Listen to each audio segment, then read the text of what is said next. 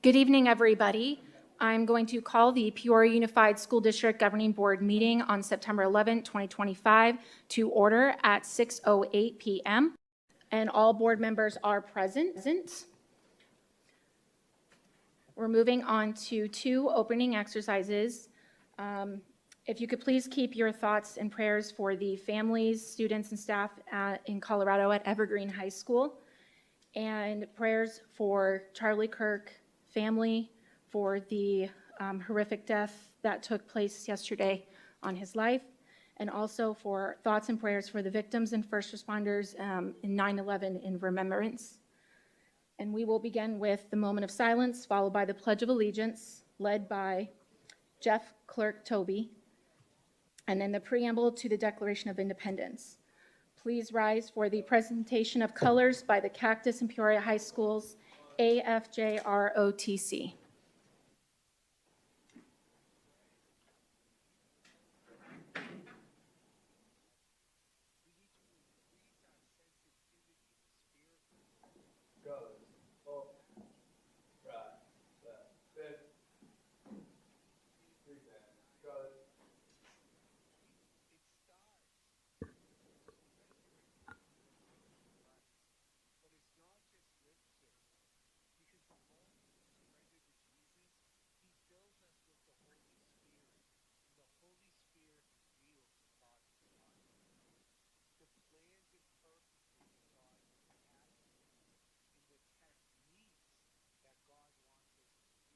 I pledge allegiance to the flag of the United States of America and to the republic for which it stands, one nation, under God, indivisible, with liberty and justice for all. We hold these truths to be self-evident, that all men are created equal, that they are endowed by their Creator with certain inalienable rights, that among these are life, liberty, and the pursuit of happiness.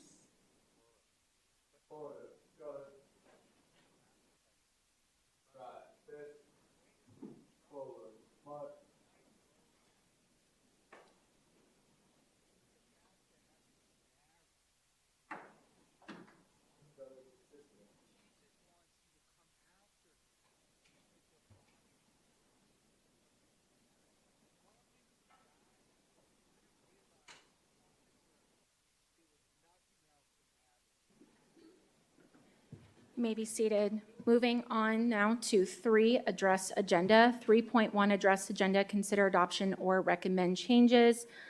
Board members, we do have, Dr. Summers and I did stumble upon, we need to add a new section for consent agenda so that we can address and consider changes or approval of the consent agenda. So that I am going to request that. And so if anybody else has any other changes, are we good? Okay. So with that, I'm going to motion to approve the agenda with adding a section on 9 for addressing consent agenda, recommending changes or approval. I'll second. So I have a motion made by myself and a second made by Mrs. Bowles. If I may just clarify, the way the program's built, if we could just motion on if there are any consent items that we would like to move or action at this time, that'll allow the system to accommodate. Okay, thank you, Azure. Dr. Summers, is that? President Rooks, Governing Board, I believe what you're asking, Mrs. Rooks, is to be able to consider any changes to the consent agenda as part of a additional line item, and Board Docs is not as cooperative as we'd like it to be. Okay. That said, what I might offer to still give the board that opportunity is a line. Azure, could we just add it as a 9.1? Can you scroll to that real quick? Or, sorry, Terry, can you scroll to that? Somebody.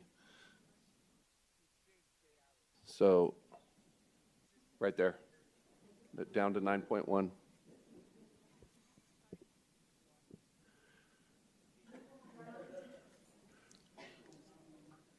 This is fun. What? Go back, past action items. So, again, President Rooks, I just want to be clear, I think, Azure, what you're saying is that the system will not necessarily allow us at this stage the additional line. So if we were to add just a simple 9.1, Azure, is that doable? Board Docs does not accommodate that either. Okay. So my recommendation would be the motion would include, normally we would do a motion at this point, and it would only apply to action items.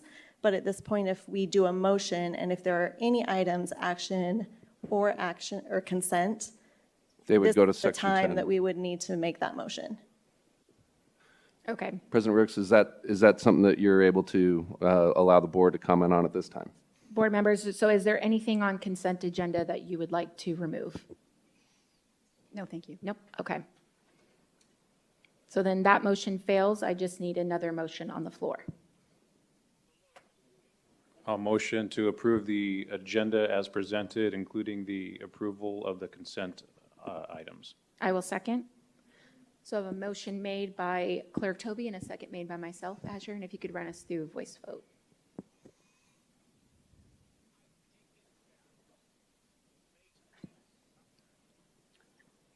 Azure, did we have any public comment for consent or no? Consent items or no? I don't believe so. Nope, okay, just wanted to make sure. So I have a motion to approve the agenda as presented, including the approval of the consent agenda. Motion by Mr. Jeff Toby and a second by President Heather Rooks. Yes, that's correct.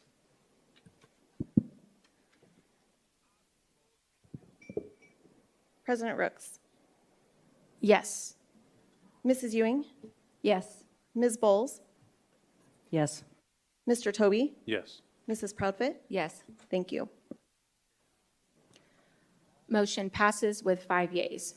Moving on to 4 recognitions, 4-point recognitions. Mrs. Airy, welcome. Good evening, President Rooks, members of the board, Dr. Summers, cabinet, and guests that have joined us both in the room and streaming this evening. Today marks 24 years since the terrorist attacks in New York, Washington, D.C., and Pennsylvania changed the fabric of our great nation. In the days that followed, amongst feelings of uncertainty and fear, a strong sense of patriotism and selflessness emerged across the United States. Our first responders were not only there from the moment this horrifying attack took place, but our servicemen and women and everyday heroes began the work of helping our nation to recover. This evening, we have the privilege of honoring those who continue to respond to the call of duty to serve our schools, community, state, and nation. Before we introduce and recognize many of them that you all know and love for the support they provide in our community, I'd like to first recognize both the Peoria High School and Cactus High School Junior Air Force ROTC for presenting the colors this evening under the leadership of retired Lieutenant Colonel Joseph Nicholas, retired Lieutenant Colonel Roel Zamora, retired Chief Jay Nelson, and retired Master Sergeant Jacob Benke. Our students that you see coming here before you in front of the dais learn the importance of their civic duties. We are incredibly proud of these students, and this is just a small fraction of the many students that participate in these programs at both Cactus and Peoria High School, but we're so proud of all that they accomplish in this program. While they're here in front of you, I want to share just a couple of their achievements and accomplishments. Last year, 28 cadets across both campuses earned their CTE Mastery of Subject Area certificate. Additionally, Peoria High School has graduates enrolled in the Naval Academy and Embry-Riddle Aeronautical University. Cactus High School alumni are enrolled in collegiate ROTC programs at Arizona State University, Embry-Riddle, Northern Arizona University, and the University of Arizona, just to name a few. So if you would, please join me in a big round of applause for these incredible students.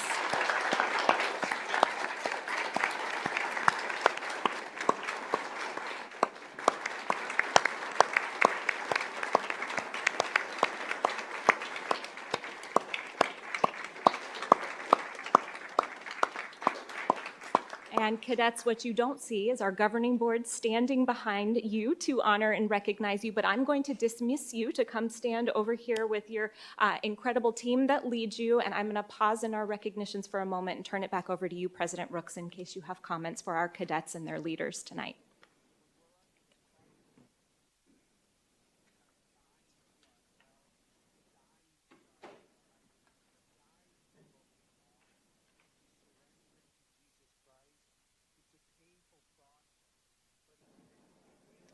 Thank you, Mrs. Airy, for that presentation. Mrs. Ewing, do you have any comments?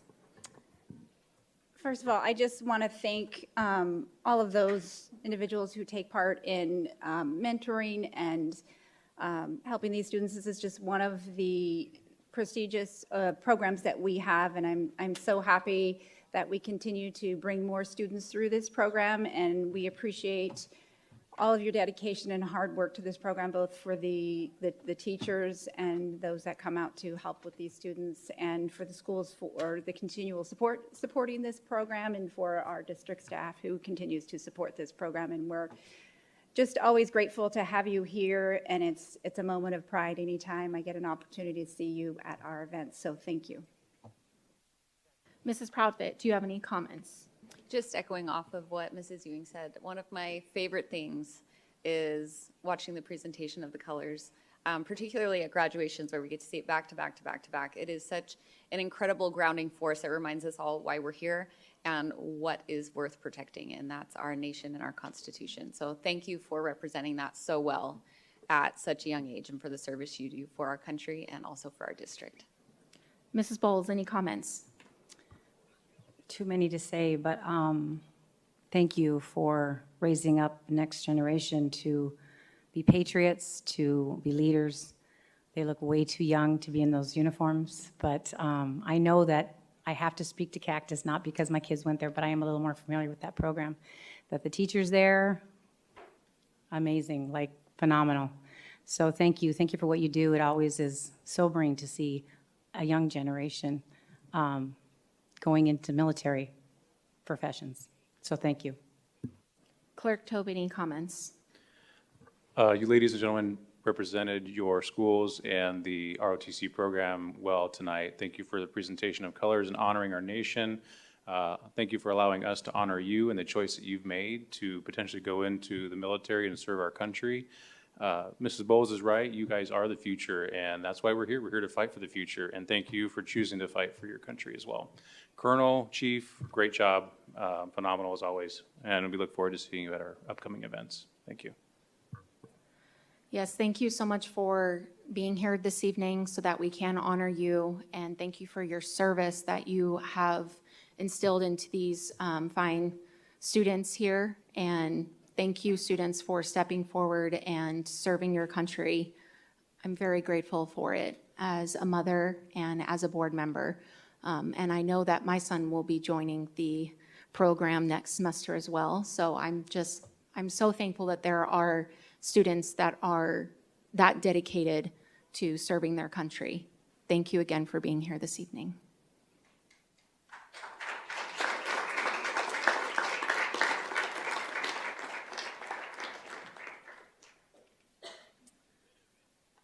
President Rooks, members of the board, and guests that are with us tonight, I am also very humbled to introduce to you some of our first responders from the city of Peoria and the city of Glendale. Many are often surprised to find out, if they're not familiar with our school district, that even though it is the Peoria Unified School District, we certainly have schools in the city of Glendale as well, and appreciate both cities and departments for the support that they provide to our schools.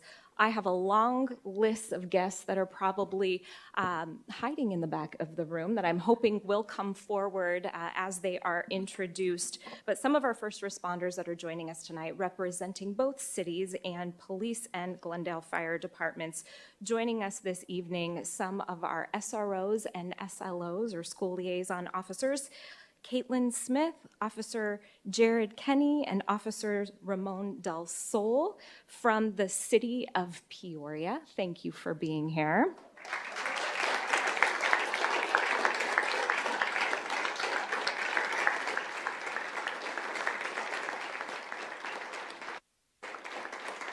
I'd also like to introduce Officer Chris Babros, the PIO from the city of Peoria, who is here.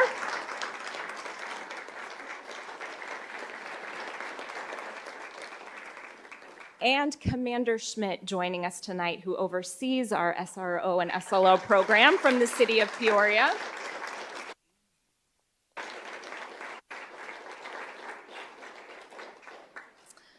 We also have from the City of Glendale Police Department, Sergeant LeBrant is here with us tonight.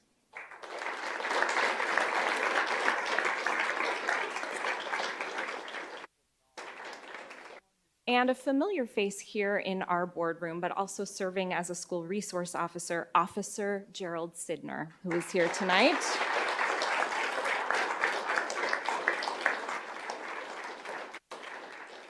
You're also likely to recognize Detective McMillan, who also serves here from the City of Glendale, but also supports our governing board meetings, and we're grateful for him as well.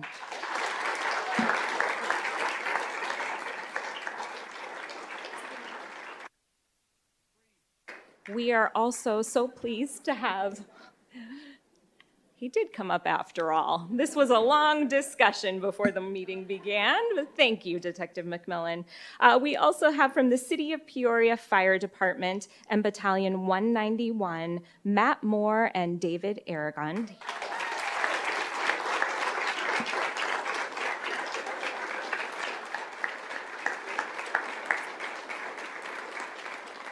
And I'm hoping I captured everyone that joined us and represented this evening. We are so incredibly grateful to your service, to our community, to our schools, our state, and nation. We're thankful for you on behalf of the Peoria Unified School District. If you'd please join me in another big round of applause.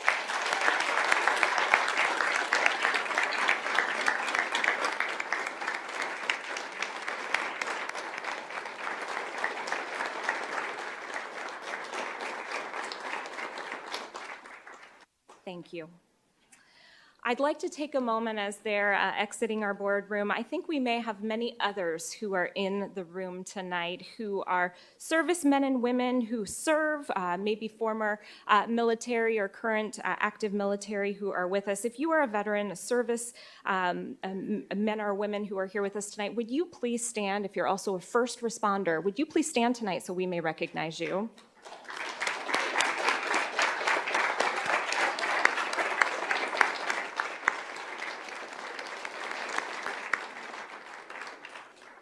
Thank you. And I know many in our community and many of those that came up front this evening were able to attend some of the many events that took place across our schools today, commemorating that fateful day. Schools like Cotton Bowl, Desert Harbor, Frontier, and Lake Pleasant Elementary Schools, Sunset Heights Elementary School, as well as Peoria High School also hosted events. And we certainly appreciate that they took the time to lift up some of what happened 24 years ago and to share some of that amongst our community. I know you were able to see some of the photos scrolling before you before we began our recognition this evening. Today and every day, we are honored for the sacrifice of those who were there that day and those who continue to serve our community. So President Rooks, I will turn it back to you. Thank you, Mrs. Airy. Mrs. Ewing, do you have any further comments? Thank you. I think many of you in this room probably remember where you were on 9/11 and remember when it happened and the awful events of that day and the years to follow and the replaying of it. But I do remember most how the community came together to show their patriotism and show their support and love for the United States of America. And for that, I am grateful. It's always a difficult day, but I'm so amazed at how well our schools do to celebrate it and make sure that we're celebrating all of those first responders and really thanking them. So I was able to get out to Frontier Elementary today, the Luncheon of Heroes, just an amazing event. So really appreciate all of our first responders, what they do every day for our students and for our staff and for the entire community. So thank you. Mrs. Proudfit, further comments? It's been a heavy few days, and I think a lot of us have really felt that. My memories of 9/11 are vivid. I'm from New York, not New York City. I'm from upstate New York, but I was able to visit Ground Zero within months of it happening, and have been back many times to take our children to see. So this heaviness that I've been feeling of just the gravity of what's happening, the assassination yesterday. This morning, I was able to go to Lake Pleasant to go to their 9/11 Patriots Day remembrance. And I went in with a heavy heart, and what a great presentation done by Principal Bagwell and his wonderful staff. The NJHS kids were able to put on a 40-minute presentation, and it just touched every symbol of patriotism that I know I needed as a community member and as a board member, to just remember why this is a fight worth staying in, and to kind of quote Charlie Kirk, why we need to continue to have conversations, hard conversations, why we need to keep talking and disagreeing, but doing it well, and the importance of remaining committed to that work, no matter how uncomfortable it is, because this country is worth it. That is the cost of our freedom. And so I'm so thankful to all of our first responders. I love the SROs, getting to drop my kids off at school and wave to them, seeing what they're doing to keep our schools safe. We're truly all in this together, and I think the more that we can remember that, and the more that we can continue to engage in dialogue, the better off our nation is, and the better example that we are for our children of what we're building here in the U.S. Mrs. Bowles, any further comments? Yes, first I just want to say thank you to everyone in Peoria School District that made this a memorable day, because not every school district does that. I personally really appreciate that. One of the reasons we chose Peoria, because we have led with excellence. I have a story I've never told, actually. I had a student, believe it or not, at Desert Valley when I was in the district, and I was trying to help him through his parents. His parent was on hospice, and through, preparing him for his parent passing on. And I said, books and things that we just kind of went through, him and his sister. And I said, do you have anything like that reminds you of your dad, so we can make a memorable thing you can keep in your pocket, because he was having a really hard time. I kid you not, he brought in firefighter uniform, 9/11 firefighter buttons from his dad's jacket. I had no idea that his dad was there at 9/11. So you think it's far away, and I yeah, to this day, I literally have never told that story, but it was more meaningful to me, I think, holding those buttons and making something memorable for him and his sister than I think for them. But may we never forget. May we never forget, people, many died. Whether it's domestic terrorism or overseas, I'll speak for myself, but I will fight to the last breath for this generation, because they're worth fighting for. Thank you. Clerk Toby, do you have any comments? Again, thank you to the district for honoring this day and honoring our heroes. And thank you, Mrs. Bowles, for sharing that story. Given some of the stuff this week, we do need to have our bucket refilled a little bit. And so thank you for sharing that. And I just want to say it was nice to see a lot of you heroes out at the Walk of Honor.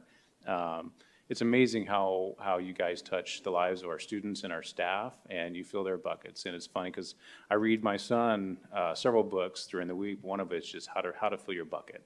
And it mentions the unrecognized mentors that are all around us, and those are you guys. You guys and gals are the heroes in our community, as well as those that our students look to. So thank you for all you do. And I'm also going to touch on 9/11, but I want to say thank you to Jeff Toby. You are also one of those heroes in our community in your duty and line of work as an officer, so thank you. Today we remember September 11, 2001, a day where America was attacked, but also a day when our nation's spirit came together. I want to honor the lives lost, the bravery of first responders who ran toward danger, and the families who still carry that loss every day. 9/11 reminds us that freedom is never free, and that America is strongest when we stand united. May we never forget the sacrifice, the courage, and the resolve that define us as Americans. I want to say thank you to the first responders that were here this evening and also across Peoria and Glendale for ensuring the safety and protection of our citizens, and to all the men and women who have served our country. I remember that day. I was at Frontier Elementary, actually. I was, and my mom picked up me and my sister and took us home and watched it. We watched it on the TV because she wanted us to know how that affected our country and standing together against what had happened that fateful day. So that's my final comment, and thank you again for being here so that we can honor you guys. Moving on now to 5, opening public comment. 5.1, request to address the governing board regarding matters not included on the agenda. We do have a lot of public comments. Clerk Toby is going to assist with the back room that we have. We're going to go through, you will have 3 minutes for your speaking time, and he will call you up on deck if you're in the back room, so just pay attention and listening to your name, and we'll go as slowly as we can. So, how many cards do we have, Clerk Toby? I just want to check real quick.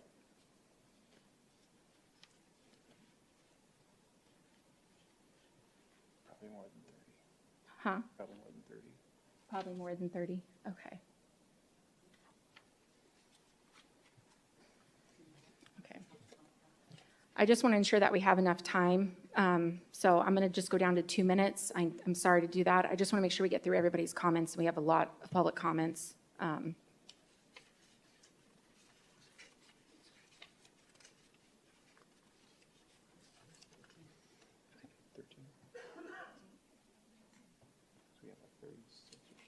Okay. All right. All right, as is practice, we will start with our students first. So if I call your name, please make your way to the front. If you're in the back room, please come forward to the conference room here. First up, we have Zandon Hobson.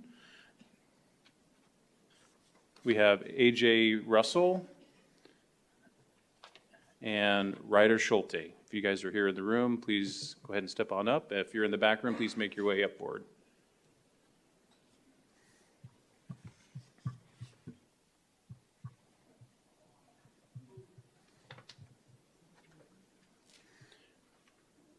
And then on deck after those three, we have Carter P. and Jeremy LeBlanc, so please be ready.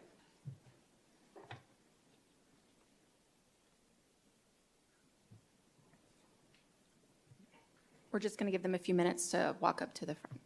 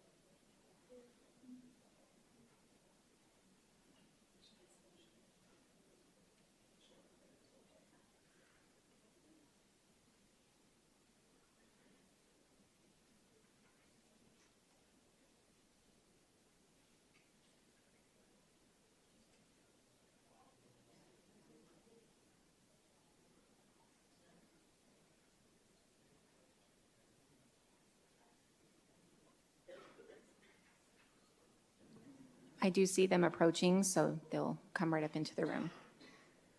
So we have Zandon is up first, I believe. Okay.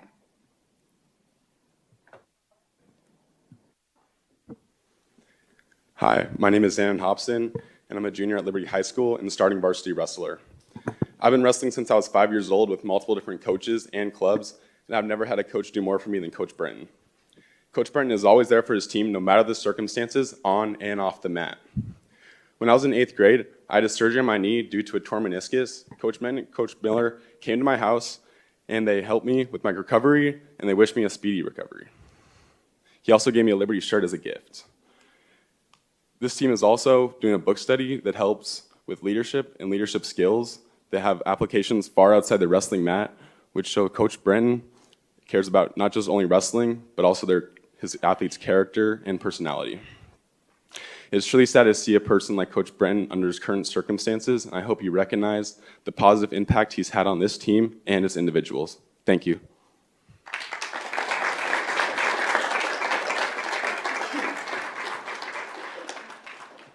Thank you. Yep, AJ, is it?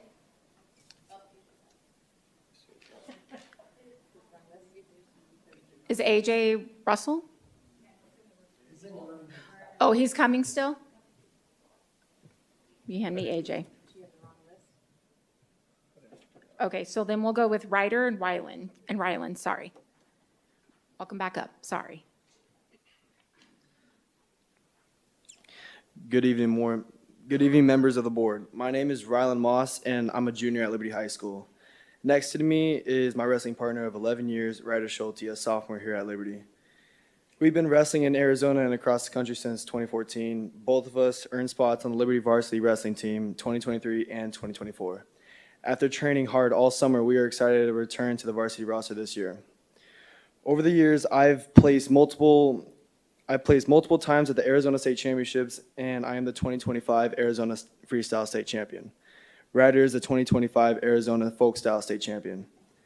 Wrestling has been part of our lives since we were 5 years old. It means everything to us. That's why I want to take a moment here tonight and speak about someone who's had a huge impact on our journey, Coach Brenton.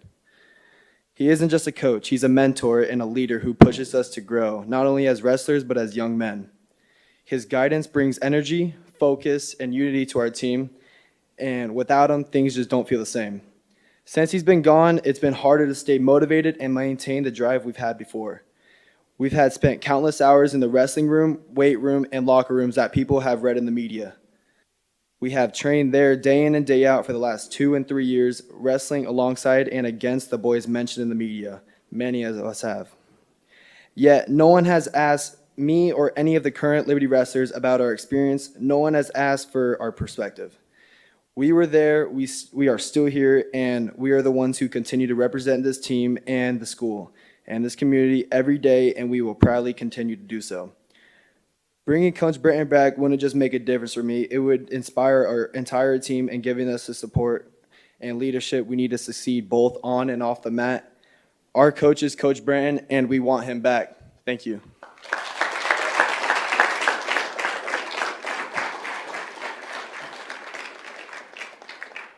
Carter, is it, or are you? I'm AJ. AJ, okay. AJ, go ahead.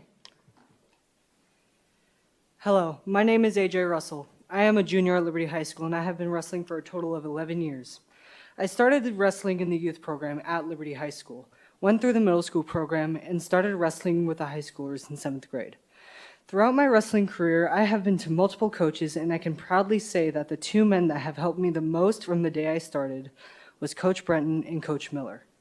My freshman year of high school, I wrestled for JV, but the coaches gave me varsity opportunities because they knew that I could wrestle at that level. I ended up scoring enough team points to get my varsity letter. At the end of that year, the news that Brenton would not be coaching for us broke out. This made a lot of the wrestlers and parents very upset because we all know the man that Brenton is.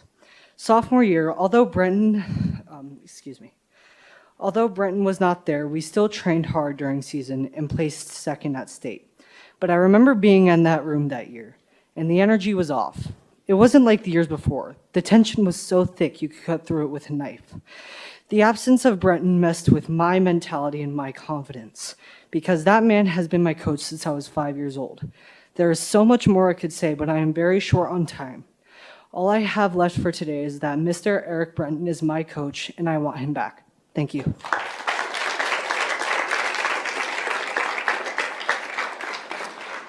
Next public comment is Carter.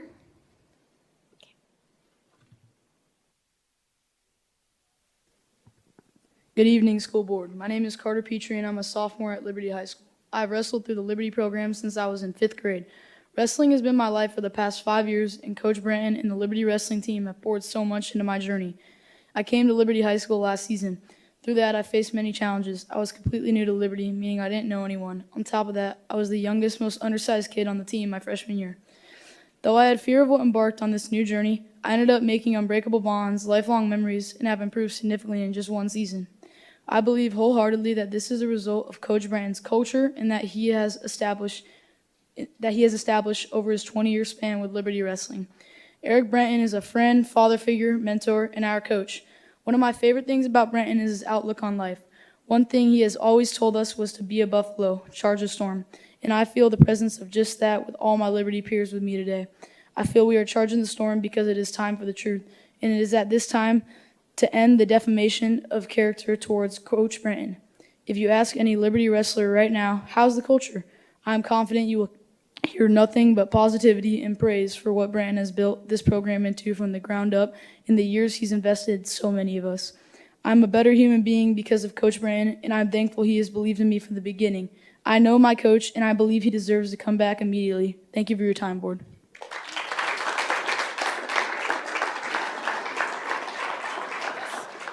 Would you, 1 second, he's just going to call the next names up, and then go ahead. Sorry. Okay, so the next few folks up, they're going to be Brandon Hobson, Emily Saturn, and Dawn Bellingham. Please be ready to come make your way forward. Thank you. Okay, Jeremy, welcome. Hi, my name is Jeremy LeBlanc. I'm a senior at Liberty High School. Throughout my years of wrestling, I've had the opportunity to train at many different clubs and programs across the state. In all those experiences, I have never met a coach as genuine, dedicated, and caring as Coach Branton. Before every season, Coach Branton takes the time to write me a personal letter expressing his belief in my potential and outlining the things he knows I'm capable of achieving. Those letters have had a profound impact on me, and the words he wrote will stay with me for the rest of my life, not only shaping me as an athlete, but also helping me grow as a person. The amount of time, effort, and energy Coach Branton invests into this program is truly extraordinary. He goes far beyond the role of a coach, serving as a mentor, role model, and constant source of support. His commitment to the success of his athletes, both on and off the mat, is unmatched. Coach Branton is the cornerstone of Liberty Wrestling. He embodies the value of spirit and values that make this program what it is today. Without him, it's simply just not the same. His leadership has not only built champions on the mat, but has also shaped young men and women into stronger, more disciplined individuals, preparing for life beyond wrestling. Thank you.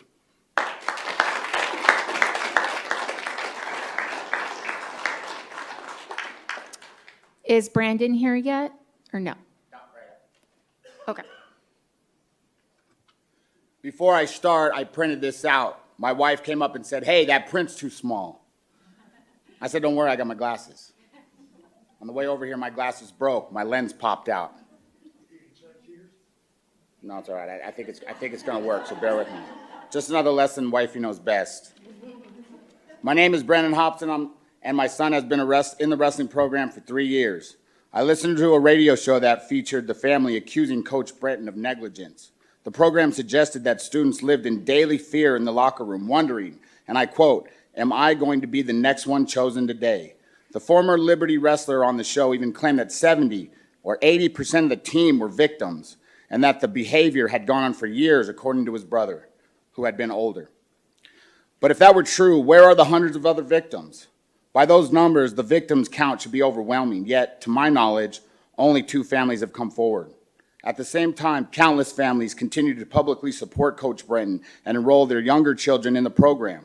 That doesn't match the picture that's being painted by these families.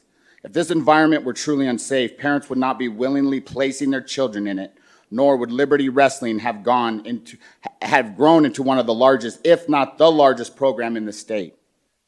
The family making these accusations have had long-standing issues with Coach Branton well before these claims surface, and it's clear to me that they are motivated by personal gain and a desire to damage his reputation simply because they did not get their way during the season. I can confidently say I've never seen anyone work harder for the well-being of student athletes more than Coach Brenton. His dedication, integrity, and positive influence on countless athletes and families cannot be overshadowed by these unfounded accusations. My son has had an amazing experience at Liberty Wrestling in the Liberty Wrestling program, and I stand with Coach Brenton. Thank you.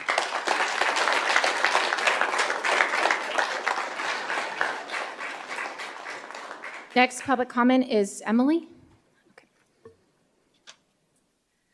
Good evening to the governing board and community members. Tonight I wanted to take time to express my concerns regarding vacant social work positions in POSD. I was informed earlier this week that the social worker who had been hired by my daughter's school is no longer there.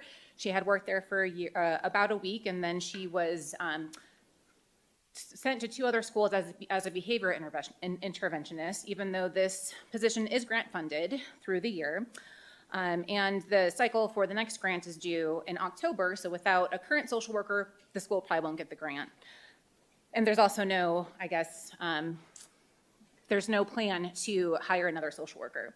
As a parent, I can attest to the positive impact that social workers have in schools. My daughter saw the school social worker with my permission last year because she was having some anxiety, and I definitely appreciated her support because we all know it takes a village as a parent. As a master level social worker, I am perplexed as to why there are any social work vacancies in PUSD, especially when these positions are already funded. The whole premise of social work is to promote well-being and support and empower individuals, families, and communities in various capacities. Research has also demonstrated that having a social worker in school actually helps with high school completion and graduation. In a research study that looked at the 100 largest school districts in the US, schools with a social worker had higher graduation rates, and this was actually when poverty and the size of the school district was controlled. And speaking of poverty, in June 2025, the Public School Review identified 10 major challenges facing public schools that I believe social workers are uniquely positioned to address, including poverty, bullying, student attitudes and behaviors, parent involvement, family factors, and student health. So why is PUSD depriving students of the support? I know that you cannot answer these questions, so I will be emailing you each directly to see your position and how you feel about social workers in schools. And I hope if you are opposed, you can provide some evidence base as to your opposition. And I just encourage you to reflect on why you would withhold I'm sorry. support to POC families, students. Yep. Thank you. Jeff Toby, can you, Claire Toby, can you call next up on deck? Yes, sir. Don will pass. Don will pass? Okay.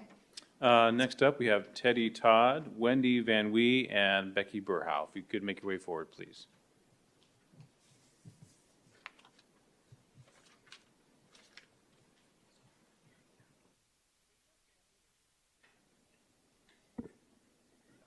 Short person I am. Hello, everybody. President Heather Rooks, Clerk Jeff Tovey, and other board members, and everybody here, and everybody watching. Mine is a total different topic. I'm like, whoa. Okay. I wanted to say thank you for what the landscape crews that are now working our schools. When I went to our site-based meeting at Wisconsin Elementary, I was flabbergasted. They have green grass. They have trimmed shrubs. The mud holes are gone.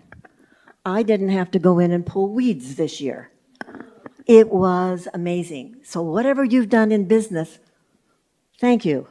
We look a little more, how about a lot more, professional, really good schools. And I wanted to really give my thanks to our 3 who are now working together, our superintendent, our business person, and our curriculum person. I thank you. I thank you from the bottom of my heart. I have watched this school district for the last 3 years, attended many meetings until don't ever have a triple bypass. That was not good in March. I'm not a person who was unhealthy. I'm getting better. I'm a work in progress. But I really want to thank that ability to lead. Having been with the Ohio Department of Education, being in education for 35 years, by the way, my husband was a coach. I know all of these things that go on. It is really tough. And on 9/11, my school, I was a principal. My daughter was in New York. She worked in that building. Thank you. But she was in Chicago and she's safe. I'm sorry, Ms. Todd, your time's up. Thank you.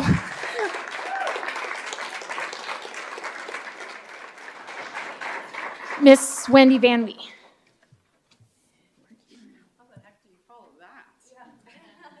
Good word, Ms. Todd. All right, so I had a 3-minute speech, but I got 2 minutes, so I'm gonna read this as fast as I can. I'm not here for any of the Liberty stuff.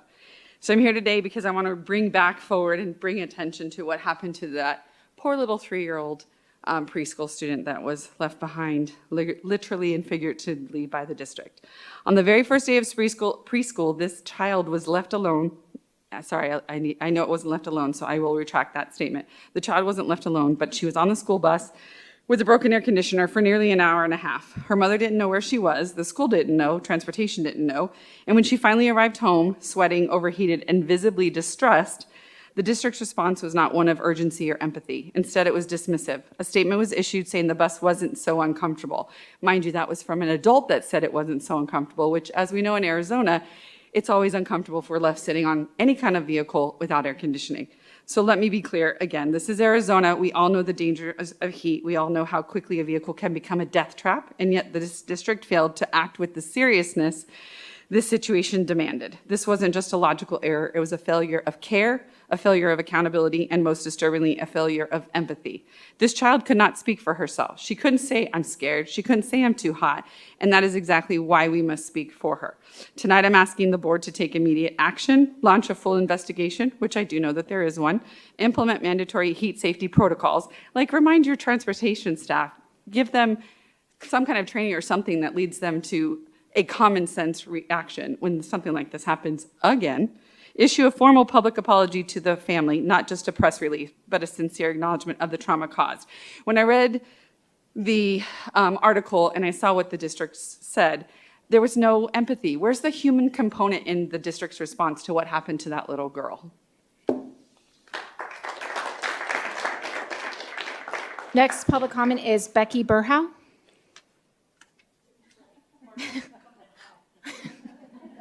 Welcome. All right. Good evening, governing board members. We talked about, or I heard you earlier speaking about having a heavy heart, right? And recognizing the gravity of today. And I don't mean to make a direct comparison, but what I can tell you 29 years into education, we have a lot of students every day that come in with a heavy heart, that are experiencing great gravity within their lives, and they're not coming in ready to learn. That's just the reality of it. So I'm here today to express my deep concern and disapproval over the decision to remove our school social workers from our campuses. This move doesn't just impact staffing, it undermines the safety net that many of our students and families rely on each and every day. Now, I know that the social work positions were approved by you guys last year, right? Changed the licensing requirements, that what they had to meet. We lost many, many social workers. We were fortunate enough to find one this summer. She was enthusiastic. We were pumped. We recommended her. She started her job, making connections with kids and families. And then, much to my dismay, I was at a board meeting a couple weeks ago, leave, and then her very position, already approved for this year, tried to be taken away by governing board members. Fortunately, the vote was 3-2, and she is still on our campus making a difference, and we appreciate that. Social workers are not just reactive, they're preventative. They don't wait for crises to erupt. They identify early warning signs, intervene before problems escalate, and help families navigate challenges before they become barriers to learning. Their work reduces absenteeism, improves behavior, strengthens family engagement. In short, they help prevent the very issues that can derail a child's education. We talk about the whole child education, but without social workers, that promise becomes hollow. Enrollment may drop. Families are going to go to districts that support the whole child. Thank you. Clerk Toby, if you would like to call the next three up to deck, please. Sure. Next ones up are Sharmel Bolster, Amy Malloy, and Trina Berg. Side note, Ms. Bolster had a comment card in for 9 3.11. It was stuck to the other one. If you'd like to comment on both, it's up to you. Okay. Good evening, President Rooks, Board, Cabinet, and all the guests here and those that are listening online. I just want to follow Mrs. Todd's comment and how grateful I am to this district. In all the years that I have spent in education, I don't think I have ever been in a district quite like this one. I have never seen a superintendent and assistant superintendents and a cabinet that works as hard as these people do, and all of the staff and all of the teachers. So I am most grateful at my age. I still have the heart of a teacher, and I still care about our kids. So I just would encourage the board to please listen to the people, listen to your parents, listen to our students. They are smart. They're very smart. And it's just amazing in the last couple of meetings, the things that I have heard. So I encourage the board, please be open, put any personal agendas, political agendas, or anything else aside, and be open to the needs of these students. They come first, not the board, not the district, not the parents, but the students, then the parents, then you all. Thank you. Next public comment is Amy. There she is right there. Glad Teddy lowered the mic for me. So thank you. I'm Amy Malloy, and I'm first off going to be very brief because there's very important people here in the room that have been speaking to you, so I want to save the time and floor for them. But I just wanted to thank the board. I wanted to thank the superintendent. I am chairing the PAC for the school override effort. The override is people and programs. So I typically like to remain in the background and let everybody else kind of go out and do the good work and just keep things organized. But we are in a really exciting time frame right now. We're just launching our kickoff for the campaign. We have a special election coming up November 4th, and our campaign kickoff event is tomorrow. So open introduction to anyone who'd like to come. I did order extra bruschetta from Postino's. It will be at the Peoria Spring Training Facility. So we've had really exciting response. We're really appreciative of the community. This is for teacher salaries. This is for school safety officers, which we saw so importantly honored tonight. And this is for really those special education programs and special programs like sports and music and art that are the backbone of our schools. So I'm really honored and excited as a Peoria resident, as a Peoria mom, as a developer in this area, and is the daughter of a teacher who's been teaching for this is his 51st year in the Peoria School District. So thank you very much for the time tonight, and I'm really excited. We have campaigning event tomorrow, 3:30, Peoria Sports Complex, and then starting the last 2 Saturdays in September and the first 2 Saturdays in October, we'll be out there canvassing. So I look forward to seeing many of you. Thank you very much. Next public comment is Trina Berg. And following Ms. Trinaberg, we have Jack Becker, Robert Miller, and Josh Gray. Good evening, Board, Superintendent, guests. I know I'm down 1 minute from my normal talking time. First, I want to say I think maybe it's time that we stop listening to 1 or 2 people and take that as the gospel truth of what's happening, because this has happened a couple of times now. 2, I want to echo on what Miss Becky Borhell said, in that we need our social workers. And what happened this year, you literally approved positions and then turned right around and didn't even want to address why you were trying to pull the positions, which is not transparency. But what I actually came here to talk about today was last board meeting, and the fact that we've had people now try and say that the leftist and radical people were trying to gaslight our arts program people and students and parents to say that the arts program was going away. The arts program was going away. And I want to say, yeah, I get that you weren't trying to pull the actual classes, but by not going into the associations, the students and the parents understand what that means. And they understand that they would lose every single benefit that came from being in those classes. They would have lost their scholarship programs. They would have lost all the other things. And the fact that you tried to say, well, that wasn't really that's not really what we were saying, and the board or the superintendent actually brought this to us. I'm sorry, you created a culture where you were so incredibly excited to comply with executive orders that have been since struck down. You tried to say, well, we might lose funding, but then you actually found out that we weren't going to lose funding. You still went ahead with the agenda item. I can honestly say, like, I can hear it now, that if the district administration didn't bring those associations to you, it would have been like, well, you're trying to hide something from us, because that's always the comment that we hear. It was not gaslighting. The students knew what they were talking about, and if you, going forward, you decide to not renew those associations, they lose those opportunities. Don't try and like lie about what this was. You created this situation, and that was a result of your own actions. Thank you. Next public comment is Jack Becker.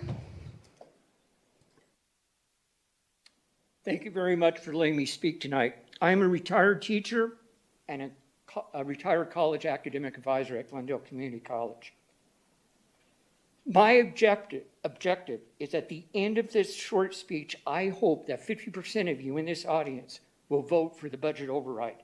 According to the district website, we are looking at programs, reading and gifted programs, PE band and chorus programs, assistant principals, all-day kindergarten will be cut. Nurse and health services would not be provided at all schools. Current class sizes would go up. They're already too large. Most important, our teachers would receive a decrease in pay in a state that ranks 49th in the country. Quick active participation. How many of you pay more than $55 a month for coffee? $55 a month.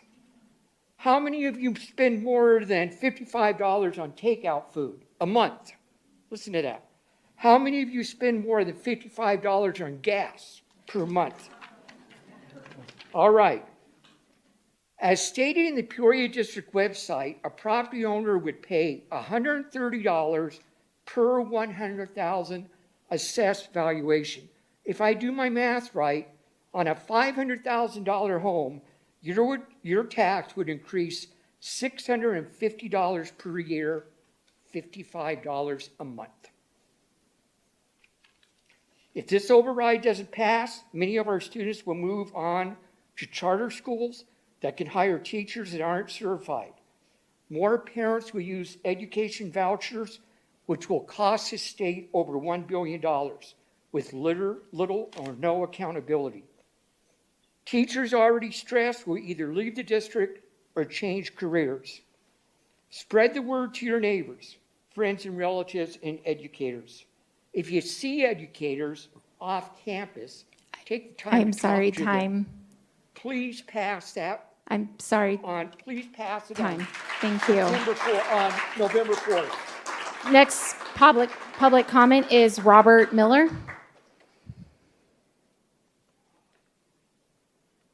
He's not in the back. Okay, we'll come back to him and see if he comes. Josh Gray. And then following Mr. Gray, we have Ron Anderson, Erica Hobson, and Travis Russell. If you can make your way forward, please. All right. Good evening, President Brooks, Superintendent Summers, members of the board, cabinet, and guests. It's been a minute, so there's a few things I want to talk about. Let me see if I remember how to do this. Firstly, I was pretty floored about the news of a board member attending IEP meetings in the district. That's absolutely inappropriate and a huge conflict of interest. As a parent who has been in those meetings, I can see the need for parental advocacy, but as a board member, you cannot fill that role. If you want to be a parental advocate in an IEP meeting, do it in another district, or you could just resign. No? Nah, it was worth a shot. Speaking of IEP meetings, from my experience, an integral person in those meetings is a district social worker. They play a pivotal role in assisting kids on IEPs and 504s.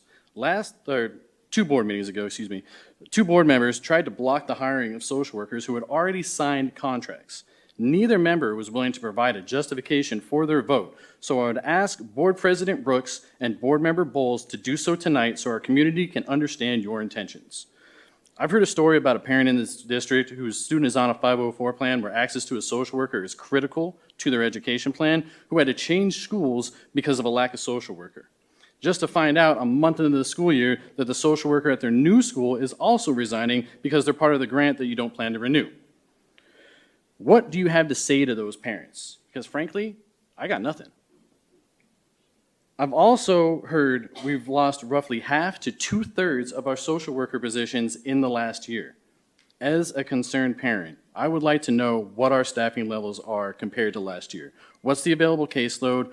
It looks to me like the resources are being stretched pretty thin, and I think we all have a right to know if this critical support position has been jeopardized due to district policy.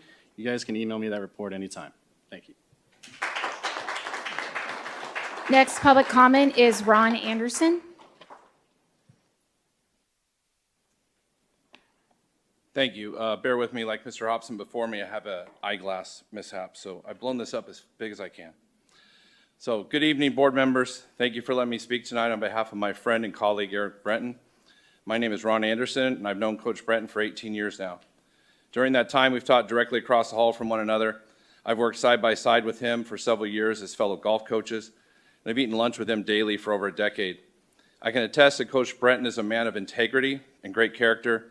He holds his athletes to a high standard and himself to an even higher standard. Coach Brenton demonstrates the accountability he expects from his athletes by constantly holding himself accountable. And if these hazing incidents had actually occurred and he was aware of them, I can guarantee you he would have put a stop to them immediately.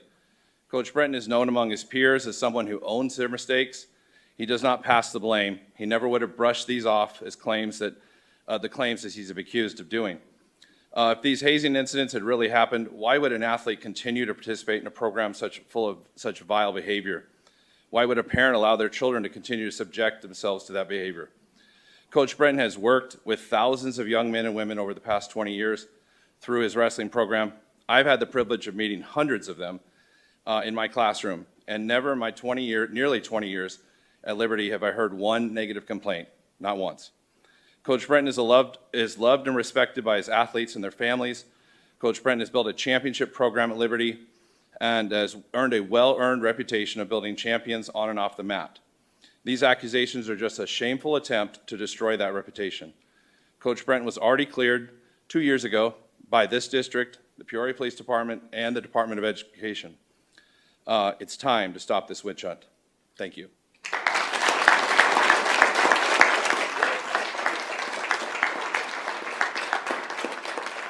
Next public comment is Erica Hobson, and then it'll be Travis Russell after. Yep. And then on deck, we do have Stacy Miller, Lola Hunt, and Julene Hansen. If you could make your way forward, please. Good evening. My name is Erica Hobson, and my son is in his third year on the Liberty Wrestling program. I could honestly speak for hours about the dedication and positive character traits of Coach Brenton, but these wonderful people have already provided many examples. I'd like to focus my time on how much Coach Brenton cares about the mental health and well-being of his athletes. Coach Brenton does a phenomenal job of inspiring his athletes to be good citizens, good students, and good people. He has hosted motivational speakers and organized team-building activities. This year, his team will be participating in a book study that is designed to foster leadership skills, build community, and encourage thoughtful conversations about life skills that will support these athletes in their future. He truly cares about the success and well-being of his athletes. When my son joined the Liberty Wrestling team, he had a prior injury that required surgery and an extensive rehabilitation period. During this time, Coach Brenton went above and beyond by sending encouraging messages to our family, visiting my son, and consistently checking in to monitor both his physical progress and his emotional health. Coach Brenton recognized that the long recovery was emotionally challenging for my son and made an effort to lift his spirits through inspirational letters, pep talks, and continuous support. I'm truly grateful for Coach Brenton's involvement during that time. As Emily said, it takes a village. Coach Brenton's concern for his athletes extends far beyond the wrestling mat. He has repeatedly demonstrated that he genuinely cares and is strongly committed to their mental health, personal growth, and overall well-being. With that being said, I can't imagine a scenario where he would not do everything in his power to protect and support his athletes, both physically and mentally. Thank you for your time. Thank you. Yes, Travis Russell, welcome. Good evening. My name is Travis Russell, and I'm the father of AJ Russell, standing next to me. He's a varsity wrestler and a junior. A little over 10 years ago, I met Stacy Miller, the wife of Davey Miller, through a real estate deal, and found out that he was a coach. I'd been looking for a wrestling program since my son was born, and I immediately signed up for their youth program. He began wrestling competitively at 6. And flying that red dot at every tournament, and at that point, it was at that point I decided that we would move from our Glendale home into the Liberty District because I was sold on the integrity and the positive atmosphere that I saw from both Coach Miller and Coach Brenton. I have trusted my son's life and wrestling abilities into both these men. As a first-time father at 40, it's incredibly difficult for me to entrust your son's literal future into someone else.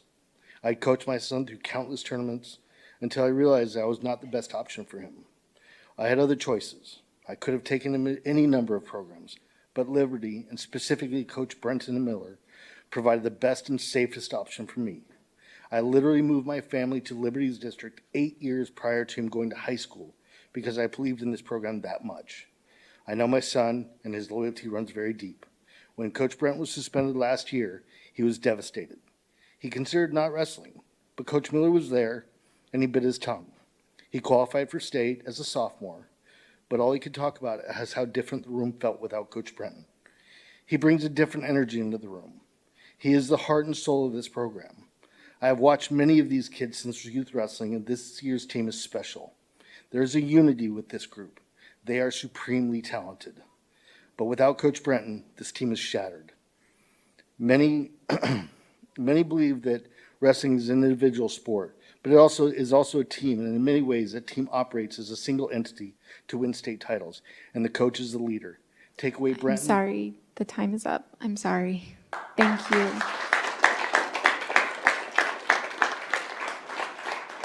Go ahead. Do you want to call up the next ones just so they get ready? Okay, the three following this next couple speakers is Denise Wells, Kaylee Dale, and Ben Kreitz. Okay, Stacy Miller, you are up.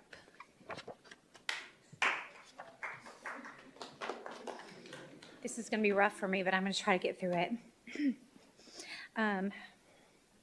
So first up, I want to say hello to all the board, all of the parents, the wrestlers, alumni, the supporters of Liberty High School, and those that didn't realize what we were doing, what all else was going on here today. I'm Stacy Miller. I've known Eric personally and professionally for 14 years, as is my family, who is Coach Davey Miller, who worked with him for 14 years, and both of my sons who have wrestled with him for 14 years. So we know him very well. I'm actually here, though, for another coach, our basketball coach at Liberty High School, who has worked with Eric Brenton for the last 20 years and known him for about that long. Mark Wood is his name. He was not able to be here because he's at an alumni's wedding tonight. So here's the letter. In 2008, I had the incredible opportunity of being named head basketball coach of Liberty High School. 20 years later, there is no one other coach who started their program from scratch still there. Eric Brenton, getting to know someone over the years by observing, discussing, and just doing life with them can be very rewarding. Coach Brenton, from early on, intrigued me. His ability to develop culture, use the sport to transform young boys to selfless, disciplined, hardworking, loyal men is second to none. As someone who has taught with him for several years and been privy to hearing from students time and time again, I can say without exaggeration that this man's reputation amongst students is that he is professional and cares about them. As a teacher, you hear from mouths of students all the time their opinions about their teachers. They have zero filter when it comes to speaking their experiences. To date, I've yet to hear one negative thing spoken. I've had countless wrestlers as students over the years. As a teacher, I try to get to know my students, their interests, their passions, their hobbies, their stories. When I ask them about their wrestling program, they speak with a sense of confidence and pride in their coach and the culture of Liberty Wrestling. They know how deeply they are cared for and about. That is the last time, and thank you so much for your public comment.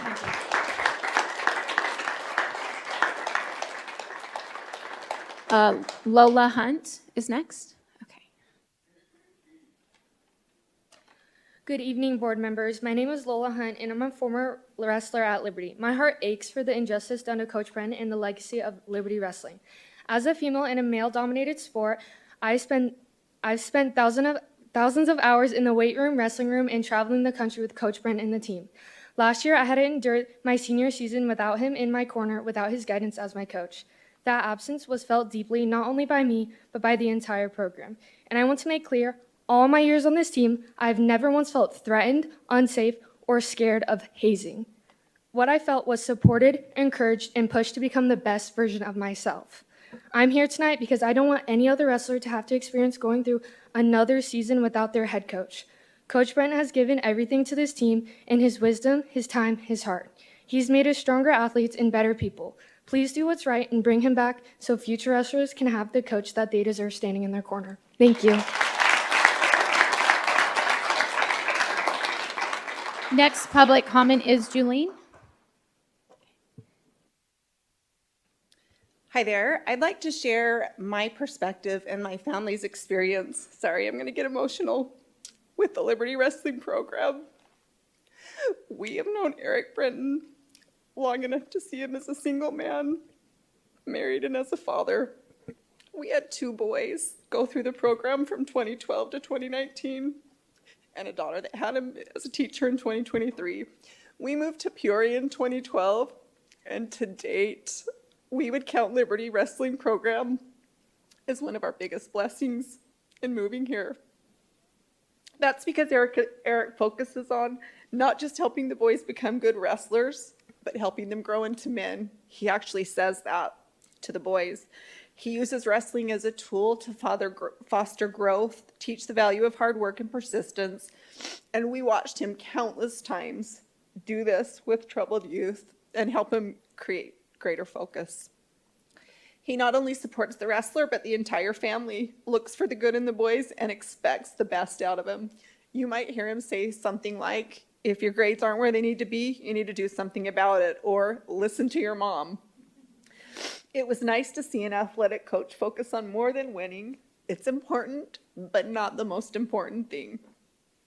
When the boys were not making the best decisions, he would encourage them to think about their future. One of our sons was not making the best decisions, and Coach Brenton was always a good example to him and very encouraging. He helped him see his talents and abilities, and today he's in medical school. The Liberty Wrestling coaches helped him see that. When you're willing to put in the hard work, you'll get the payoff. If you ask me what I think about Coach Brenton, I would not be able to say enough good things about him. I've seen him encourage, cheer on, and care for so many high school students and wrestlers that it puts the rest of us to shame. He's a broad influence for good in our community, and I support him 100%. Thank you.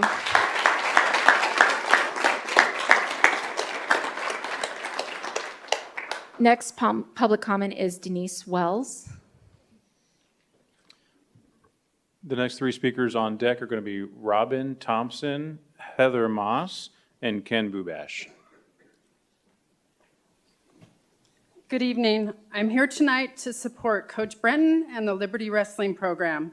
I'm the proud mom of a Liberty wrestler. My son graduated in 2023 after being part of the Liberty Wrestling program for 10 years. He started in the club program and wrestled all the way through high school. Over the years, Coach Brenton became like family to us. Coach Brenton has been so much more than a coach. I'm going to get emotional now.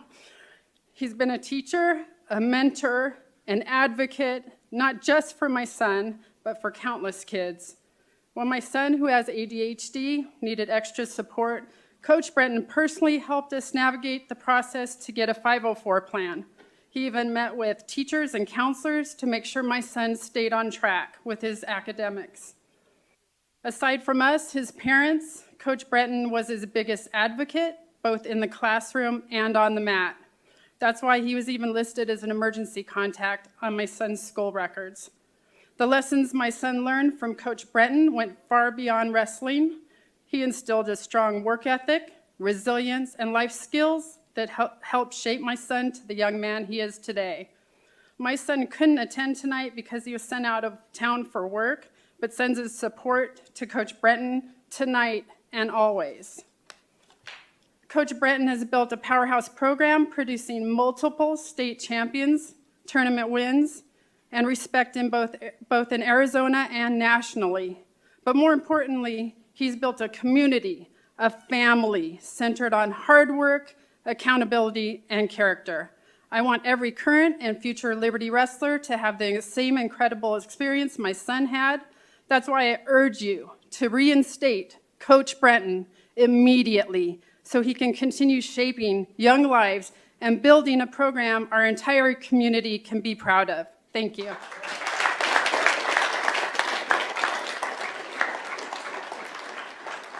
We still have a stack here, and I just want to make sure that we get to everybody. If we could just keep the applause a little bit shorter so that I can get to everybody's names, because I don't want to lose everybody. So the next one is Kelly Dale.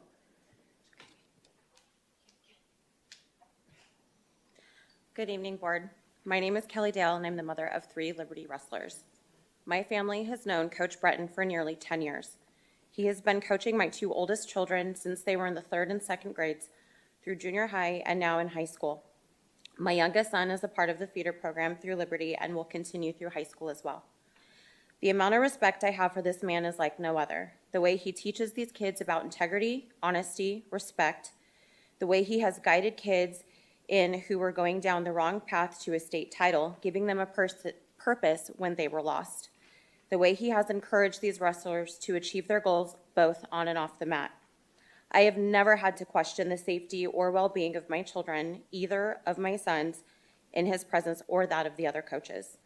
This man has been such a huge influence to my kids, so much so, my oldest son made the biggest decision of his life and has joined the United States Marine Corps, where he is currently in the last 3 weeks of his training. All thanks to the confidence and encouragement he has received from Brenton on and off the mat.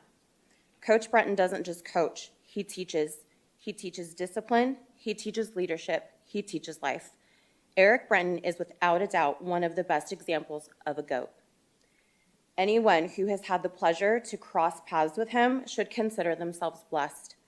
Coach Brenton has been a dedicated leader, mentor, and role model for our wrestling team, shaping athletes both on and off the mat. His removal is a devastating loss to our program and community. We call on decision makers to reinstate Coach Brenton immediately so he can continue guiding and inspiring our wrestlers to reach their fullest potential. Thank you. Next public comment is Benjamin.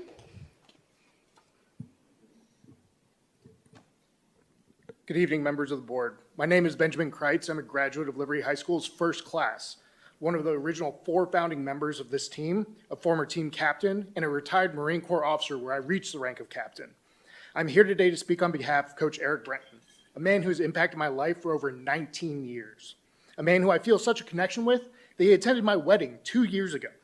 When I arrived at Liberty, the wrestling program didn't even have its own room. We started in borrowed mats in a classroom. Under Coach Brenton's leadership, that program grew into one of the best in the state. He not only built a team, he built a culture, one based on discipline, respect, and perseverance. There was never hazing, never initiation rituals. What there was hard work, accountability, and guidance that carried on beyond high school. Coach Brenton believed in me. He truly taught me how to get back up when you get knocked down and to maintain fortitude to overcome any obstacle. He made me a leader on the team and wrote me a recommendation letter that helped me earn a full ROTC scholarship to Arizona State University. He instilled in me the mental toughness that later carried me through a successful career as a Marine Corps officer, leading Marines in support of the global war on terror and eventually commanding a battery in the reserves. I can say with confidence I would not be the man I am today without the mentorship of Coach Brenton. It is for this reason that I am deeply troubled at the recent treatment of him. His reputation and career are being harmed by reporting that is, in my view, biased and misleading. Sensationalized articles filled with misinformation and exaggeration have created a narrative that does not reflect reality. By a reporter whose response to my letter of appreciation for Coach was, "We're looking at how we can incorporate these positive comments into future stories." Yet all I've seen is one-sided slander pieces. He is treated guilty until proven innocent by a culture that promotes public opinion as more relevant than the truth. This portrayal of him is not the Coach Brenton I know, nor the one that generations of Liberty wrestlers have known. I urge this board to look past the noise and focus on the truth, and to see his legacy undermined by distorted reporting is so unjust to him, but also deprives our current and future students of a role model. I respectfully ask that you look towards the truth, and I thank you for your time.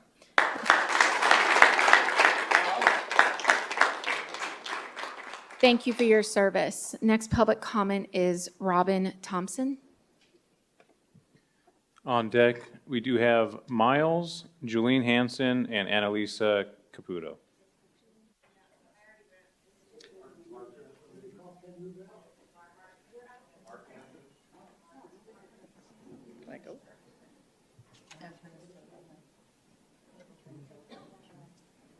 Hi, good evening, board. I'm Robin Thompson. I'm the mom of 2 Liberty Wrestlers alumni, Frank Thompson, class of 2020, and Kyle Thompson, class of 23.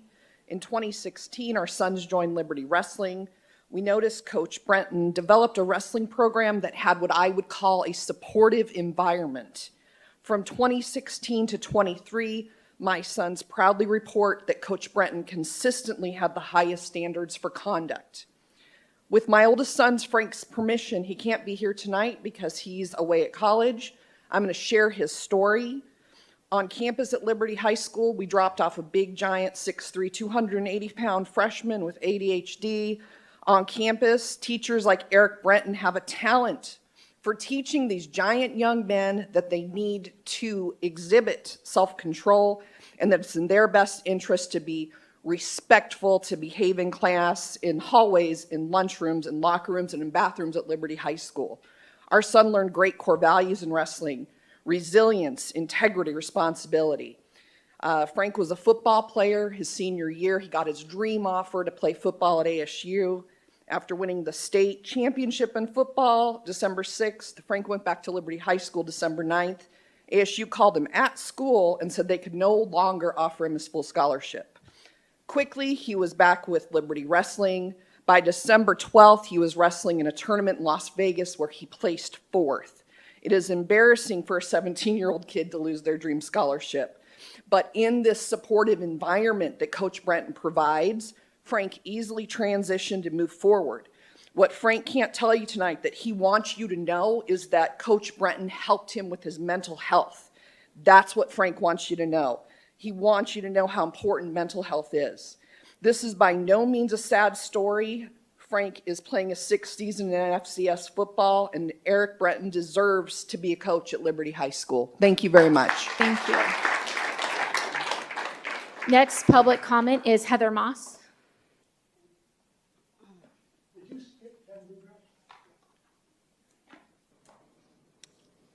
We're not allowed to respond, but I have not seen that name in this stack yet. Just calling up on deck. That's so that if they're in the back room, they have enough time to get up here. So like up on deck after the next speaker. Yes. Okay. Board, cabinet members, thank you for your service to our district. I speak today as a mother, a lifelong member of this community, and someone who has dedicated over a decade to supporting Arizona wrestling.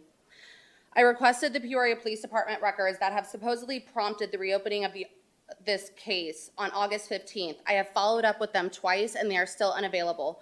With no transparency, we are left to assume that the hasty decision to place Coach Brenton on leave on August 27th was driven more by unethical, one-sided journalism wielding rage-baited headlines and sensationalized media stories rather than facts.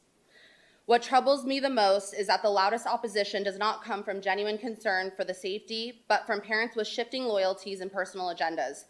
Many of them once stood shoulder to shoulder in support of Coach Brenton until their child either did not win a certain position or up until August of 2025. The sudden reversal that is documented in past communications and records undermines their credibility. To now claim a moral high ground is disingenuous at best. Coach Brenton has given 20 years of teaching and coaching without a single blemish until these now allegations. That is more than over 1,600 athletes. If the environment was truly unsafe, these same parents would not allow their children to stay year after year. That contradiction speaks volumes. I pour a heartfelt thank you to the assistant coaches who have stepped in and stepped up during this difficult time. For the sake of these young men and their futures and the integrity of the Liberty Wrestling, I respectfully and firmly call on you to reinstate Coach Eric Brenton immediately. He has already been cleared, and like every American, he is innocent until proven otherwise. And to the media, resilience is fueled by ethics, and integrity is the compass that ensures we will endure with honor. Do better, do your job correctly.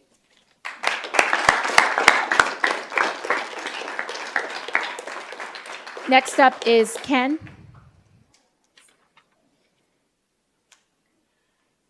I'm going to come at this. My name is Ken Bubesh.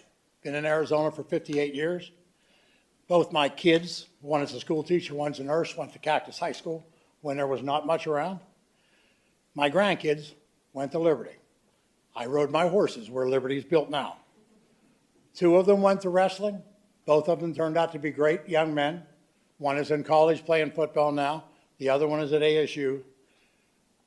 I coached baseball and Pop Warner for 13 years. I know a little bit about coaching. I thought I was a good coach until I met Coach Breton. That guy is an outstanding coach. He's incredible. The kids respect him. They love him. He's like their dad. I went over to my daughter's house, who lives right by the high school. Coach Breton has been there talking to the kids about different things in life. You really need to rehire him. It's ridiculous what's going on. It's gone on long enough. The man is one of the most integrity human beings I've ever met and hardest working coaches. Thank you. Next public comment is Miles. Oh, sorry. I was trying to be quick. Is it Nussel? Exactly. Okay. Niesel. Hi, my name is Miles Niesel, and I've known Brenton for 13 years. And when my son, oh, first of all, I'm a Glendale firefighter for the city. Talk better than this. I worked for Glendale Fire for 34 years, and yes, I'm still working. And I also put on wrestling tournaments called MWP, Miles Wrestling Productions. So I wrestled here my whole life. I am well versed with the wrestling community. And when my son started wrestling in grade school, we learned about the Red Dot Nation. And we met, Brenton met Davey, and what got me was his integrity, his love for the kids, his gentleness, as well as his toughness. And I just saw a great man in front of me. And so for 13 years, my son wrestled for him. During those 13 years, I'm a helicopter parent. I was at every single practice, club practice. I snuck in some of the school practices. I was at all the tournaments. I was deeply involved with the team and the kids. I knew them intimately, like a lot of people in this room intimately. And all those years, I've never heard anything about hazing. In all those years, nothing. That's amazing, isn't it? I also, after Miles graduated, well, for 6 years, I did the nutrition for the wrestling team. I'm talking to each one of those students, athletes, every single morning almost about what's going on, what are you doing for your nutrition, and helping out to get through the wrestling matches. So I intimately knew those kids for 6 years, as well as the 13 years I was with them. Again, not once, not one time, nothing about hazing, nothing about sexual harassment, nothing but admiration for that man. We've heard him talk about writing letters to the kids, and Eric did that constantly. Katie, I tell Eric all the time, I don't know how you guys even stay married, because he spends so much time loving those kids and bringing them to young men and now young women to the integrity he's spends with them is just unbelievable. I'm tongue twisted because I'm emotional, I'm upset.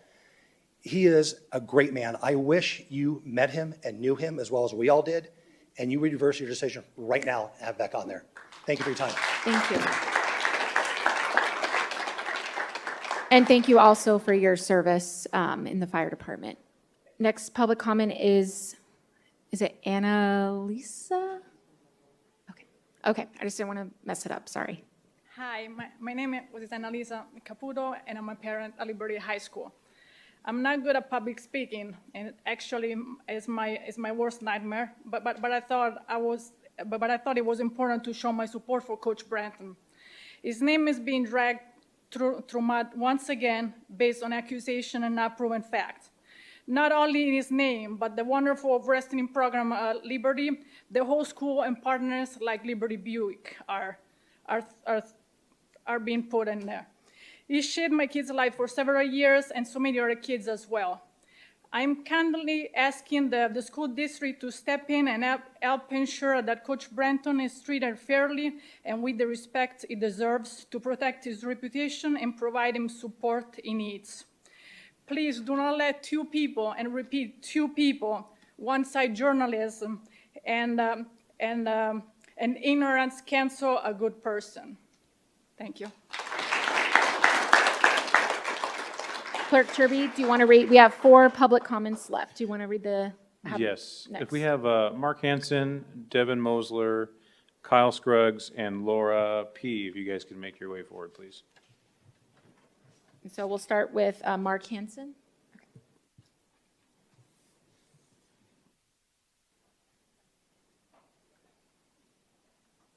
Hello, Governing Board. My name is Mark Hansen. I'm the father of 2 boys that went through the program.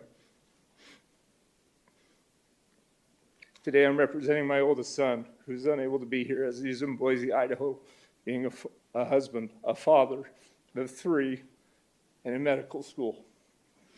I will share with you the email that he has written.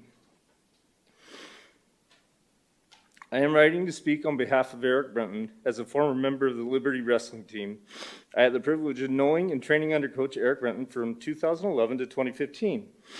Additionally, I had the chance to take class from him during my junior year. Over those 4 years, I had countless opportunities to observe his integrity and learn valuable life lessons from him.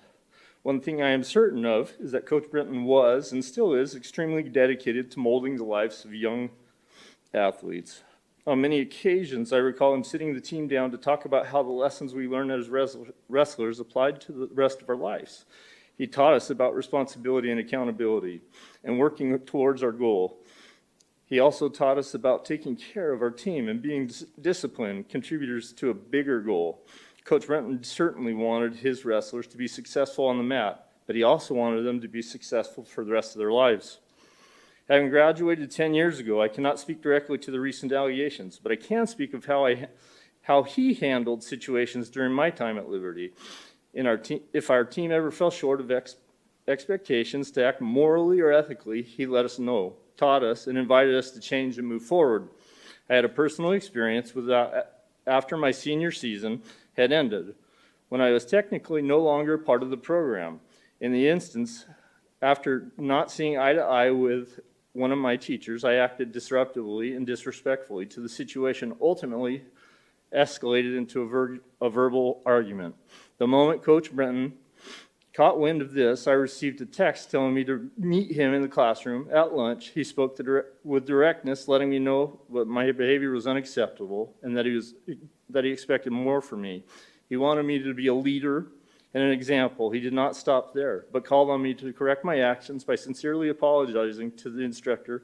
The incident highlights the kind of man Eric Brenton truly is, a man with sincere dedication to teaching the mentoring young athletes. I'm sorry, the time is up, and Thank you. I'm sorry. Thank you for your time.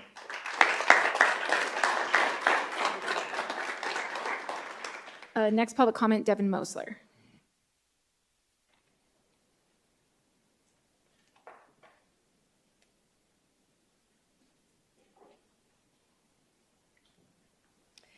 Good evening.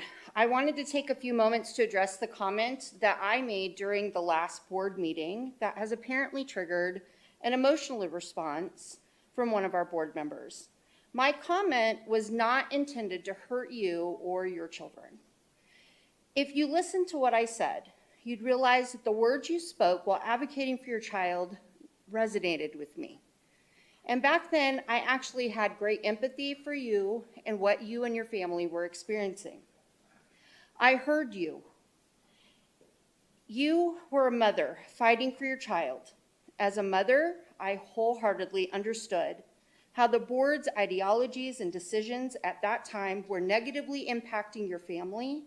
I also understood how those decisions and ideologies were protecting others. That perspective was not lost on me. Now you are the board whose decisions and ideologies have a lasting impact on over 36,000 children. You have put yourself in a position to impose your ideologies upon families that are now pleading with you to make decisions that won't negatively impact their children. An emotionally intelligent and appropriate way to resolve our differences would be for you to reach out and schedule a meeting. I'd be more than happy to meet with you. I'll even buy the coffee. Or you can continue to send me private messages calling me evil and posting anonymous social media posts in an attempt to defile my reputation. But just know, with every keystroke, you're giving away your power and undermining not only your reputation, but the work you are attempting to do in this district. It resolves nothing. I want to believe that you have the best intentions for the students in this district. Otherwise, you wouldn't dedicate so much time and effort to move our district towards excellence. As you have mentioned in the past, my hope for the future is that you Is the time. Thank you. Next public comment is Kylie Shrugs. Is it Kyle? I'm sorry, Kyle. Good evening, ladies and gentlemen of the board, friends and family, Coach Breton. My name is Kyle Scruggs. I'm a class of 2017 graduate, and I went to Park Ridge K through 8. I'm a U.S. Navy veteran and a project manager and demolition estimator for one of the top companies in the state. I tell you those things because there are very few people in my life who have helped me get there. Eric Breton is one of them. From a very young age, Eric was my older brother's 6th grade teacher at Park Ridge, and from that point on, the Scruggs name was no stranger to Eric. Myself and my 2 brothers were knuckleheads, to say the least, growing up. Approaching high school, Coach came to me and asked if I was interested in wrestling, and from that moment on, I was his wrestler. From that point, Eric was my coach. Never gave up on me, never let me quit. Coach's famous words to me are, Scruggs, don't be an idiot. Every Friday, Coach made sure I was doing the right thing over the weekend. I'm not his child nor his responsibility when it comes to off-campus activities, but Coach Eric Breton made sure that I was a good kid. Summer going into my sophomore year, I was in a significant car accident where I was ejected. The next day, once I was home, Coach Eric Breton was at my house. He was there to make sure I was okay, one of his wrestlers, safe and sound. Fast forward through high school and my time in the military. Last year, I lost my father. First person that was there was Eric Breton. I come here today to share with you how big of an impact he has had on my life and the impact he has on his students and wrestlers, and the impact he will continue to make on this community. Thank you, Coach Eric Breton and Davey Miller, for the impact you've left on my life. Sole contributed to my success. Thank you. And last public comment is Laura.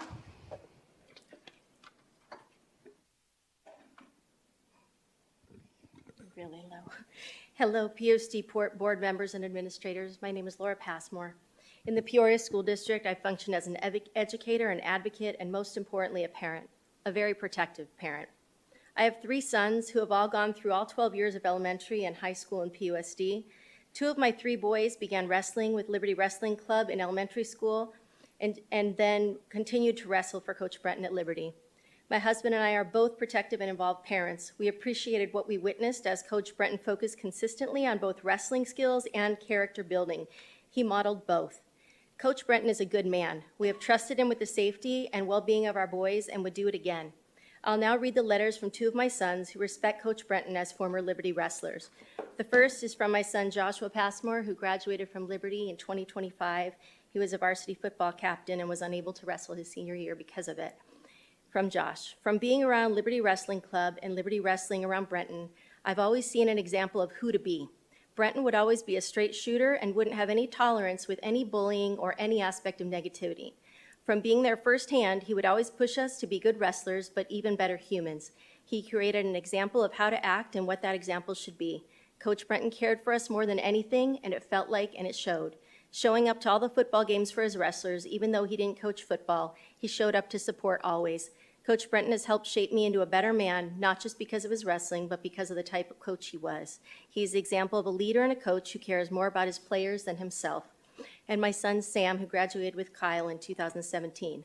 I wrestled for Coach Breton in 2014 and 15. He was also my freshman football coach in 2014.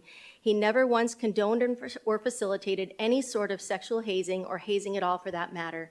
He was also my social studies teacher in 6th grade. In every interaction I've ever had with him, he's been professional, responsible, dedicated, and honest. I do not believe these lies against him for 1 second.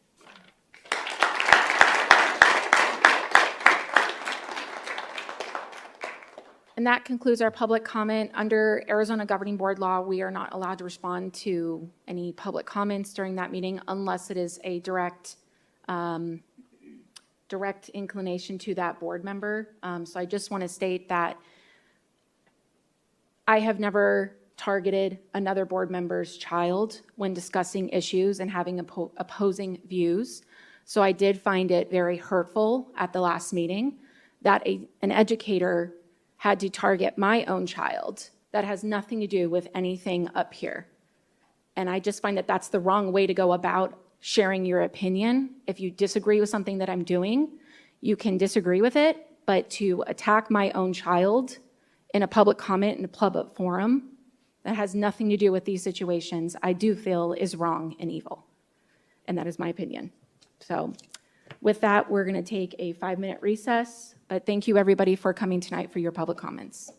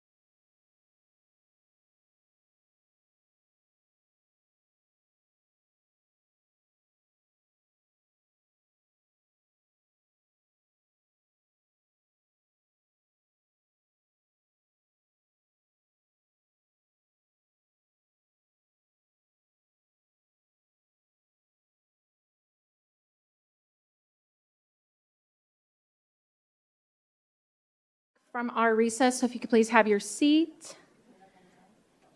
And we are going to now move on to 6 board and superintendent comments, 6.1 board comments. Mrs. Ewing.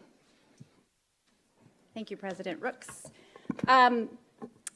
So I think I already mentioned that I was out at Frontier today for the Luncheon Heroes event, and that was pretty amazing. I just really want to, and then I also want to talk about an event I was at on Monday, and it was phenomenal to be in this group with so many amazing people. There is a person in our community, Colleen McElroy. She runs the Inspire Project, and she works with a whole bunch of nonprofit organizations and other women who just want to do what's right for our kids and for families, and they go out there and they make sure that our families have food, basic clothing, that our schools have any sort of needed extra supplies. So they run all sorts of great little fundraisers for the schools out there. And I got to sit in that meeting. I had the opportunity to listen to Council Member Jennifer Crawford give a speech, because she's been involved with this organization for many, many years, about the importance of grassroots organizing, and that it's a community. It takes a community to help support all of our families and our schools, and that the importance of supporting public education. Vice Mayor John Edwards was in that room as well, and he was recognized for his support. And I just, it's so amazing to be in a room full of people who just love our schools and tried to go out of their way to support them. So I just want to really recognize that. And then prior to that, I want to recognize the efforts that our district staff go to make sure that every day they're bringing best practices to our community and to our staff. So there's been a whole bunch of different conferences and so forth, and I just want to make sure and recognize our whole safety staff that was at the Safety Summit, along with Mr. Jeff Toby, who was there. And then we did have a safety summit, or not a safety summit, excuse me, the trust summit, and we had a whole bunch of staff there as well, so I just really appreciate that. I do want to give a shout out to Miss Jody Pennock, who partnered with Peoria Chamber and Glendale Community College over on the North Campus and Liberty High School. And she partnered with local business partners to have mock interviews to help our Peoria Unified students for the workforce. Diane Birdsey over at Liberty High School, she worked with the medical assistant students and provided a patient simulation event, and that was super exciting. She's done this a bunch of the years in a row, and it's pretty great. So I just really appreciate how we leverage all of the great partnerships and businesses and nonprofits we have in the community to just make sure that our families have the best. And I just want to I'm very thankful and grateful for the unity that comes together to support this district. So thank you. Mrs. Proudfit, any board comments?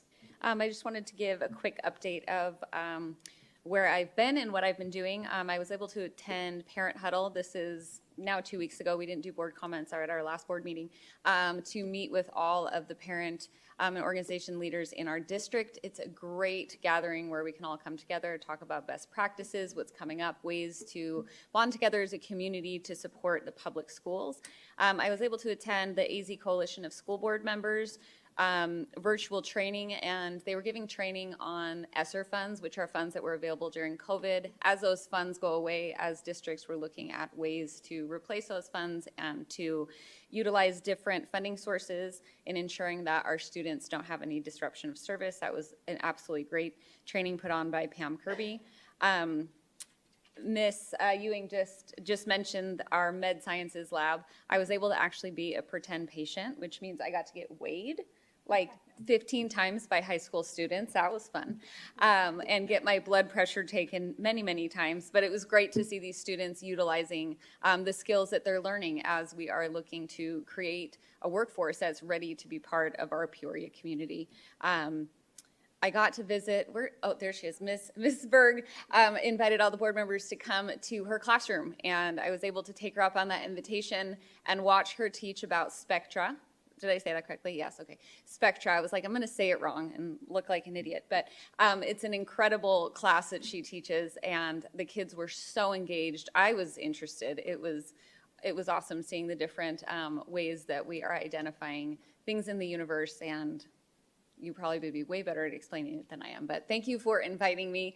While I was at Ironwood, I was also able to attend the Youth Advisory Council with our student body presidents from across the district, and it's always great to sit down with these amazing student leaders and hear the concerns they have and hear the ideas that they have, and I deeply appreciate that our district is not just dipping into hearing from our community, but also our students and ensuring that we're building up the next leaders for our city.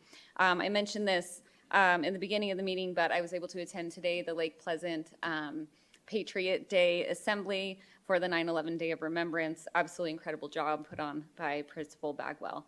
And then I wanted to just share one other thing. For those of you that may remember, gosh, probably 6 to 8 months ago, as a board, we approved an opportunity that our Sunrise Mountain Girls volleyball team, they were invited to a tournament in Hawaii, and they were chosen out of AIA. They actually have received some pretty cool recognitions for their sportsmanship in AIA. And so these girls worked for 8 months to be able to fundraise so that parents weren't having to put a ton of money out. And every Wednesday they worked and worked and worked and worked. And they got all the trips paid for all the chaperones and all of the students. But one of the really cool things that happened is they actually paid to bring a veteran with them.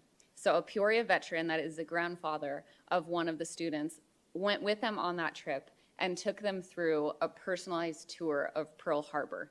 And so hearing that firsthand account was such an impactful experience for those girls. My daughter was one of the girls on that trip, and I just was so grateful for the staff and the coaches at Sunrise for making that a possibility.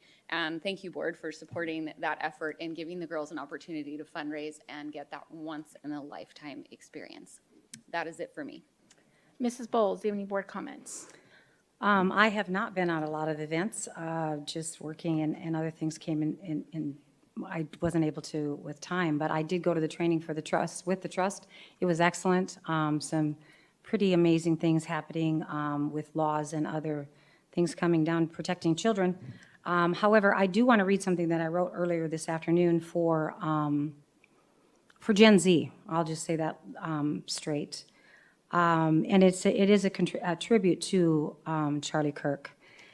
He has been labeled a generation giant. He sent out a social media message just 2 days before he was assassinated that said, "Jesus defeated death so that you can live." In light of this tragic assassination of Charlie Kirk, my former boss, and a bold voice for the truth, I want to honor his legacy with deep respect and gratitude.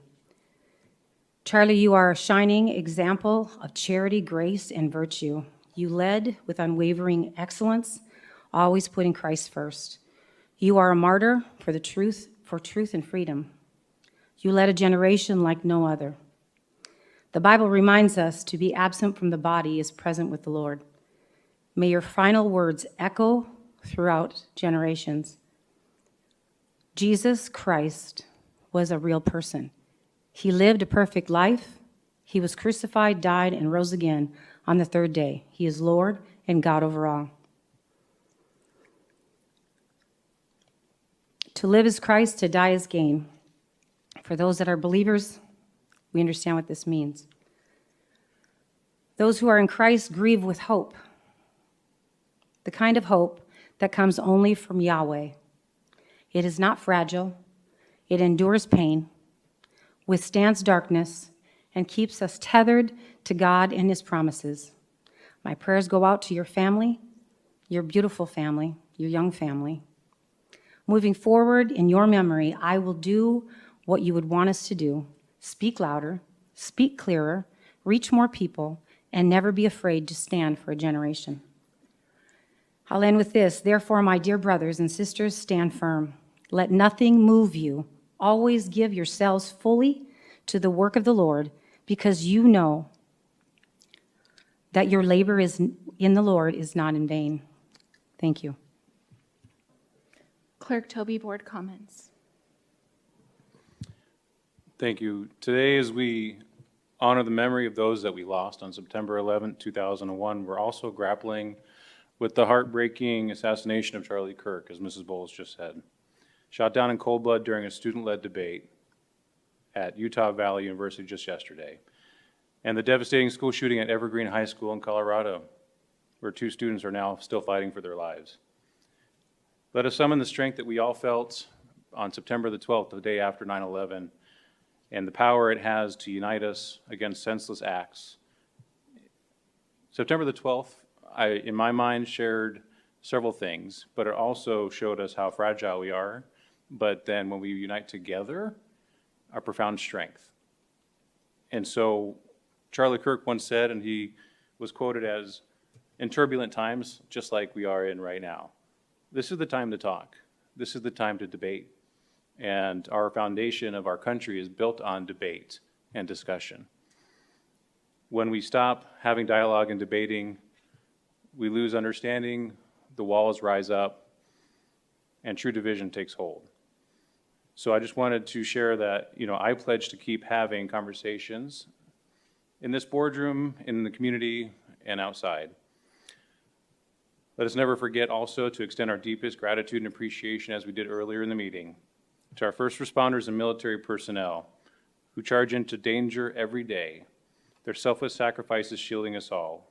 We owe them all profound thanks. The courage that they exhibit is the light in the darkest of hours, and we thank you for that.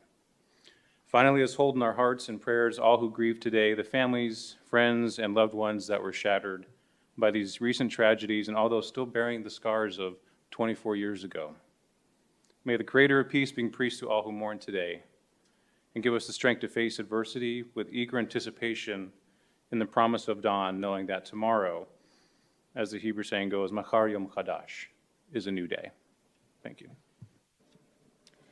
So I'm first going to start with, I did get permission from Dr. Summers to read.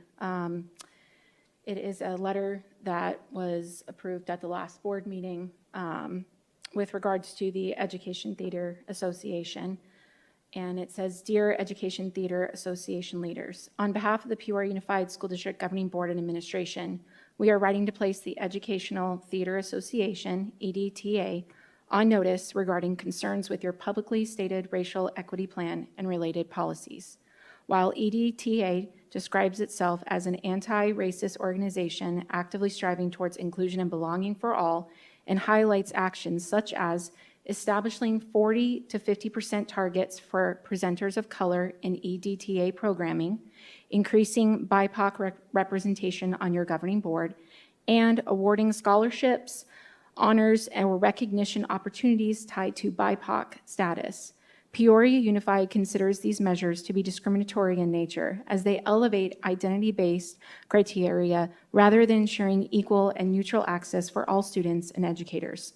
Peoria Unified stands firm that student participation, recognition, and financial support in theater and related activities must be based solely on interest, ability, and performance, not on race, ethnicity, or any other identity characteristic. In alignment with guidance from the Arizona Department of Education and the U.S. Department of Education, we affirm that our continued membership cannot and should not be construed as an endorsement of EDTA's ideological or political positions. That said, we will maintain district membership in EDTA for one reason only: to provide our students and teachers with access to high-quality resources, professional learning, and competitive recognition opportunities that are consistent with those available to their peers statewide and nationwide. We urge EDTA leadership to re-examine policies that rely on identity-based preferences, especially those tied to scholarships, honors, and recognition, and to ensure that your programs uphold the principles of equal access, neutrality, and fairness. Until that time, our membership remains limited to the benefits of curriculum support, student opportunities, and does not signify endorsement of EDTA's DEI positions. So I wanted to read that, and I know that next week is Arts Education Week, and I want to say thank you to all of the art educators, all of our art students. My son will actually be performing on Monday at the district with the steel drum program at Liberty High School. That is how much I am invested in the arts program. I see the benefit. But I have to take a stand against discriminatory practices with the National Theater Association, because I don't like what they have on there, that they are stating on their website, oppression perpetrated by white supremacy in the United States. America is the greatest nation, and I am proud to be an American. The United States is a nation built on liberty, equal opportunity, and the belief that every individual has the right to pursue their dreams. America is not defined by oppression or that white supremacy is the foundation of our society. To say otherwise is to divide us, tear us down, and insult the progress generations of Americans have fought for. We need pride in the red, white, and blue. America is not a racist nation. America is a free nation under God. I'm also going to end with, I am also heartbroken over the assassination of a fellow American, Charlie Kirk. Charlie was more than a leader in America. He was a husband, a father, and a man who poured his life into fighting for what he believed. He inspired so many young people, including in Peoria, and including myself, to stand boldly for freedom, faith, and the values that make America great. What made Charlie special was not just his passion, but his courage to speak about his faith in our Lord Jesus Christ. He wasn't afraid to speak truth, even when it came with criticism. He wasn't afraid to debate. He openly welcomed debate, because that's what America is about. My prayers are with his wife, Erica, and their children during this unimaginable time. Charlie Kirk's voice will be missed, but his impact will live on. His legacy is a reminder to live with purpose, have courage in your faith, and to always fight for freedom. This is a quote directly from Charlie Kirk himself. We have to have the joy of Jesus Christ to enjoy life and to protect it. It's a gift from above. Thank you for choosing me to fight for the most important things. And I'm going to end with 2 Timothy 4:7. I have fought the good fight. I have finished the race. I have kept the faith. Rest in peace, Charlie Kirk. You have fought the good fight. And that is the end of my board member comment. Moving to 6.2, Dr. Summers, our superintendent. Thank you, President Rooks, governing board members, cabinet, and guests. Just first and foremost want to echo the sentiments from all of our board members and the earlier recognition and the significance of today, September 11th. As has already been highlighted, students from around our district have honored first responders and military service members from our community. We'd like to extend our greatest and most sincere appreciation for the support and partnership of all of our first responders and servicemen and women. I would also like to recognize and celebrate the academic achievement of some of our students who were recently named National Merit Scholarship semifinalists. Theo Benavides from Ironwood High School. Kylie, oh yeah, you can applaud, that's great. There's a few more. Kylie McEwen from Liberty High School. Good job, Kylie. Lucas Rubenstein from Liberty High School. And Jacob Sehan from Centennial High School. We want to congratulate all of these students on their academic achievement, and best of luck as they are now being considered for finalist scholarships. We also want to elevate Kylie and Jacob, who the board recognized, if you remember last year, for achieving a perfect composite score on the ACT test. So again, congratulations to all. On Tuesday, our Career and Technical Education Department held the Career Pathway Expo at Sunrise Mountain High School. More than 200 students from around the district attended to learn about the various programs available to them in Peoria Unified and how these programs prepare them to be career ready through hands-on learning and industry credentials. And speaking of hands-on learning through career and technical education, our medical students at the Met Professional Academy recently partnered with Arizona Special Olympics on Wednesday to provide sports physicals for Special Olympics athletes around the valley. Students demonstrated the technical skills they are learning in their classes while also engaging with our community. And finally, the city of Peoria recently recognized Peoria Unified's cafeterias on social media in their quote-unquote Bite to Eat segment with Andrea Robinson. In the segment, she showcases the nutritious meals our staff prepare for students while providing options that are creative and fun. Special shout out to the chicken and waffles. Thank you to the city of Peoria for helping to bring attention to our food and nutrition efforts of Peoria Unified and to our food and nutrition staff for keeping our students fed. President Ricks, I'll hand it back to you. Thank you.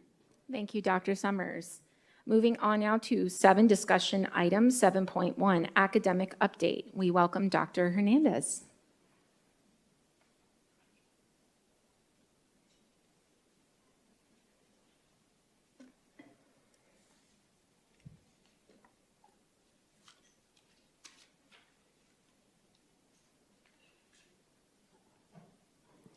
And for those that don't know, Dr. Hernandez is probably handing us something with a lesson tied to it. So we're going to be prepared here.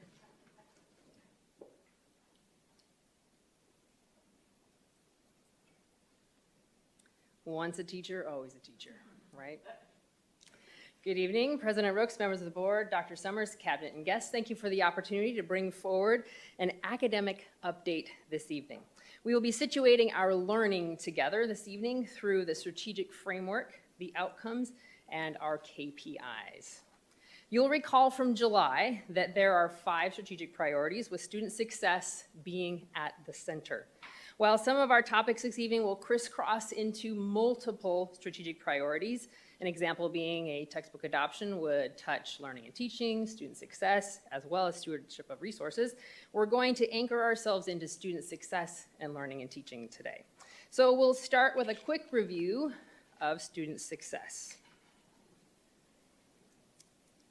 So you'll remember this slide from our time together in July.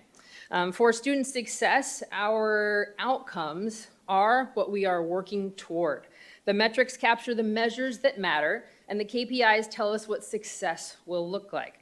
So for each of our 4 cores this evening, we'll touch on professional development and school improvement as well, but we'll look through the lens of the outcomes, so improving academic proficiency across all content areas and grade levels.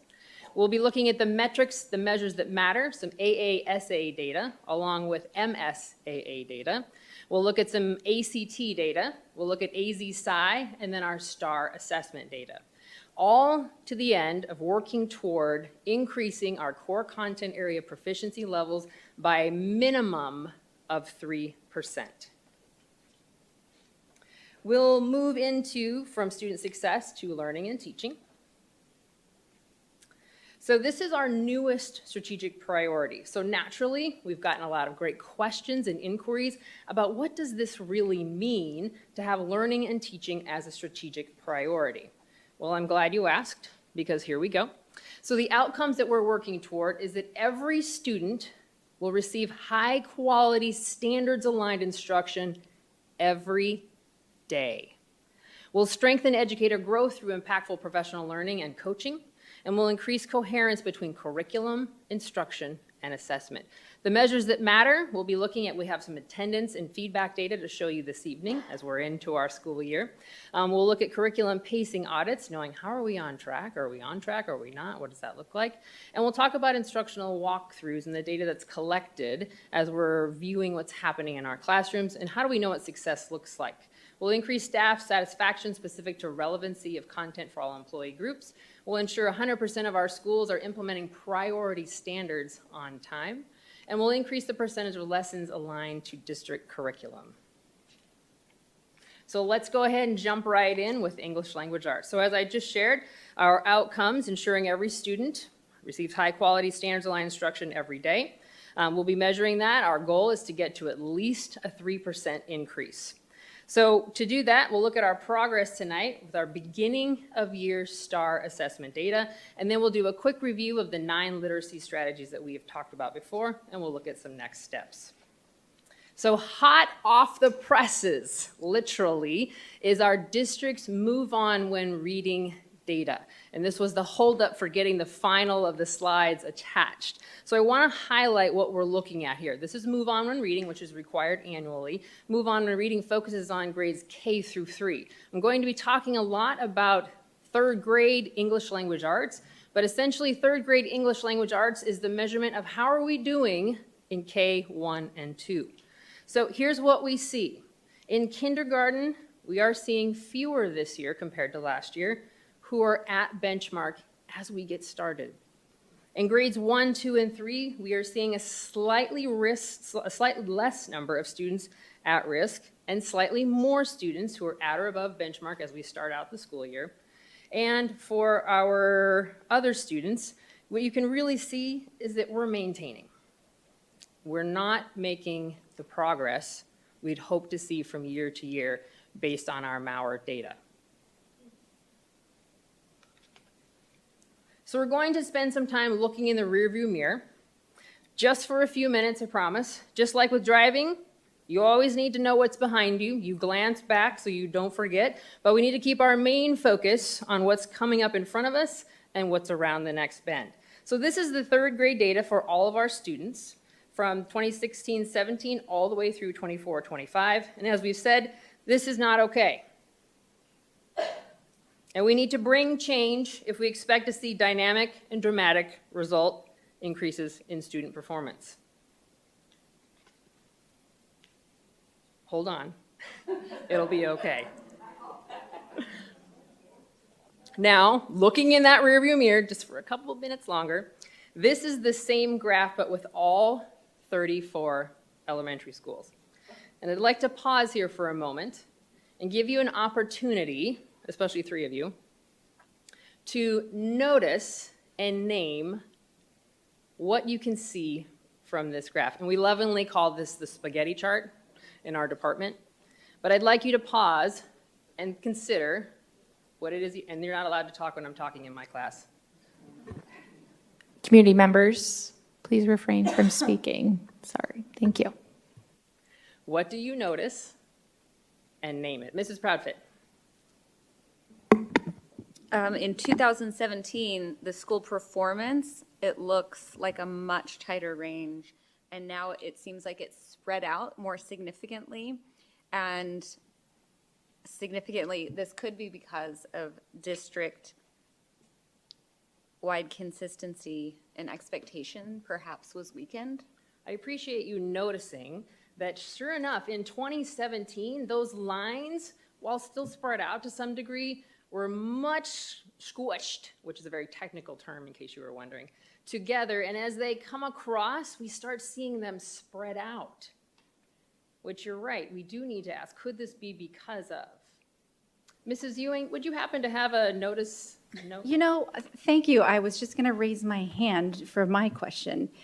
It says, we don't have any schools performing higher than 2017, but we have schools performing lower than at the 2017 level. Could this be because the district lost its focus on high quality first instruction, and I'm guessing you'll explain what first instruction is, with a weakened focus on depth of understanding and content? Certainly, that is a great hypothesis. And we have to look at this data and wonder. We see that top blue line in 2018, that's the peak. And we don't see any of those 34 lines break that peak all the way through last year. Meanwhile, at the bottom, we see those falling below. And we see schools performing, and this is just third grade, further down than what we had before. And Mrs. Brooks, would you happen to have a notice and note? I would happen to have that, yes. And I do recognize the language from a previous lesson that you taught to me. Between 2017 and 2025, there looks to be several spikes and drops that are much upwards trend. Could this be because the district leaned into quick fix solutions that did not that did not address actual root cause. Didn't ask enough whys. I remember that one. Yep. That is a great hypothesis because we really do see a lot of up and down and dramatic up and down. It's very common in progress and proficiency data to see a slight up, slight down, slight up, that gradual progression. But what we're seeing here from our spaghetti chart is really a lot of up and dramatic up and down, but we're not seeing that trend upward. So let's look a little closer at last year's third grade data. So we're going to zoom away from the rearview mirror a little bit more and looking a little closer to where we're going so that we know that our third grade English language arts test isn't really all about third grade. That's why Move On When Reading focuses on K3. This data reflects what's happening in K2 as we prepare students for third grade and upward. And last year's percentage of minimally proficient students for third grade English language arts is our highest minimally proficient percentage for any grade. Our third grade. That red bar of all of our grades at test, our third grade. So we'll compare now. We've just about done with our rearview mirror and we'll look at what's in front of us. This is last year's ELA ACT data. And there we see here they're scoring about 44% in that blue and green, which is that proficiency. Now, these, you may be wondering, well, are these the 11th graders that were third graders? And they are not, but I've got someone on that because that would be there around 2015, 16 or so when they would have been third graders. So just, it's a curious thing to look at. So we wanted to take a look at our high school data as well. All right, so let's look at what's right in front of us right now. So we have our baseline for our STAR reading data this year. Our projected proficiency comes from our STAR assessment. It's important to note that this involves a reading assessment that we're using to help us project how well we'll do on an English language arts assessment. So remember back to our study session in June, we unpacked the various components of literacy and we named that ELA is the name of the third grade class, fourth grade class. So that's what the state calls the test. But English language arts is more than just reading. So we're looking at our projected, what do we think? How's it looking? How are things going? Based on how well students are reading, because it is a critical component of success with English language arts. So we're seeing small but noticeable decreases in minimally proficient percentage from last year at this time to this year at this time. So we look to benchmark and say at the beginning of last year, how are we doing compared to the beginning of this year? And if we're doing and moving in the right direction, we always hope, even though they're different kids, different students, we always hope that the group starts higher than the group before them started. So we're seeing a little bit of that for reading. So peeking at our high school data, these are those projections. Now the great thing about projections is that they aren't locked in. There is still ample time to make instructional changes that change how we're delivering instruction and support our learners. So with our high schools, we can see there is a noticeable increase in that minimally proficient percentage. So let's get into the meat and potatoes of literacy. So also from our June study session, I've included a snapshot of the 9 strategies identified to improve reading outcomes PK-12. We're going to zoom into K5, but I want to make it clear that these address PK-12. These strategies are evidence-based and have been leveraged successfully to bring about the change we need to see right here in Peoria Unified. We'll take a closer look at these in just a minute, but for now, I want to provide an example of how literacy instruction looks or should look different in the classroom today. So this first example is from guided reading. So as I'm in and out of classrooms, if I were to come into a classroom and see this, I would need to sit down. Because this is not the practice we want to see. This is unaligned to the science of reading. We've heard a lot about that and understanding what does that mean from a phonics perspective. So guided reading groups include level texts that use maybe a 3-cueing system. The 3-cue system assumes students have prior knowledge. Confusion could happen if I asked a student, like one of those pictures, what is this a picture of? And they said mitt. And I said, no, that's wrong, it's a glove. That's an example of what the whole language practice looked like. In the balanced literacy example, if a student were to say, in this bottom example, say fireman instead of firefighter, it could be an acceptable solution. And as I'm listening to the child read, I would say close enough. But it's not close enough. So this is what the science of reading looks like. And this is a passage that's taken right from our Foundations curriculum that we have here in our district. And so with the science of reading and best first instruction is the instruction a child receives the very first time they're learning a new concept. And it's that the teacher has backwards mapped, they've planned, they've identified, this student has these gaps, and that's how I'm going to address that the very first time I support them in learning this content. So through this structured literacy model, our beginning readers need the opportunity to connect letter sounds and letter patterns in very explicit and systematic ways with decodable text. Decodable text offers a controlled set of words that can be sounded out using phonics knowledge a learner has already been taught. So the systemic approach allows emerging readers to apply their learned letter-sound relationships, build that accuracy and automaticity in decoding words. And Mr. Toby, because I haven't picked on you yet this evening, would you do us the pleasure of reading those sentences to illustrate phonics? Which sentences? The left or the right? The right. Jack had a net to get a codfish for Jed the cat. Very good, but there's more. I can't pass it. No popcorn reading? And I'm listening as you're reading to hear if you're identifying the sounds in a systemic manner. He was quick with the net. Jed had a dish of fish. Yum. Very good. Very good. Seems like you're a strong reader. And there was no guessing. There was no close enough. Asking him to read these sentences, no guiding pictures where, I think he's got it. He had to clearly articulate, read the words, decode them, and I could listen for the sounds, the soft A, the long A, to know that he's got those building blocks in place. And that is a critical component of what I expect to see in our early literacy classrooms as we're in and out. And if you've been in a Foundations classroom, it's hard to miss. They've got the very pointer and the kids do the routine and it's dialed in and it is high quality. All right, so we'll get back to our task here.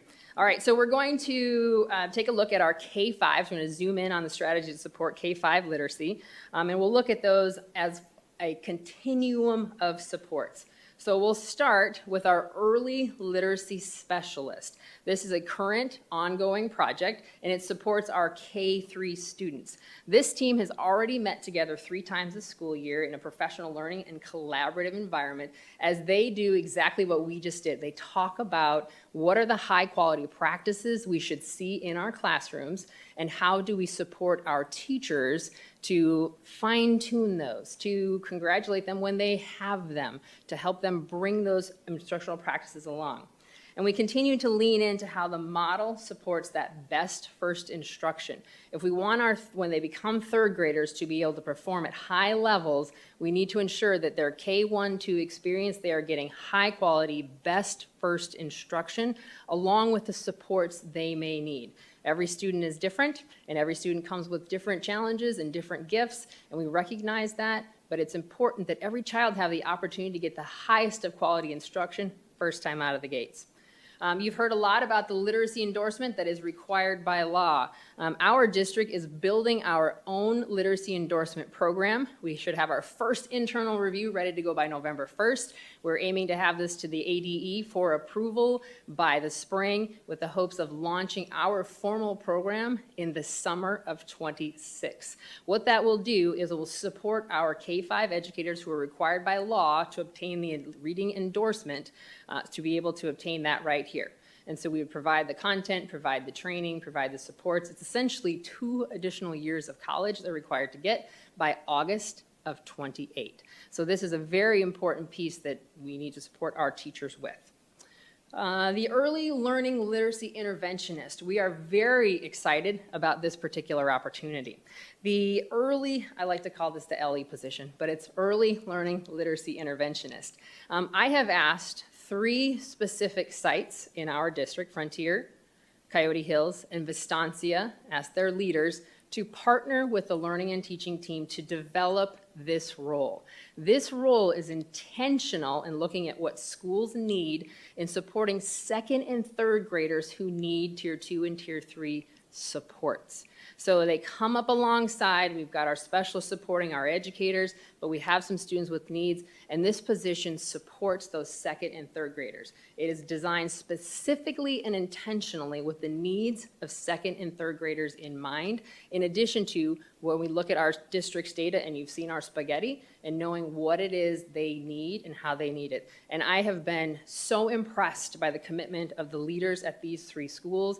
They have dug in, they have been willing to, let's partner on this together, and they are setting forth to shape, to prove this is an opportunity, and if proof is in the pudding from evaluation standpoint, then we look to expand this program to other schools in our district as well. And then the continuum of supports continues for 4th and 5th grade. I'll check my pride at the door here and talk about losing weight for a second. So you know, if you've ever tried to lose weight, the hardest part is keeping it off. So the 4th and 5th grade co-teacher support role is all about keeping the practices in place that got us there. So if I go on vacation and I come back 10 pounds heavier, well, 1, I must have had 1 great vacation, and 2, I let go of the strategies that got me there to begin with. So what we're seeing in our 4th and 5th grade, we see our successful students coming out of 3rd grade, they get into that 4th and 5th grade setting where they need to apply those literacy strategies in cross-curricular areas, and they're struggling. So we need to provide supports to both the teacher and the students to ensure those strategies stay rooted and stay at high levels, because you know what's coming 6, 7, 8, 9, 10, 11, 12. So that's why that continuum of supports is designed to support literacy across K-5. And we're really just looking at 4 of our 9 strategies right now. So to give you another view of what these strategies look like, these are aligned to our strategic outcomes. So I'm not going to walk you through all of it, but I wanted to leave you with this diagram so that you could see on the right, those are our outcomes. Down the middle are the strategies aligned to the learning and teaching strategic priority, and then all the way to the left, the strategies applied to student success. So we are very connected in to ensuring that we've articulated how these strategies will be used to improve and stay in alignment with our strategic plan and the KPIs that we've set out to meet. All right, we're going to jump from ELA now to math. So similarly, we are aligned to student success in learning and teaching, and we're going to look at our beginning of year data. We'll look at where we are with our curricular resources. We'll talk about our 7A, which is our accelerated math for 7th graders, and then we want to talk about mathletes again. And I'm going to toss it out there to wonder, is Ironwood going to hold on to that trophy for 1 more year? Or, oh, there it is. I knew that was coming, so I thought I'd just tee it up. All right, so let's look at math. Here we go with our STAR Math Assessment projected proficiency. So I will tell you what this tells me right now, last year to this year at this point, math is on the right track. What we're seeing here is that we have less minimally proficient students and more proficient and highly proficient students at this time than we had last year. So pleased to see that math is right on track. For our high schools, this is what this is looking at. And we are not seeing movement. And so this is why it is so important that we anchor into the strategies that I'm going to share with you for our high school math. All right, so the same continuum across grade levels, we'll look at how these strategies look. So for the early numeracy, the professional learning opportunities developed for teachers is designed to strengthen the early math learning and teaching. This equips our K-3 teachers, and yes, there is a connection between early numeracy and early literacy. Our K-3 teachers get that foundational strategies to build that and foster mathematical thinking, number sense, and problem-solving skills designed specifically for our youngest learners. They're designed to strengthen early math instruction and supports our educators to build our students' conceptual understanding and confidence in numeracy through developmentally appropriate practices. In our 4-5 area, we're focusing on conceptual math professional development that supports our 4th through 8th grade teachers to deepen students' mathematical understanding by emphasizing conceptual reasoning, flexible thinking, and meaningful problem solving. These sessions focus on building strong mathematical foundations and supports our teachers in shifting from procedural instruction to concept-based teaching. Do you remember having to do 100 math facts every night just because? That's procedural. Do you know why you carry the 1? Do you? You can take a pass. Our students know. Conceptually, they are taught, they understand. I will never forget the first time my child brought home sticks and circles. I didn't learn it that way. I don't know why you carry, I mean, I know now why you carry the 1. I had to learn it for this job, right? But our students now know conceptually because of this support in their learning. All right, for our 7th and 8th grade, our AASA data for grade 7 was very surprising to us. So our results have shown that we have an opportunity to look at our instructional practices and our content understanding. A year-long series of support has been developed for this particular grade band because we were surprised to see the data the way it was and not surprised in a happy way. And also, you are familiar with our 7A. This is our first year. We are very excited to be offering 7th grade accelerated math. And when we bought these materials 3 years ago, we anchored to buy them and we didn't actually have them arrive because we thought it would take 1 more year. We got there a year ahead of schedule. So this is an absolute nod to our school leadership who have been able to, last spring, take this on when we realized how many students we had who were well prepared to accelerate with 7th grade. And even as we got into the fall, we had more parents and more students interested. I want to be in that class. And so we've seen a really great number and had tremendous parent support with that. For our high schools, we are deep diving into pre-AP Geometry and pre-AP Algebra 1. You'll remember approving those courses not too long ago. And we're also asking some questions about block scheduling. And we're also asking some questions about what could it look like to have at least 1 math credit every year. So some tough questions, but we are digging in to answer some tough questions with some tough answers. So this is that same visual with our math strategies aligned to our student success and our learning and teaching. And my favorite, history and the social sciences, not to be left out any longer. Let's check in and see where we are with our history and our social science. So here we are working on professional development learning to explore and strengthen learning in the social studies classrooms. And as you know, we're working hard on bringing on new curricular resources. Our teachers are digging in, they're doing the learning, they're doing all the wonderful things. And we've got our scope and sequence that we've talked quite a bit about, and we're getting ready to release the pacing and planning guide that goes along with it. And we're getting these ready for all of our content areas. But this is new work, recently new work here in Peoria. It was here several years ago, bringing it back as a support for our educators. So the resource implementation continues K-12 as they explore and navigate the new resources while learning how to use them instructionally. All right, super exciting. Want to share Project Citizen with you. So Project Citizen is going to be much like Mathletes, and this will be an opportunity for problem-based learning experiences for our students. The challenge set before them is to research and create a solution-oriented policy. They then propose and present their policy solution action plan for an appropriate government agency. Our students would compete at the district level and then have the opportunity to take their presentation and their solution onto state level competition. We're starting this at the junior high level because this prepares them for being successful in the criteria needed to earn that Arizona State Seal of Civics Literacy once they are in high school. So very excited to be bringing this forward, and we'll probably be looking for some judges, and I'll give you that timeline here toward the end. So similarly, here's that guide for student success in learning and teaching with our social sciences. All right, moving into science, our final area. And then once again, we're going to spend some time looking in the rearview mirror on this one, and we're going to explore those strategies for improvement.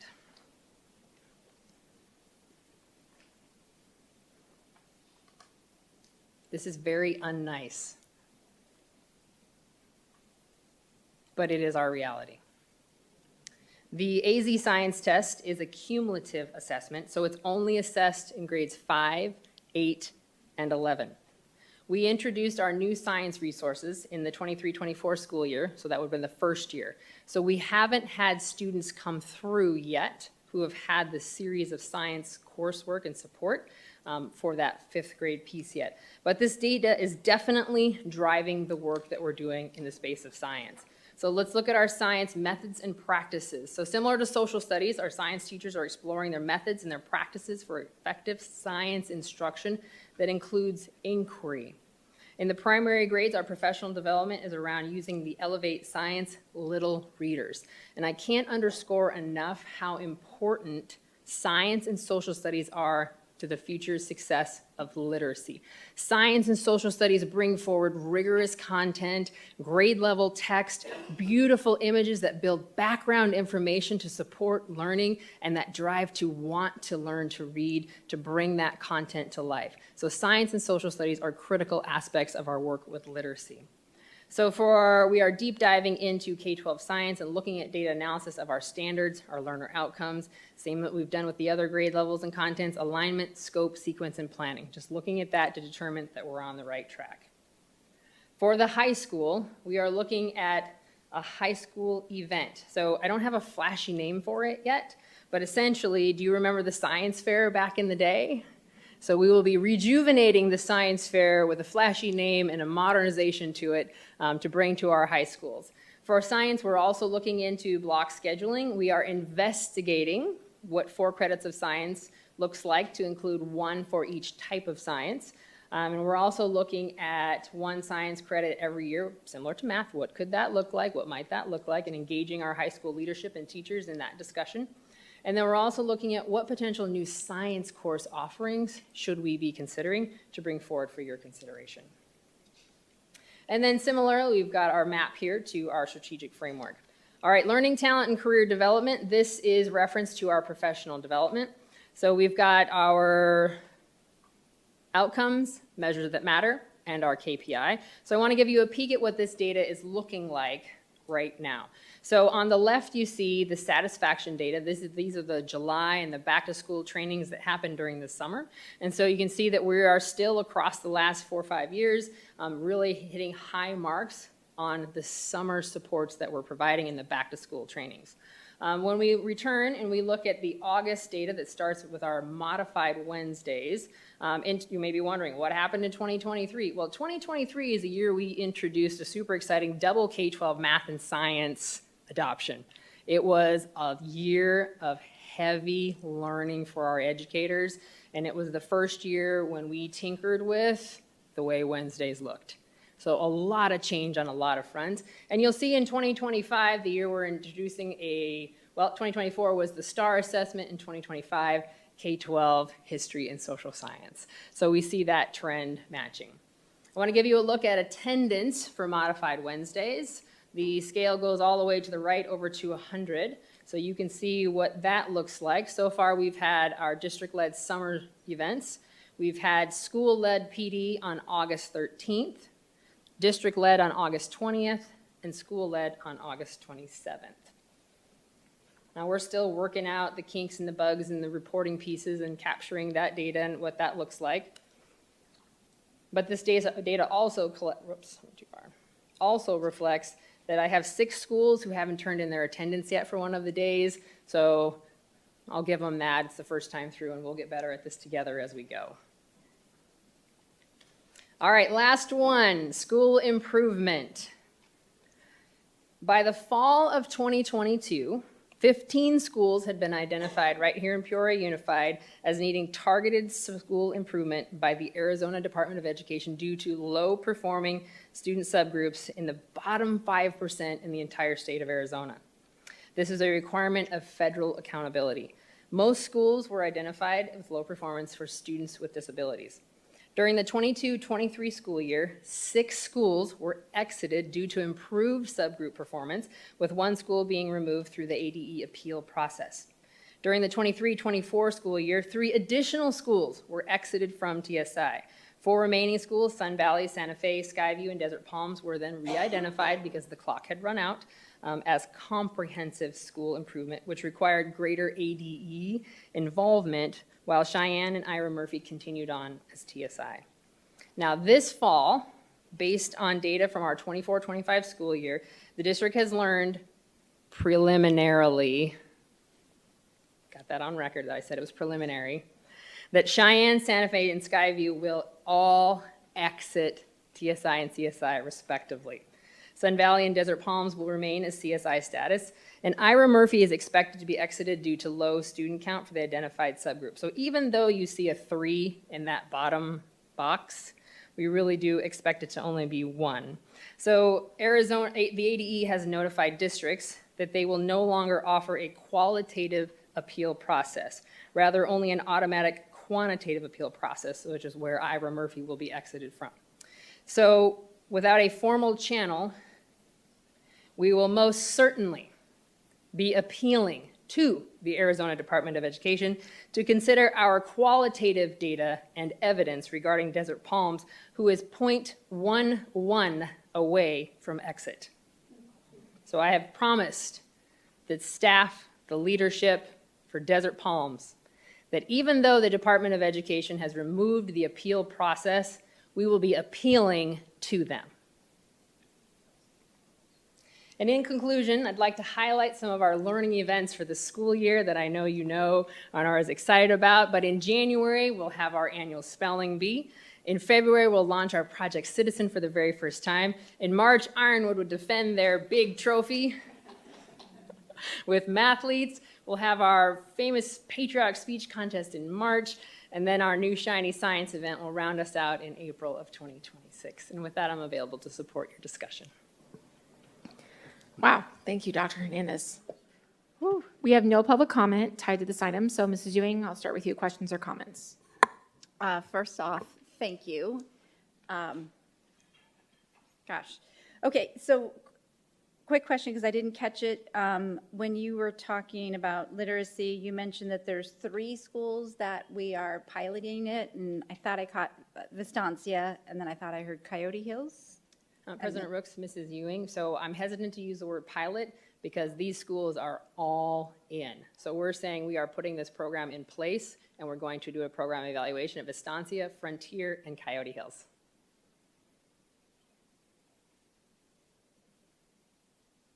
And would it be possible at a later date to be able to have a visit and see what they're doing there?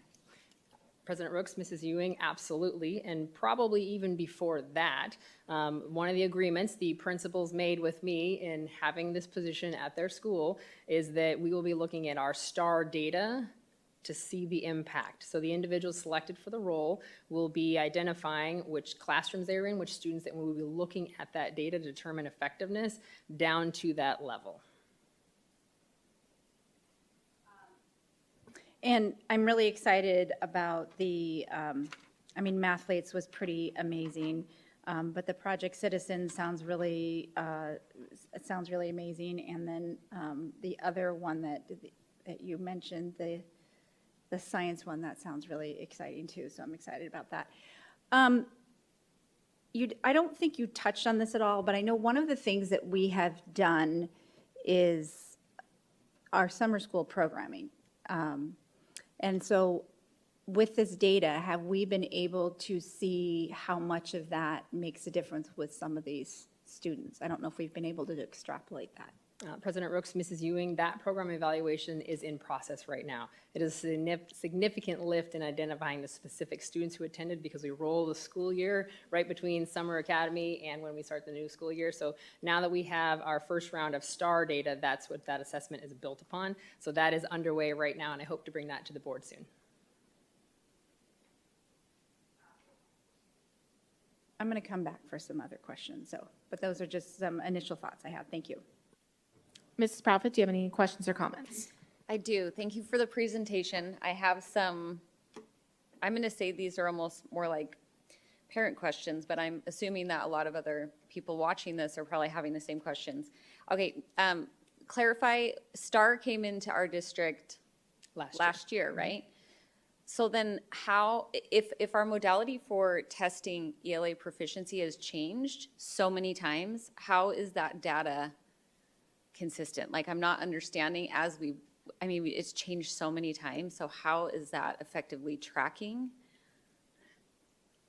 President Rooks, Mrs. Proudfit. So what the Renaissance Company does, and all other testing companies, is they do what they call a linking study. And they examine the performance from their assessment compared to the performance on our state assessment so that they're able to build those projections. So what we're doing is we're saying that we're looking for the progress. So the starting point is here, and we want to get to here, not necessarily looking to the AASA, because that correlation is there, but the real power of STAR is its diagnostics.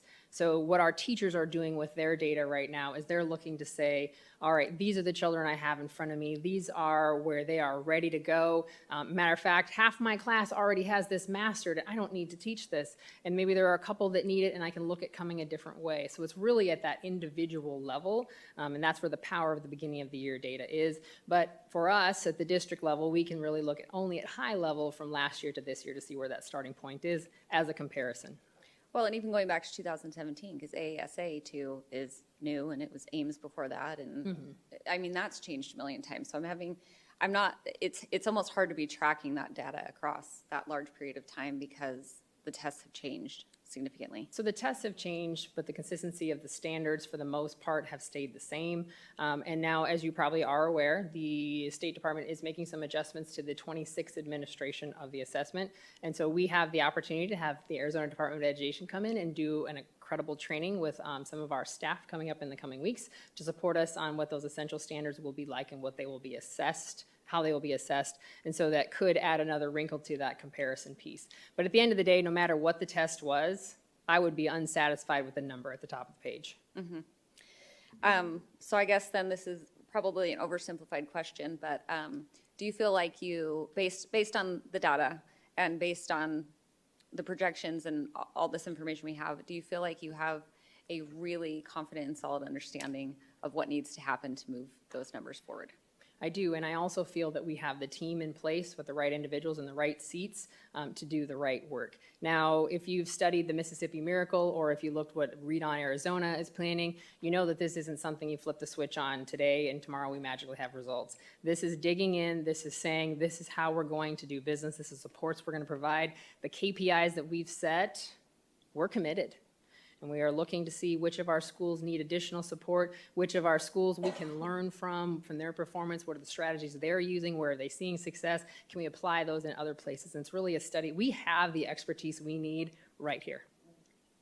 The reason I asked that question is I just want every community member to hear that, is that we, over the past, number of years, that we're confident with where we're going and exactly how we're going to get there, and the milestones all along the way to ensure that we are tracking our progress continually and adjusting and ensuring that we're committed to those high proficiency standards and ensuring that our students have, and our teachers have what they need to help our students be successful. Okay, so one more question. Well, and then I have two comments, but okay, so help me understand.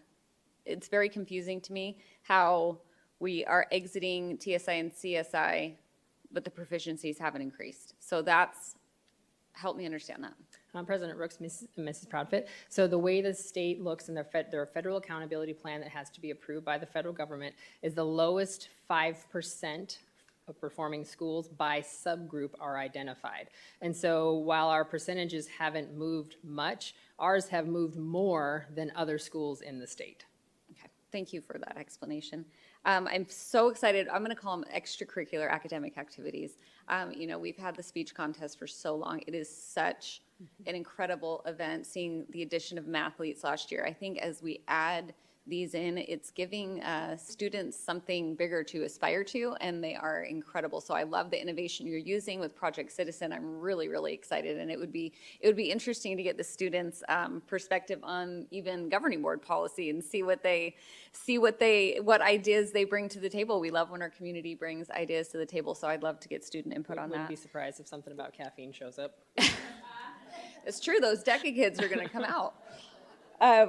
And I wanted to give the community just kind of a plug for that 7A, that accelerated math. One thing that I really like about it is we're not just looking at if a student identifies or typically identifies as gifted or an accelerated learner. any parent who wants their kid to be challenged can opt into accelerated math. It's not just something that's offered to a top percentage. So any child or parent on behalf of child who feels like they want that challenge, it is an opportunity that they have access to. At my daughter's school, they switched over the whole grade. So they're all in 7th grade doing the accelerated program, and it has been wonderful. One thing with the science extracurricular, it might be fun to well, as you're doing our PD out in the district, it might be fun to have the science teachers kind of come together to name that and have them get some buy-in on what is sure to be a great event. So thank you. Mrs. Bowles, any questions or comments? Yes, thank you. Thank you for your diligence in all of this and raising the bar and keeping it there and pulling up classrooms, teachers, challenging parents, all that. I am of the belief that teachers want to teach, and they want to teach being led, and they want it to be clear and see progress. And so, yeah, what do I say? My short time up here, I have seen a lot of changes.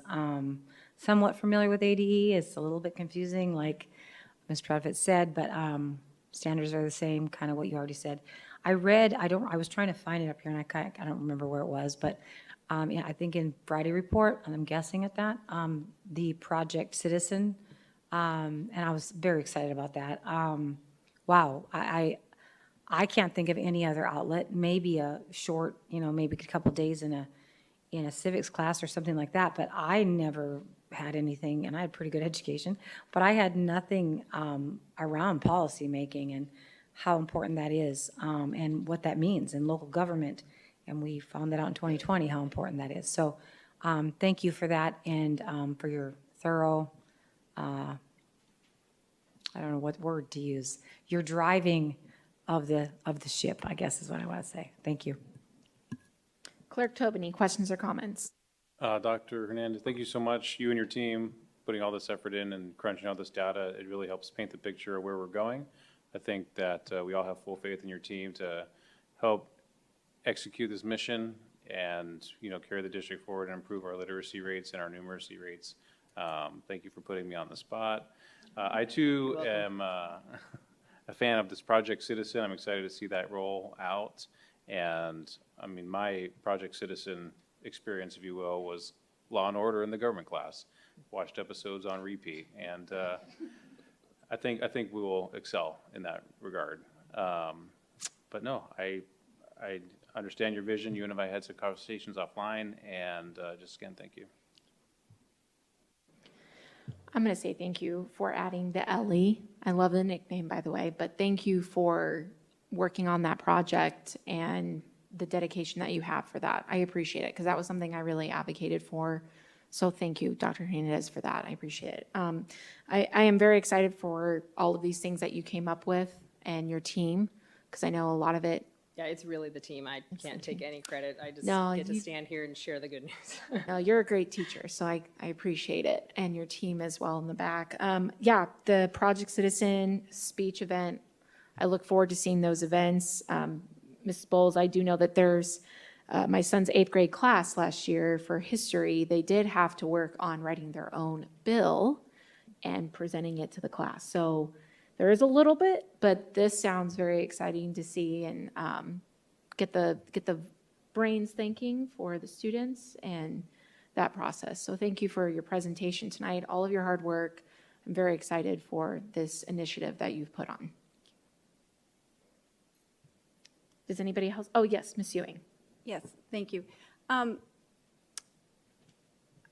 remembering this.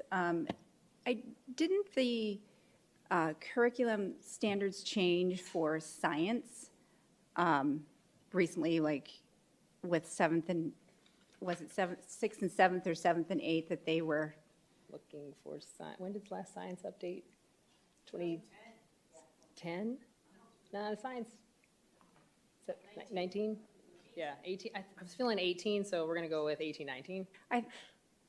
The standards, because I thought the standards recently, like what was being taught in like eighth grade had to be put in seventh grade, and that may have been our textbooks that we had that were outdated.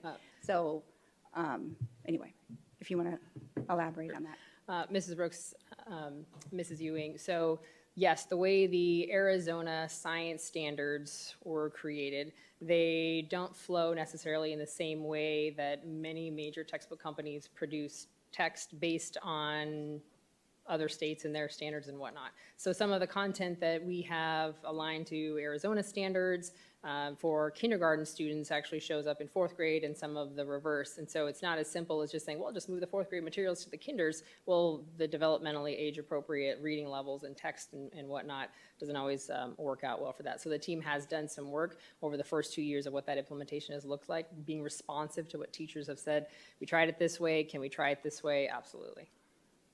Right, so I was just thinking that part of what we're seeing, I mean, because we adopted that new curriculum, and that was something you had talked about when you were bringing forward the fact that we needed to go through this because of the levels, and it was showing that we don't have the right resources our teachers need. We need much better resources. So the thought is that these scores for science will be shifting and moving because now we have these resources to really move our students forward to where they should be. Thank you. Okay, if no further questions or comments from board members, thank you, Dr. Hernandez. I am going to give us just a 1-minute break if you have to use the. Okay. I'll give you a 5-minute break then, Mrs. Bowles. So 5-minute recess real quick.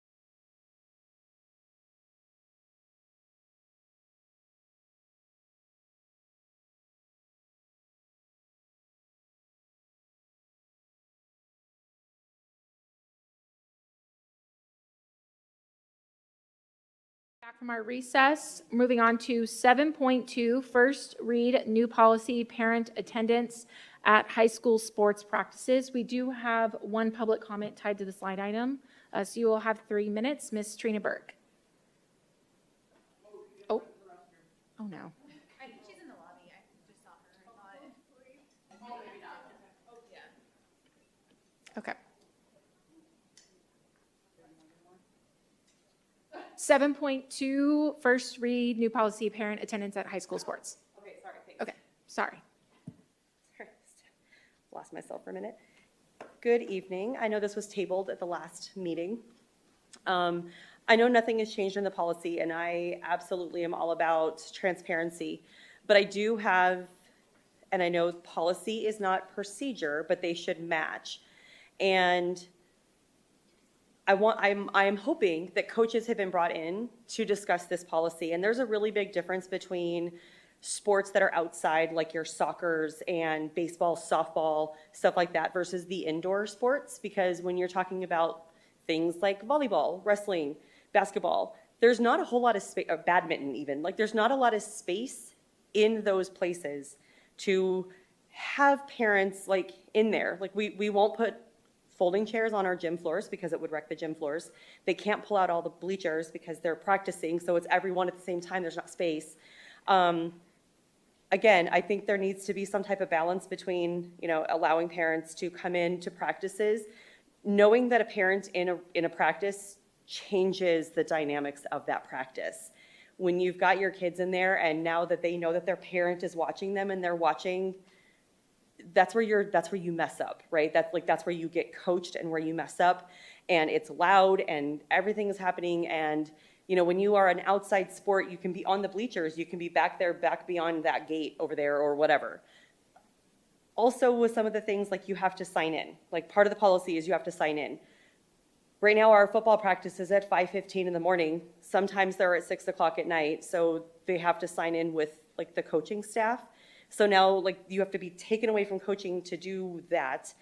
Do they have to have a parental place set up at all times, whether it's being used or not? Or now, like, if you have a parent randomly show up, do you have to, like, stop what you're doing and set up a place for them?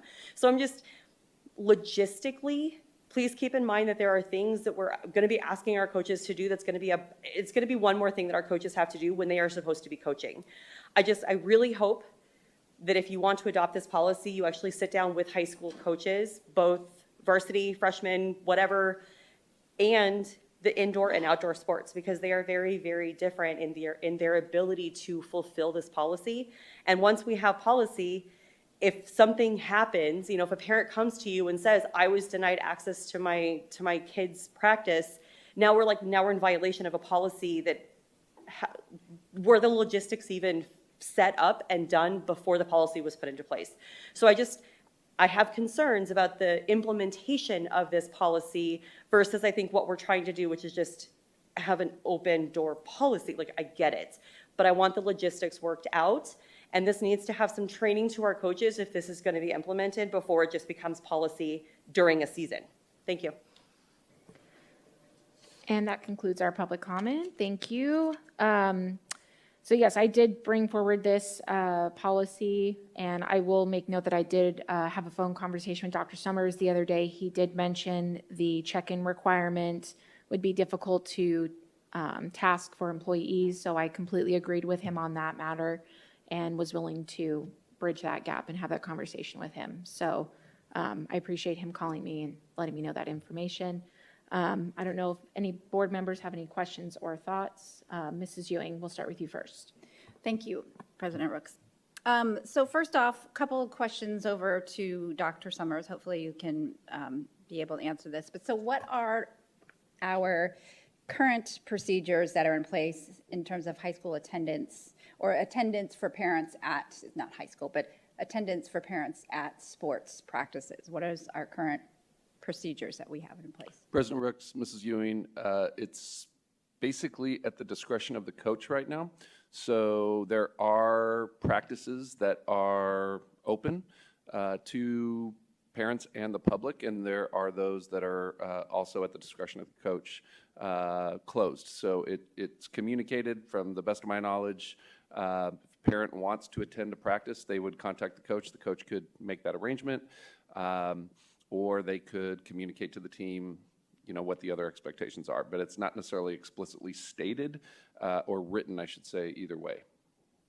Okay, and then I'm assuming that our administrators, our principals are always looped in terms of if there is ever a time that we have sports practices that are closed to parents, just so that they're aware.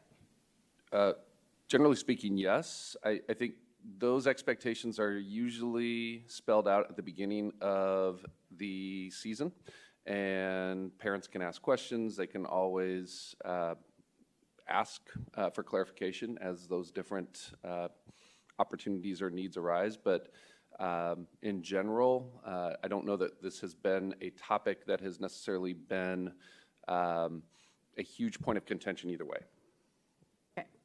Okay, and then do we, just because of what the issue that was raised, do we have, and I don't know if you'll know this, but do we have the capacity to have, let's say we have sports teams that all of the parents want to attend, do we have the capacity for all of our sports should we have each one of those parents want to attend practice? President Ricks, Mrs. Ewing, it really depends on what the sport is and what the specific venue for that practice would be. With this policy in place, do you think that we would have to make sure that kids are practicing in spaces that would allow for that if we're saying that with this policy in place? Or would it be first come, first serve? President Ricks, Mrs. Ewing, I think that would have to be a conversation that we would likely need to engage with each respective coach, athletic directors of each of the schools. It'd be really hard to create a blanket type of approach because it's very space and situation / timing dependent. So I think it would be incumbent upon each respective program to be able to specify, and keep in mind we have multiple levels across multiple programs. So there's a lot of variables that are there that we would have to be able to understand, and depending on the scope and the timing of a specific request, to some extent, I think it would really either present itself as a case-by-case type of a deal, or just depending on how many we're talking about and at whatever given point in time. I mean, those are all factors that would need to be monitored along the way. And then I think this is my last question for you. Has our district athletic director glanced at this, and have you gotten any feedback from him? President Ricks, Mrs. Ewing, yes. I can speak to Mr. Ernster and his awareness, and I know that he did share this with our district athletic directors.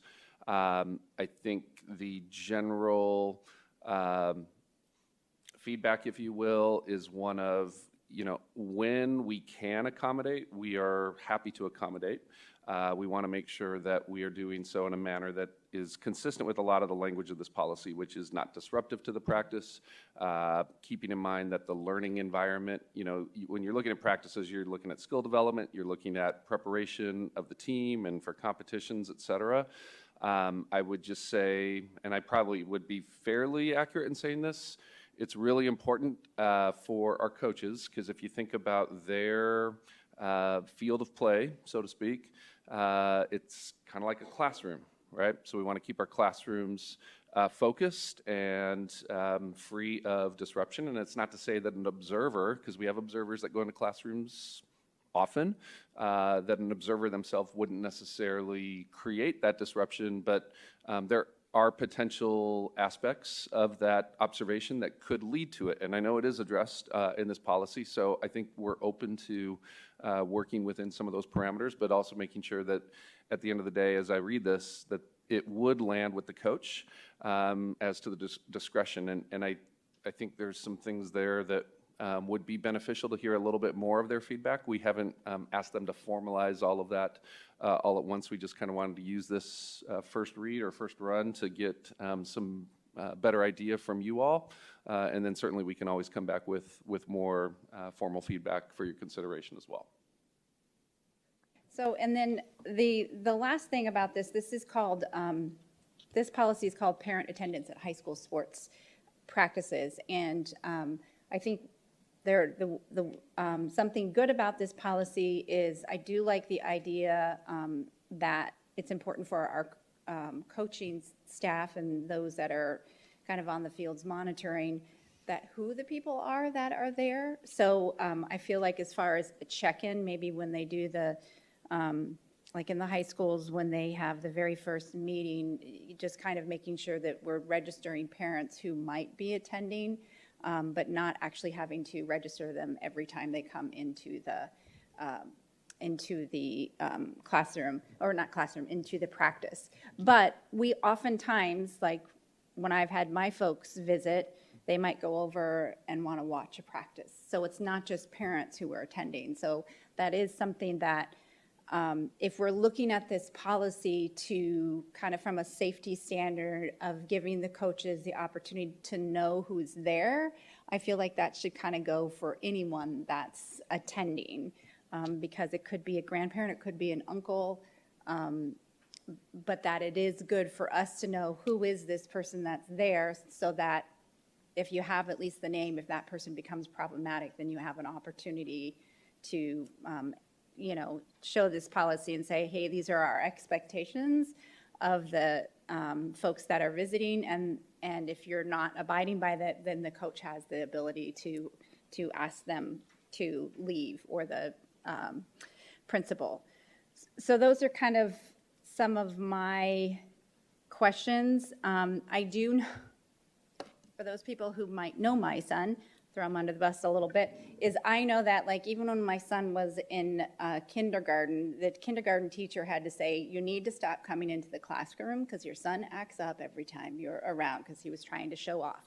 So I can absolutely tell you that parents can be a distraction at whether it's a classroom or actually there. Kids will want to show off, they get goofy, and so I can understand, and I would want to give those coaches the opportunity to have a closed practice so that they can make sure that the students are really, really focused. So I just feel like we need to, I'm always kind of for local control, and when we start by policy, start really restricting the ability of our, whether it's our teachers or our staff, to do what they need to do to make things the best, I just get kind of concerned. And I have no problems with folks visiting and us, or coming to practice and us having some sort of mechanism to figure out who's there at the practices, and kind of keeping track of that, having them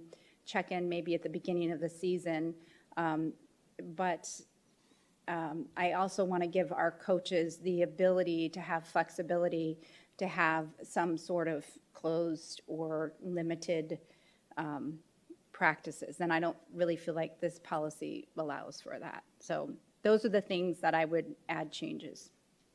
And I'd love to have feedback from President Rooks, Mrs. Ewing, if I may, just one quick observation around the observation, and this was sort of popping into my mind as you were speaking to this, and I think it gets to the check-in requirement to some extent. And I'm specifically honing in on Section 3, that parents and legal guardians of student athletes may attend their child's practice subject to the procedures and behavioral standards set forth in this policy. Attendance is a privilege granted by the district and may be limited, suspended, or revoked at the discretion of the coach, athletic director, or school administration. So a couple of layers to that. One, if you will, understanding some of the check-in dynamics that we've already elevated. I would envision that at a minimum, letting the coach know ahead of time, or requesting, perhaps even better stated, ahead of time, may I attend this particular practice upcoming, and what would be the process for me doing so? And essentially the coach, and I'm envisioning coaching staff, there, in some cases, not all of our sports necessarily have assistant coaches or several assistant coaches, some do. But I'm just offering up that that relationship building, because we know how critical that is, not only from the student to the coach, but the coach to the families and to the whole program is so critical, would be something that we would help each program develop a simple set of procedures to make sure that the parent knows of the process by which they're requesting to attend, and then the procedures that the program could establish. But B, it also kind of gets to that whole notion of, hey, there's some practices that, we may just say we're wanting to limit or restrict for this specific reason, and it's just good two-way communication. And I think there's maybe ways that we can help introduce that into the language as we're working on some refinements, and making sure then that each program, each coach has a respective process that fits the policy language, because we can't micromanage every little aspect of it, but we can still keep the intent and the spirit of this policy in a position that meets that objective, but also gives that discretion and that space for coaches to be able to make those informed decisions. Thank you for that insight and that description. Thank you. Mrs. Proudfit, do you have any questions? I do, and I don't know if you want to answer this or Dr. Summers, but I just want to get clear on what problem we're trying to solve with this policy. So I can speak to that. So my concern was I was hearing from parents that some practices were open to parents and they were able to go to practices for their kids' sports, but other schools had not given that opportunity to parents. So for me, that's the problem I'm looking at. Like, are we going to be saying no to some schools' practices, parents, but others allowing it? Like, I don't see that as collaboration with the parents. Like, I want it to be, but also looking at, I guess this kind of goes next with your, the criminal trespass and whatnot. So like, following the rules and the guidelines, because yes, I've been to practices for my kids' own sports through different programs and whatnot, and parents can get a little out of control, but I don't think that should mean that we should just cut off all parents, because not all parents are like that. So I think that also just having in the rules and the guidelines so that there is that accountability piece. So I've talked about it before. My kids are definitely student athletes in their outside of sports or outside of school sports, the higher level sports. It's always open practice. I don't have any concerns about parents getting out of hand. I think coaches do great at handling that. My main concern with this policy is a few things. Number one, I don't see how we can universally apply it to all sports. So I'm specifically talking about indoor sports that simply would not facilitate every parent being there all the time. And the second thing is the check-in requirement. I hear what you're saying about, you really get to know who the parents are in each of the sports and you know what's what. But what's tricky is, say I'm on campus during the day. Well, number one, I have a badge. And number two, there's security guards. And if I didn't have a badge, if I was someone on campus, there's many people who are going to notice me and stop me. So I'm thinking of the different schools. So if we have check-in requirement and this says we have to have it at the facility office, number one, we're going to have to staff that. I don't think the coaches can adequately staff that. And then number two, if you think about Sunrise or Liberty or Kellis, you walk in and the office is, you'd have to walk through all of campus to go from the office to go back to where the practices are. And oftentimes there's bands practicing here, the cheerleaders are in the cafeteria, the volleyball team is here. And I don't love the idea of after hours when there's greatly reduced staff of people, unidentified people potentially roaming campuses. So I'm not sure how to overcome that safety concern. I know in the past there has been unidentified adults at practices that cause some anxiety for some athletes, particularly the female athletes. And I want to ensure that we are not, that this does not create a situation where we have open campuses after hours when our security guards and our administration, when there's not a million eyes watching people. So that is mainly my concern. That being said, I think I've never been told no by a coach going to practice. Truthfully, I haven't always asked because I'm not a parent that attends every practice for my kids, but no problem with parents having full access to their kids and to their kids' coaches. I just want to ensure that we're doing it in a way that isn't opening up a larger safety concern for our community. President Rooks, I was just going to add that swim, that we oftentimes, I believe, if I'm correct on this, that we don't have swimming pools at all of them, but we have swim teams, so they rent other facilities. So like where's the office that they're going to check in if it's at a completely different facility than where their home high school is? That's just another thought with this. Which is, I said in the beginning that me and Dr. Summers talked about that part, taking that part out, because I totally agreed with that. So, yeah, taking that part out. And I think, like, Ms. Prophet, I totally agree with your statement on ensuring who's on campus and whatnot. But my thing is that we've already had some campuses of sports after-school practices that have been open to parents. So, like, it's already out there. It's already happening. So I think that if we are going to allow it at some schools and not other schools, we should look at applying it in an actual safety way, putting the measures in place, because it's already happening. Well, and maybe it's even as simple as just changing the verbiage to, I don't know, in the event that there's an open practice. Of course, I try to not bring my bias to this, but I'm thinking volleyball, and I'm like, number one, I know everyone would not fit in that gym, but also, gosh, as a mom of a girl athlete, and I know the cheerleaders practice at Sunrise during the heat. They practice in the cafeteria right outside, and it just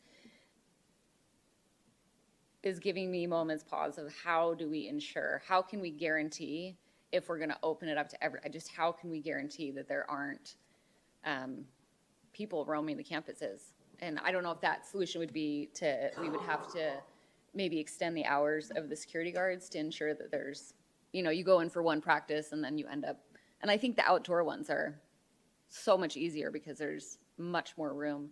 But the ones in the gyms particularly. Well, I think like what you said, that the coaches and the programs, they all know who the parents are. So if they see somebody walking in, they're going to obviously call security, call the SRO, call 911 to get that individual who should not be there. So like So are we thinking that the coaches are going to be doing that check-in piece? No, I'm just saying if they're in the gym and some random person walks in and that coach does not recognize that it's someone's parent that they work with the booster clubs, with the championships, the traveling across country, they know who the parents are, and they see some random person walking into the gym, I think that they would be able to call for help, call for somebody like that. I think that we would just do that in general speaking right now. So I don't. Yeah, but are the SROs there after school? I know like volleyball, they're practicing till 8 o'clock at night. I don't know if that's common or if that's. Well, we do have a response team through our district. So. Wouldn't that be something also to review with the athletic director, say, how could this work? I mean, to bring them into the conversation, our district athletic director kind of knows how it all functions and operates. We're talking up here, but he's also the one who works with it intimately to help give us insight on how the process could work. President Rooks, Governing Board, we can specify exactly what our protocols are for, in the event of off-school hours, if there is an individual that is on campus that does not need to be on campus for a legitimate reason, we have protocols that can ensure their removal. Thank you. Okay. Ms. Bowles, do you have any questions or comments? Questions or comments? I have worked in the district for 9 years. I had 2 biological children, 1 foster child, in every sport, indoor, outdoor. I feel like I'm doing a Dr. Seuss. Basketball, baseball, football, volleyball. Never have I ever not been able to go to a practice. This policy, thank you, President Ricks for bringing forward. The problem we're trying to solve is we have parents being told you cannot come to any practice. I firmly believe that we need to be transparent and let parents show up. I will, on the flip side, say, if we have so many parents showing up for these practices that we can't fit them in the building, we are freaking doing amazing things in our district, because that never happens. Let's be real. We're getting in the weeds, and I think of times like when a recruiter came. I didn't know it was a recruiter. We actually thought it was a Peoria High School. They were rivals, and we saw them come out on the field, and all the dads and myself, because I was out there, they're saying, oh, why is that coach out here? So they're always watching. And booster building relationships, that's important. But to miss out on that moment where I was like, oh my God, he's calling my son out. He came from North Dakota, so I wouldn't want to take that from any parent. I think we can put policy or procedure, in place. Coaches are smart.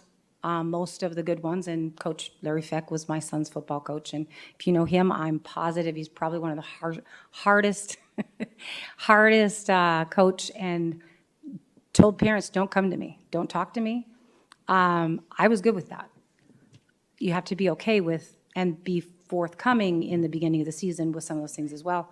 But there has never been a problem with too many parents at a practice. If that happens, I want that to make the news, because it just doesn't happen.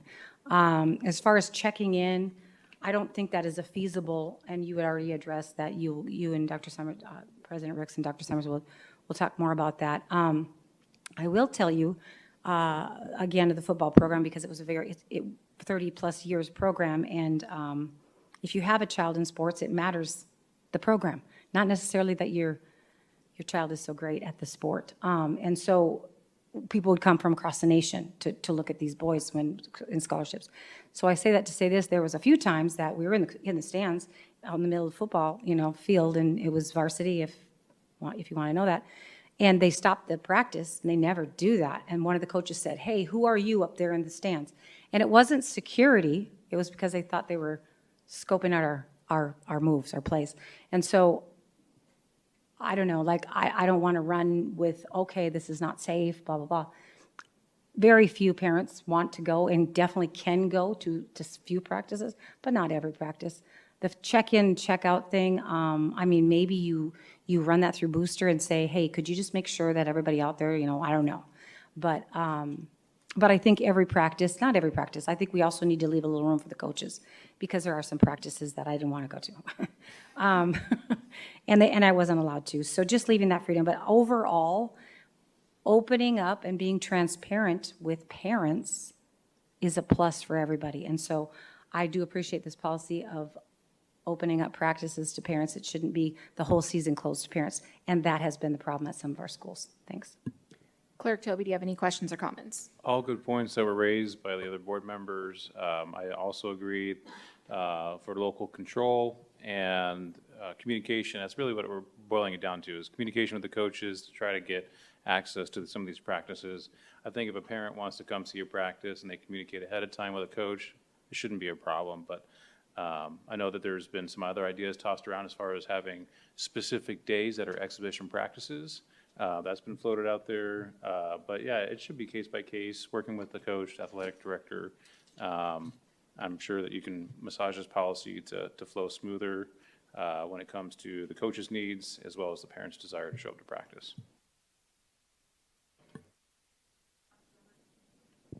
Sorry, I did not push it all the way. Dr. Summers, would you be willing to help with the coaches, and if they have questions, our athletic directors as well? President Ricks, Governing Board, absolutely. I think this gives us some good direction on some refinement, and we can work on that and bring it back to you for a second read. All right, thank you so much. With that, we'll move now on to 7.3, first read, new procedure 3-203.b, visitors, criminal trespass issuing reinstatement and review process. Mr. Molina, welcome. President Rooks, members of the Governing Board, Dr. Summers, Cabinet, and guests, we're bringing forward this procedure as a first read for the Governing Board to provide input so that we can formalize our practice of trespassing individuals that are a safety concern or a disruption to a school or event. These trespass orders are issued in coordination with law enforcement and do not have an expiration date. The individual may request to have the trespass order lifted by submitting a written request to the superintendent. The superintendent or the designee would review the request in coordination with the issuing law enforcement agency, and if jointly determined that the individual has demonstrated a clear change in behavior and that there is a reasonable assurance that no future violations of policy or law will occur, the order would be lifted and rescinded. At this time, I'm available for feedback or questions. Thank you. We do not have any public comment tied to this line item. Mrs. Ewing, do you have any questions or comments? I don't know if this would become an issue, but I could foresee a situation where if that person's been trespassed because of their behavior towards another, whether it's staff or student or another family member that's made them feel unsafe, is there language in here to be able to, what requirement do we have to let that individual know that we are now allowing them to come back on campus? Because they may be like, oh, I'm not going to put anything in place. I don't need to get a restraining order because they've been trespassed against the school. There's no issues. And then this individual rehabilitates themselves, but then it doesn't mean that there wasn't any sort of trauma that happened, that they would want to be notified that they were coming back. So do we have that in place and in this policy, or I just want to make sure that we're considering that piece of it as well. President Rooks, Mrs. Ewing, in the past, I have not been involved in a situation where that has come up, but we will take this into consideration before the second read to add a component for notifying the victim if there was a victim. Great, thank you. Mrs. Proudfit, do you have any questions or comments? No questions, thank you. Mrs. Bowles, do you have any questions or comments? Yes, because this is a criminal trespass reinstatement, and you started out saying our police officers deal with this. This wouldn't be necessarily somebody just coming on campus and we felt scared that they were on campus, right? They already have a record. Am I correct in that? President Rooks, Mrs. Bowles, not necessarily a record, but Define criminal trespass. Let me give examples of the last 3 that I'm familiar with in the last 3 years. They were all at football games, they were all parents, and they were all physical altercations. So physical altercations that led into criminal trespassing the next time they tried to show up? Or at that moment because of a joint fight. Yeah, that's more what I was thinking. So they were trespassed at that point by law enforcement. So if there's someone that has a restraining order on someone and they show up to a game that they're not supposed to, that would be considered this? No, that would be a violation of that restraining order and not criminal trespass. Okay, got it. That's all I have, thanks. Clerk Toby, any questions or comments? No, thank you, Mr. Merlino, for bringing this forward. I think previously, just to paint the picture why this is coming forward, we had an administrative trespass where the district communicated directly with a parent or a third party that were on campus, please don't come back. But police were never notified. So if they did come back, what do? We call the police and we say that, well, they were trespassed. Well, you never notified us. So this policy is allowing our site leaders and our district personnel to, and it says may, issue a criminal trespass. It's titled criminal trespass because that's what statute says. So basically it provides that clarity for our district, our staff, as well as the police department, because we don't want to put our officers in a situation where they make an arrest for trespass and we're like, oh, no, it's only administrative. It doesn't exist in statute. It's only criminal is what exists in statute. So I think this provides better clarity, is well worded, and I think that our leaders at our sites are going to be empowered by it. So thank you. Yeah, thank you. I know Mr. Molino and Clerk Toby, you guys worked on this, so thank you for this. I appreciate all of the work that you worked on it and ensuring safety at our schools and also working with our police departments. I think that's great partnership that we already have, and I think this strengthens it. So I don't have any questions. I'm excited to see this policy come forward. Thank you. Thank you. Moving on now to 7.4, First read new policy, Valley Schools Insurance Group, VSIG, compliance to liability settlement policy. We do not have any public comment tied to this item, so Mr. Clerk Toby, this is, I believe, presented by you. Thank you, President Rooks. This is simply a regurgitation of Valley Schools Insurance Group, their own binder policy language within our own policies, to where we're not talking fender benders necessarily. We're not talking about the roofs getting blown off type of insurance claims. We're talking about general liability claims where the district is involved financially as well as in the decision-making process, that we should be, as their policy states, consented for any type of settlement agreement. So this just reinforces that, and it sets clear expectations of our insurance group on what we expect as a board prior to any settlements being issued. Great. Mrs. Ewing, do you have any questions? Mrs. Profit, do you have any questions? None for me, thank you. Mrs. Bowles, do you have any questions? No, thank you. I don't have any either. Thank you, Clerk Toby, for presenting this first read of policy. Moving on now to 7.5, first read revised policy 4-202, no grooming and child protection. We do have public comment tied to this line item, so you will have 3 minutes. First public comment is Trina Bird.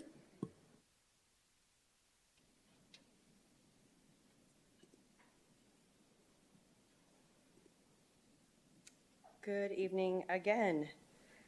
So I know I had a very short time last time and I brought some concerns forward, and some of it was not necessarily with the new wording in red in this draft policy, but the stuff that has been here for a long time. As I said in the last board meeting comment, this part of it with these 20 things, it's a terribly written policy. There are so many things on this policy that we do on a regular basis that have nothing to do with grooming students at all. Grooming students has to do with intent. And these things in isolation is not intent to groom anybody. And some of these, like for example, number 10, being alone with a student behind a closed door in a confined space, you literally have speech language pathologists who have to be with a student, sometimes one-on-one, and generally you're going to be in a closed space, and that's literally part of their job. It's part of their IEP minutes. They have to do that. We don't always have the same students working on the same goals to be able to pull them together. And if they can't do this, they can't put money, they can't submit to MIPS, and now we're actually literally going to lose money. There's a lot of other things on here, like I said last time, giving or receiving a personal gift. I mean, that happens so often where we get presents from kids. And a lot of us will give, like I said, I'd give my TA an Amazon gift card at the end of the semester. Thank you so much for helping me out. That doesn't mean I'm grooming my students, but according to this policy, that's exactly what I'm doing. And that's crazy. The asking a student to run an errand. Again, I ask, like if I send students out to get the 20 gallons of distilled water, or we've picked up stuff for games and the junior sponsor is running the concession stands and they have stuff in their car and they have the kids go grab, is that a violation? Like there are so many things in this policy that have literally nothing to do with Title IX policy or Title IX grooming. It doesn't have anything to do with that. It's a poorly written policy. If you want to have some of the stuff that just says, you know, yeah, we're not going to groom kids, okay, great. But like we need to fix the rest of the meat and potatoes of this policy, because any one of these things by itself should not constitute grooming. And if you wanted to, like I said before, if you dig hard enough, you're going to find something on everybody. And if you wanted to write me up for giving my kids, my TAs, an Amazon gift card, you could call me a groomer for this. Like that doesn't even make sense. I would ask, there are specialists out there in this area, and we need to be probably working with them and not just having our board president come up with some words and language without consulting professionals. If we really want to protect kids from a grooming policy, or from grooming from a staff member, this is not it. Thank you. Next public comment is Kate DeLuca. Good evening, President Rooks and board members. My name is Kate DeLuca. I'm a parent and a volunteer with Just Schools. I'm here to express my concerns with the changes to this policy. The proposed changes include the term grooming, which is an incredibly vague and subjective concept that only serves to add confusion to staff-student relationships. It also states there will be training on recognizing grooming behaviors, but still no definition of the term, and it does not specify who will be doing the training and what their qualifications are. We have seen recently how the term grooming has been used to target individuals and communities that some people disagree with ideologically. Student-staff relationships are vital to student learning.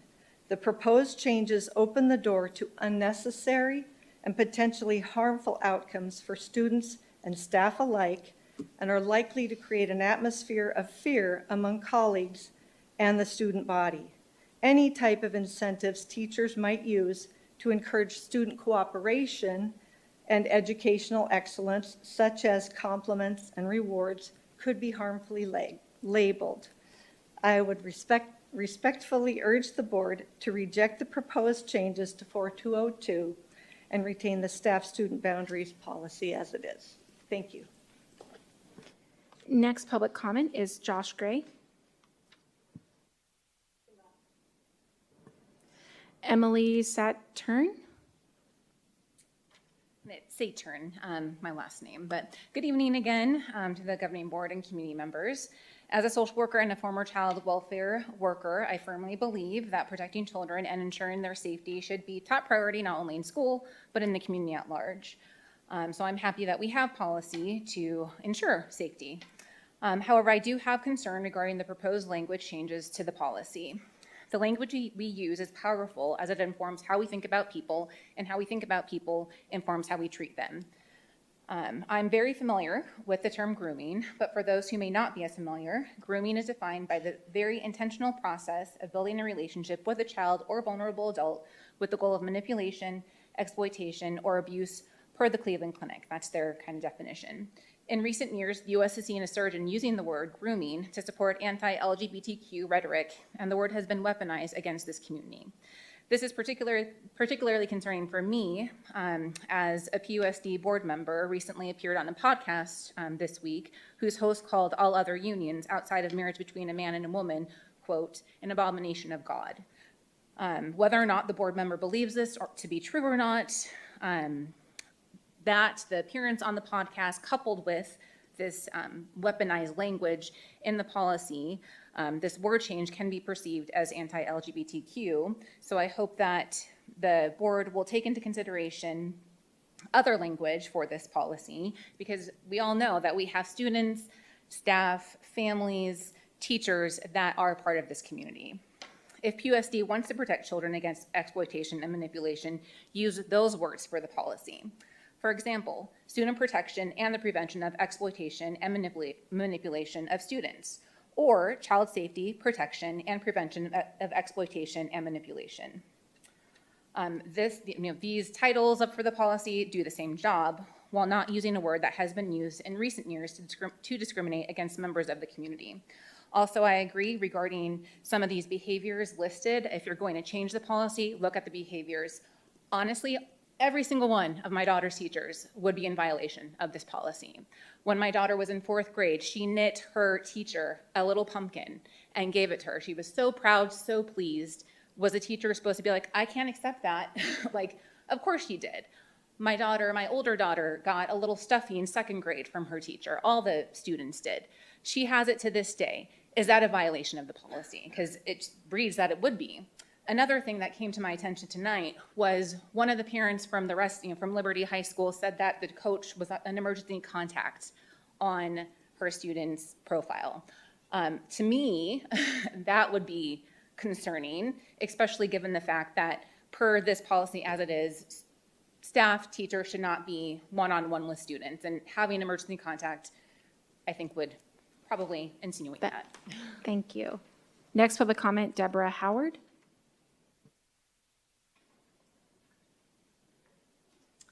Hi there, President Brooks, members of the board. Thanks for the opportunity to speak to this. I share the concerns that have been raised already, that the framing of this is quite political and that it is also very vague.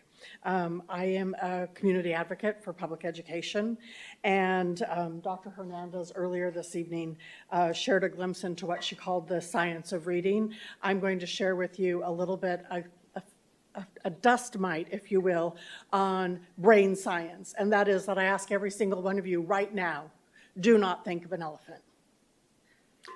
Do you have an elephant in mind? Because that's exactly what this policy does to the concept of grooming. You ask everyone to think about grooming, but you don't define it.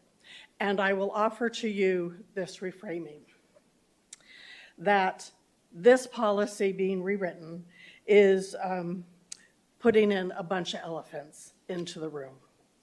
And what I want to say is this: we don't need it. And I offer this as an alternative. The safety and welfare of students is a top priority of the Peoria Unified School District. This policy is designed to safeguard and protect the well-being of all students and create a safe educational environment. All members of the school community share this responsibility to uphold these standards and work together to safeguard the children in our care. I suggest that not one member in this room would disagree with this statement.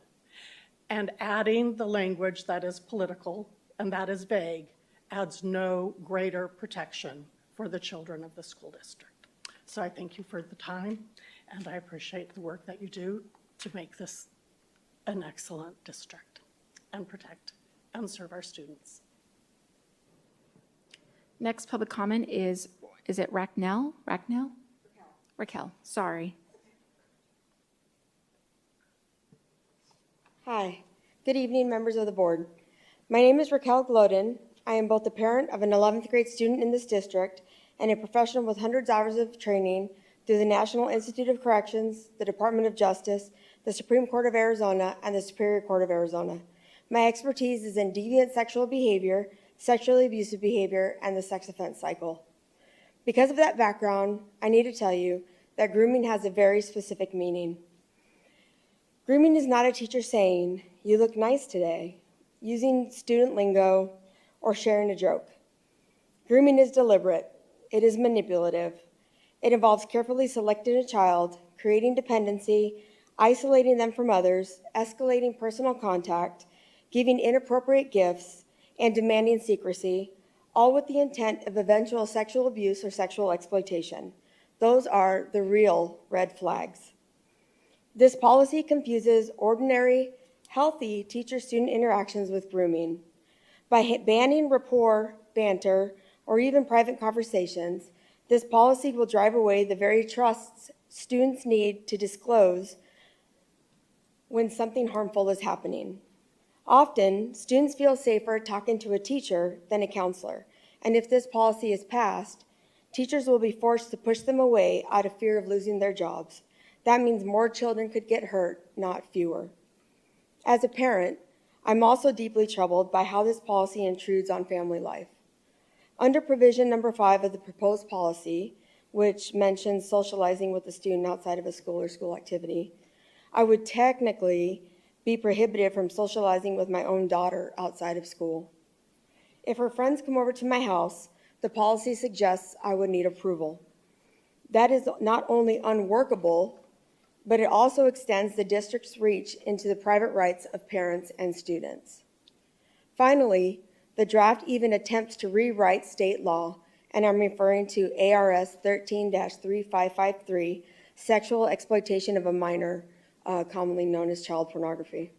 In section 17 of the proposed policy, sharing intimate or revealing photos, images, etc., which could put the district in conflict with the existing statutes. I want children protected, and I want educators protected and supported. But this policy, as written, does neither. It will weaken real abuse protection and prevention, not protection, I apologize, prevention, confuse staff, and violate parental rights. What we need instead is a policy that defines grooming accurately, trains staff to recognize true predatory behaviors, and allows students to turn to trusted adult when they need help. Thank you. Next public comment is Janine Castine.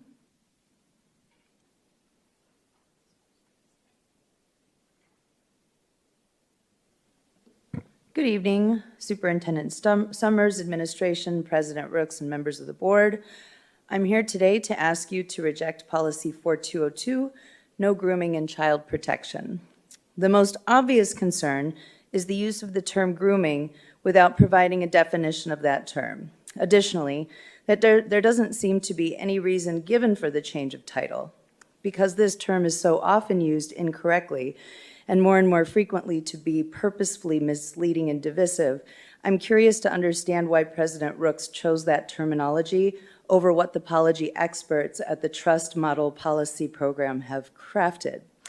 Also, the term grooming has been used by people who then turn around and support individuals and institutions that promote and even engage in actual grooming behaviors. Protecting children is one of our most sacred responsibilities, and it should never be used as a political tool. Policies like this ignore best practices and data and foment paranoia when what we need now more than ever is collaboration. This is overregulation and mismanagement stemming from misinformation, and that's a terrible example to set for the children that you all claim to care so much about. What's more troubling is when those pushing these rules have supported institutions or leaders who've looked the other way on real abuse. If we're serious about protecting kids, we need clear standards, real accountability, and common sense policies based on best practices and evidence, not fear. Political ideologies should not get in the way of what works. I recall a recent board meeting where board members discussed what they learned at the recent School Safety Summit. One of the keynote speakers at that summit, Kenneth Trump, a lifelong educator and school safety expert, has written extensively on this topic. In reference to his recent presentation in the Valley, he said, school districts need to invest in the kids themselves, social, emotional, mental health supports for kids on the preventative side, and to train our school staff on not just emergency plans and active shooters, but what to do every day in security incidents. It is surprising that so many of the policies in PUSD over the last 9 months go directly against what he and nearly all the other experts say schools need in order to keep children and staff safe. Why bother attending workshops and trainings if you refuse to apply the best practices you've learned? Are there any areas where you will trust the experts? I genuinely believe you care about children, but somewhere your ideology got in the way of true, meaningful protections and solutions. Please vote against these changes. Next public comment is Christine.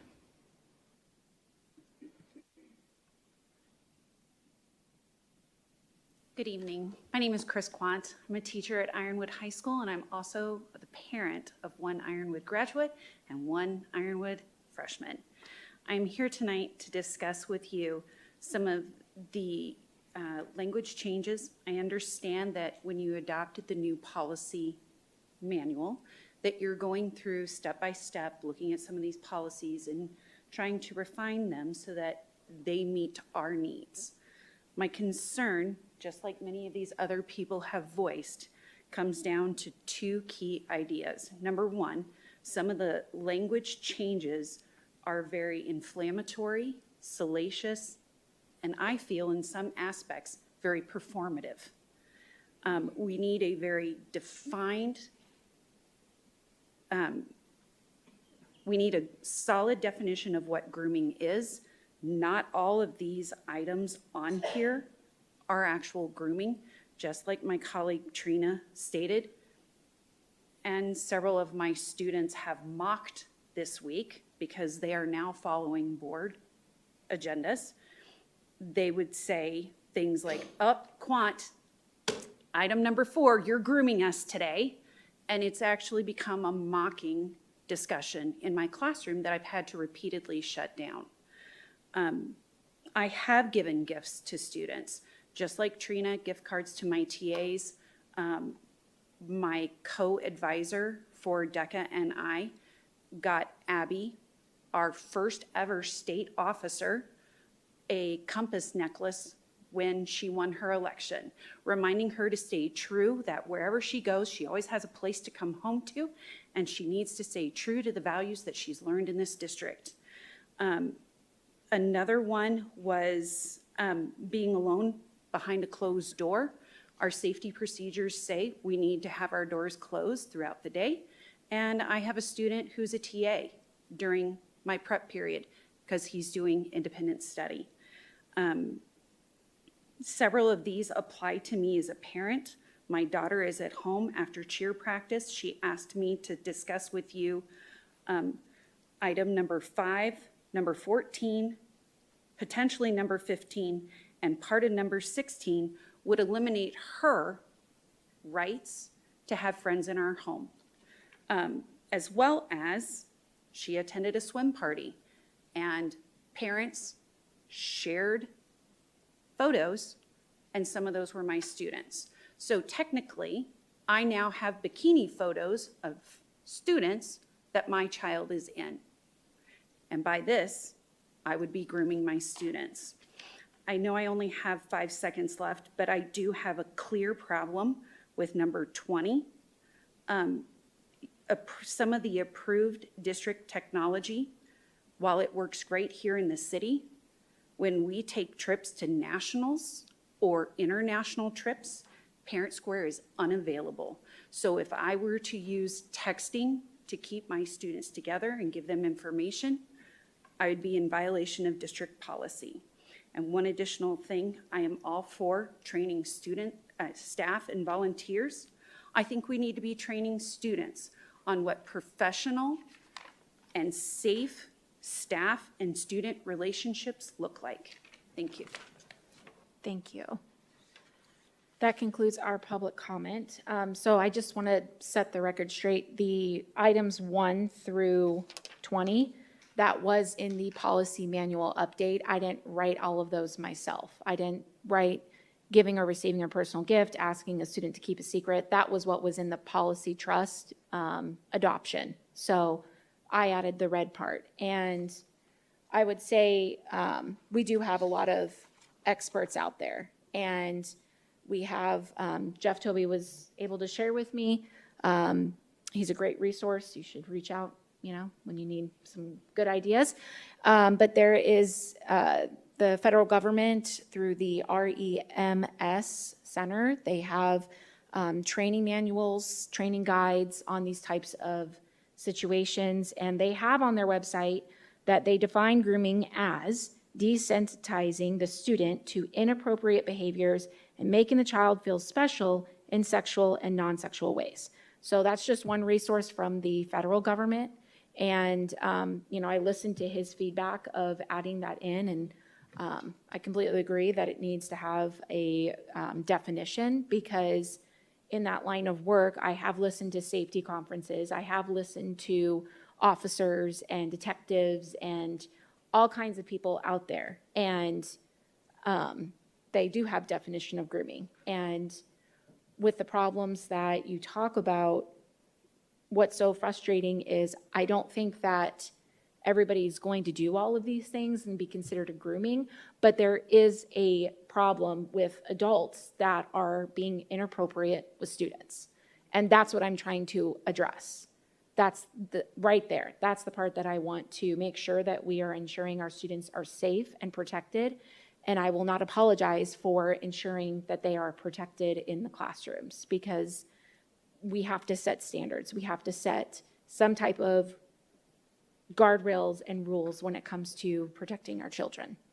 So that was I just wanted some background on that information piece from the trust, and I added the red language. So, Mrs. Ewing, do you have any questions or comments? I do. I have a lot. But thank you for that clarification. Yeah, okay.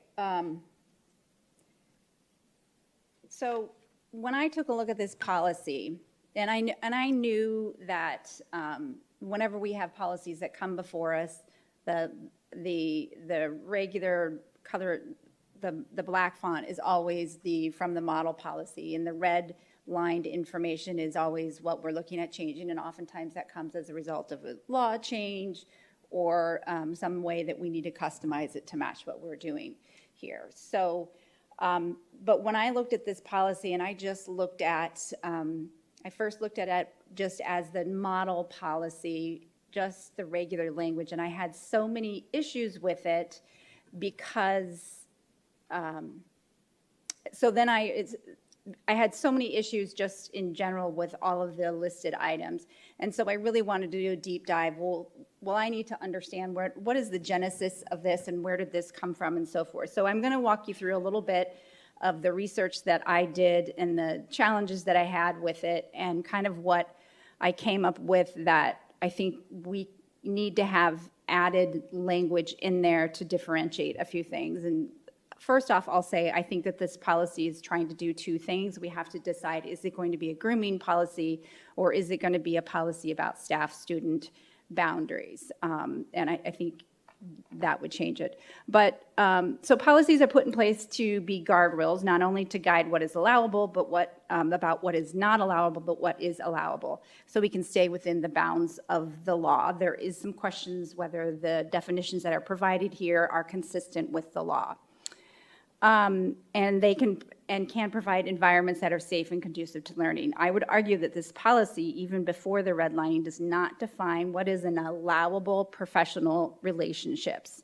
Instead, only outlines not allowable behaviors not based in statute or case law, thus not differentiating between what is innocent behavior from risky behavior, possible criminal, to what is criminal behavior with regards to like a Title IX violation or sexual assault or grooming or that type of thing. So I sought to have more understanding and clarification on this policy. I tried to discuss it with Jennifer McClelland at the Summit Conference, our contact, but she only responded that all of their policies were based upon law, but I noted that much of what's listed there between 1 through 20 is not listed in law. And she wasn't able to give me any further clarification, and I was told I needed to go through the superintendent or board president to ask those questions. So luckily, I didn't have any results getting the answers there because it is their model policy. So I just happened to walk into a breakout session at the Trust Summit that was on Title IX. That was being presented by a very professional expert in Title IX, great lawyer. And in that session, she made a statement in there that she brought up this policy, and noted, and I'm not quoting her directly, that she worked with the trust to come up with a policy outlining some professional boundaries between students and staff to deter Title IX violations. Okay, so now I understand what was the lens that this was created from. And you can look at this and you can say, okay, well, tell me where those are in, you can say, okay, well, some of these could be considered, like even Ms. Rooks said, that just because staff does one or two of these things doesn't mean that they're grooming or they're at risk of grooming or exploitation, but there is a pattern of behavior. So then I asked myself, okay, so I thought, okay, let me try to figure out, let me go through each one of these 20 behaviors and see if I can cross-reference that to a statute or a law or a case. And when I went through that, I found that there's only 2 of these items that are listed that are actually against any sort of state law or statute or that type of thing. And everything else is either a risk factor or a potential of grooming. And so I just want to go through some of those things because I think that even before you look at the redlining, this needs to change. We need to have some added language in here. But for instance, number 3, confiding in a student. And it says that action itself is not illegal, but it may build emotional dependency. So if if a staff was doing the number 3 behavior, does that mean they're immediately, it's unprofessional conduct and they're put on administrative leave and there is an investigation that has to happen?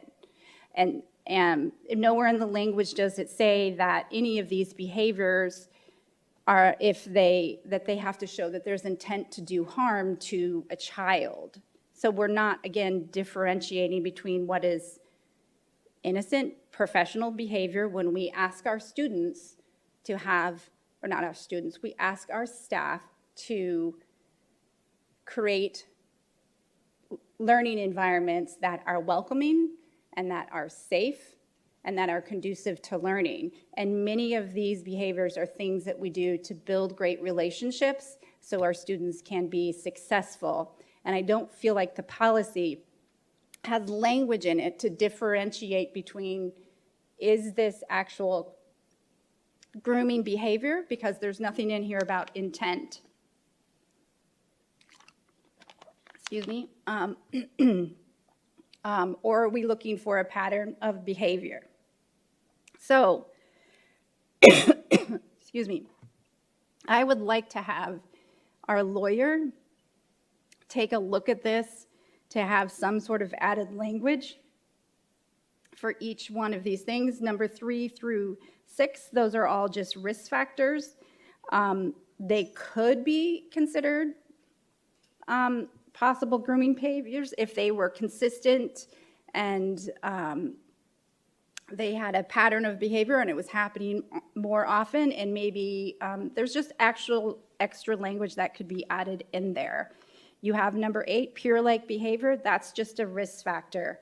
You have personal errands. That's just a risk factor. And again, there's no language to define that. So can a teacher not ask the student council to get things out of her car because that's considered a personal errand? There's no additional added language in here. So I have an issue with the trust model policy. And I do think a lot of folks have said that anytime we use language that is connected to law, we need to make sure that we have those legal definitions. And if we're going to have a policy that's about no grooming, then all of the behaviors that are listed there need to be what's in law and that are actual grooming behaviors. So, and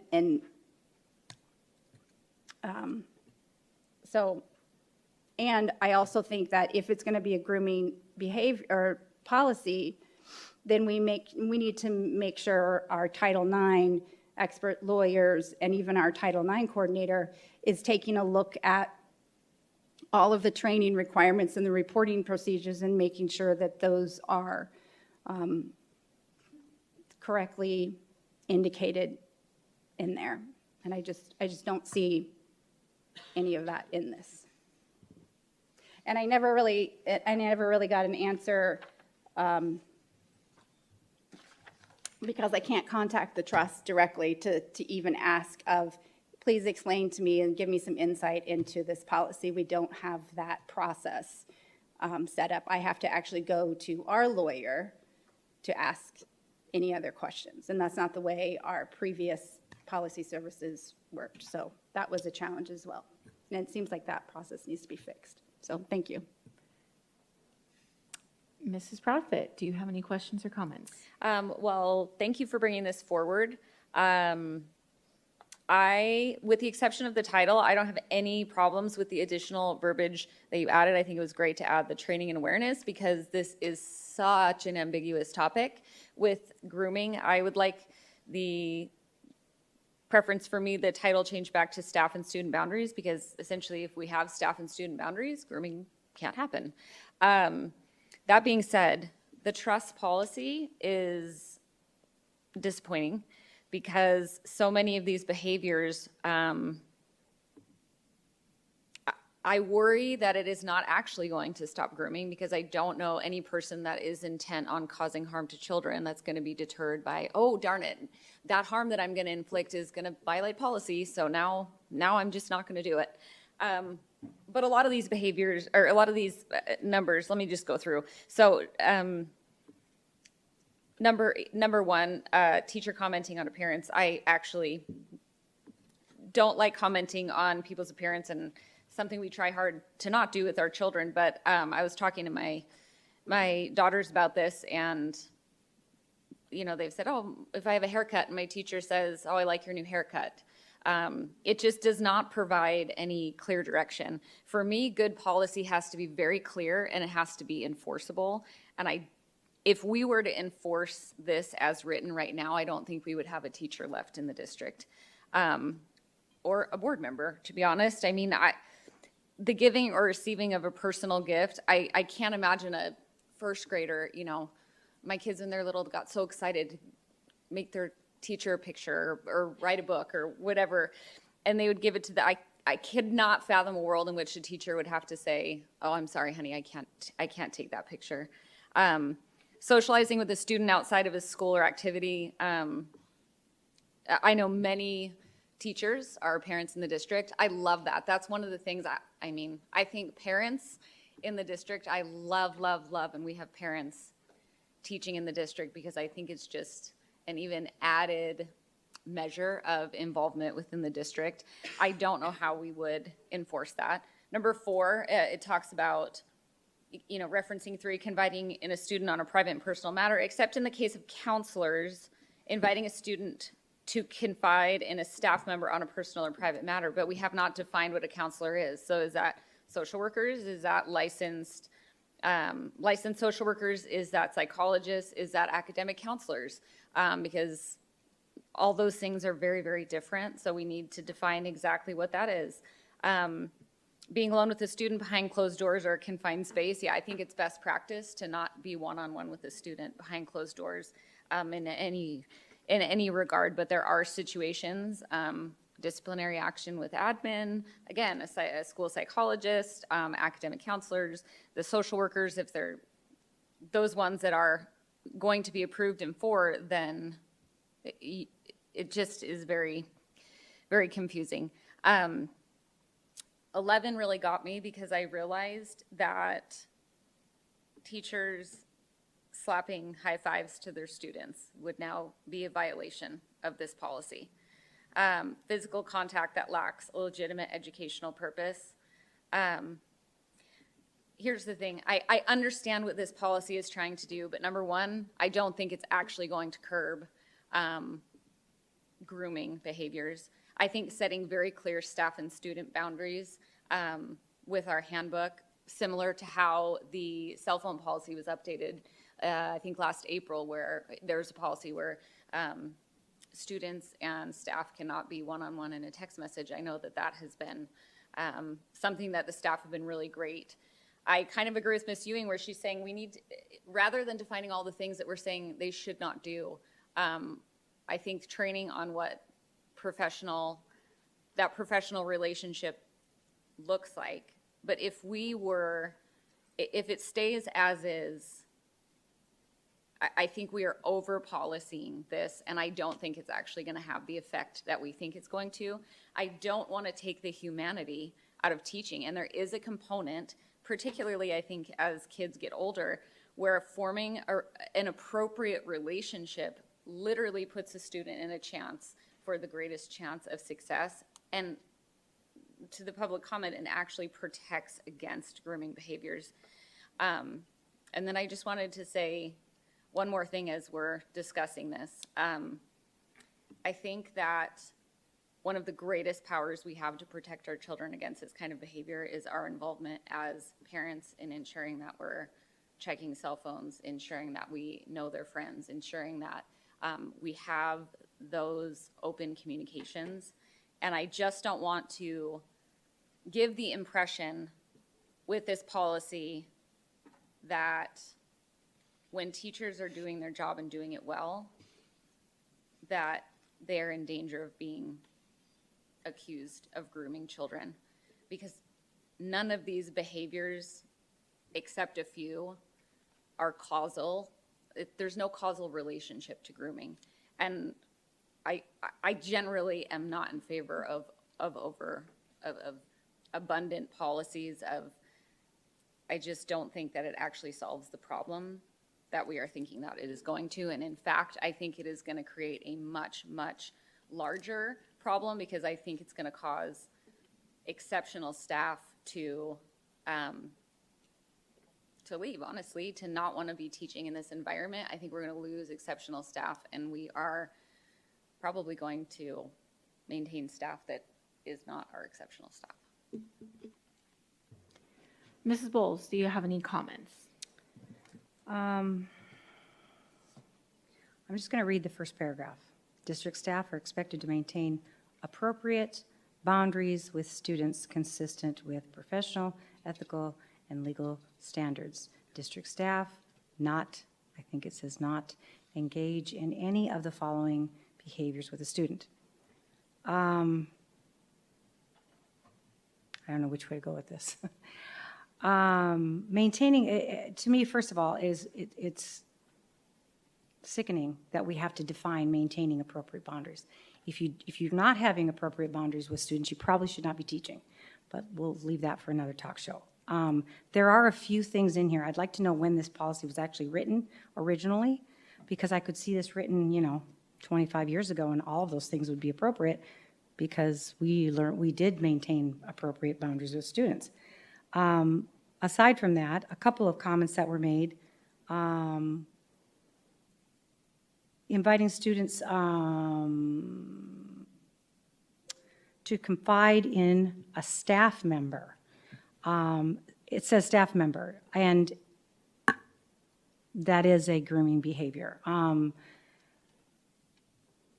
Socializing with students outside of school, I think some of these things we could add and say they're being singled out and socializing with one student, because that is a grooming behavior. Let me back up and say this. I went to a training last Friday, and I wasn't expected to be at this training, but it was freaking amazing, and there's a lot I don't know. To the person who works in the detention, I also do, and work with a lot of girls that have been sex trafficked. And I say this is a really hard topic because you can't, going back to what Mrs. Profit said, you can't list all the intentions of someone. My God, if we knew that, we'd be millionaires, probably trillionaires. It's a hard topic because most wouldn't even think about this, but because we work in detention, we do. And that is, we have, I'm going to say girls because I know some, we have both, that are sitting in detention because they were prostituting, some of which were grooming because they were taught to do that. That's how difficult this is and how sometimes can be very twisted. They're the victim, but they're in jail. So it's not a light topic, and I know that, and I'm sure that this board also knows the same. We do need to define some of these things. Taking the approach of, I also, as a behavior specialist, and would use, someone said an elephant, I would say to even adults, close your eyes, think of anything you want to, and don't think about a yellow rose. The first thing that comes in your mind is yellow rose. So I would say in addition to that, it's not that you're thinking of a yellow rose that makes that bad, it's what you do after you think about the yellow rose. Meaning we have very little control over a thought, but we have 100% control over our behavior, which is sometimes not really defined in society. So it's the singling out and the isolation that I think we need to, if we keep this, we need to define. We later in the board meeting, it has been discussed about having training come in. It is blatantly obvious that most, and I work in this field, and I have a lot to learn. So we do have to train staff. That's a fact. I don't know where, I don't see anywhere in here that it's political. I don't see anywhere in here that this is anti-LGBT. I'm not even sure why that was brought up. I'm very confused with that. But the ones that I definitely saw when going through this, socializing with a student outside of school activity, probably the internet and social media has made that very blurred, but when I was in the district, you got caught saying something on Facebook, you were called in. Maybe we just need to tighten that up and I'm talking about staff, I'm not talking about students. Giving and receiving personal gifts, again, singling out should probably be part of that. I'd like to think that we're all adults in the room, but unfortunately, we have to define some of these things, and I think that makes me angry, but I'll leave that alone. Behind closed doors was brought up several times. We're not talking about speech here. We're talking about in a confined area. I don't know if this still applies. I hope to God it does. But when you see a student with their zipper and their pants unbuttoned, it was always protocol to get another staff and say, hey, could you watch me button their even down to kindergarten. There's protocol when you're not a groomer that you just do because it's appropriate behavior. Again, it's sad that we have to define this, but we do. Sending, well, that's not one I wanted to define. And the last thing I want to say is what Ms. Profit touched on. The number one way that students will not be groomed is for parents to have a relationship with their kids and be involved in their lives. And that's so sad to me because I know that not every student has that, but I also know that I've said this word a lot tonight, but every freaking groomer knows the kids whose parents don't pay attention. That's their number one latch on. So parents, grandparents, it's a heavy load, and it's hard to define some of these things. I'm going to end with this. Most of you are probably not aware. There was some talk about taking students in cars, and of course that's defined as well as district protocol, not just taking kids in cars. We have to have rules around that, right? That we had, I don't know if we still have even, a district policy that said you cannot have a swim party at your house in the district. Some of us that have been around a while know the reason why. We had a kid drowned at one of our high schools. When that happened, there was a policy that was created. So I know there were parents that had kids over and swam in their swimming pool, but we did have a policy around that. So the balance absolutely needs to be there. I'm willing to err on the side of caution because, my God, if we can't keep kids safe, what are we doing up here?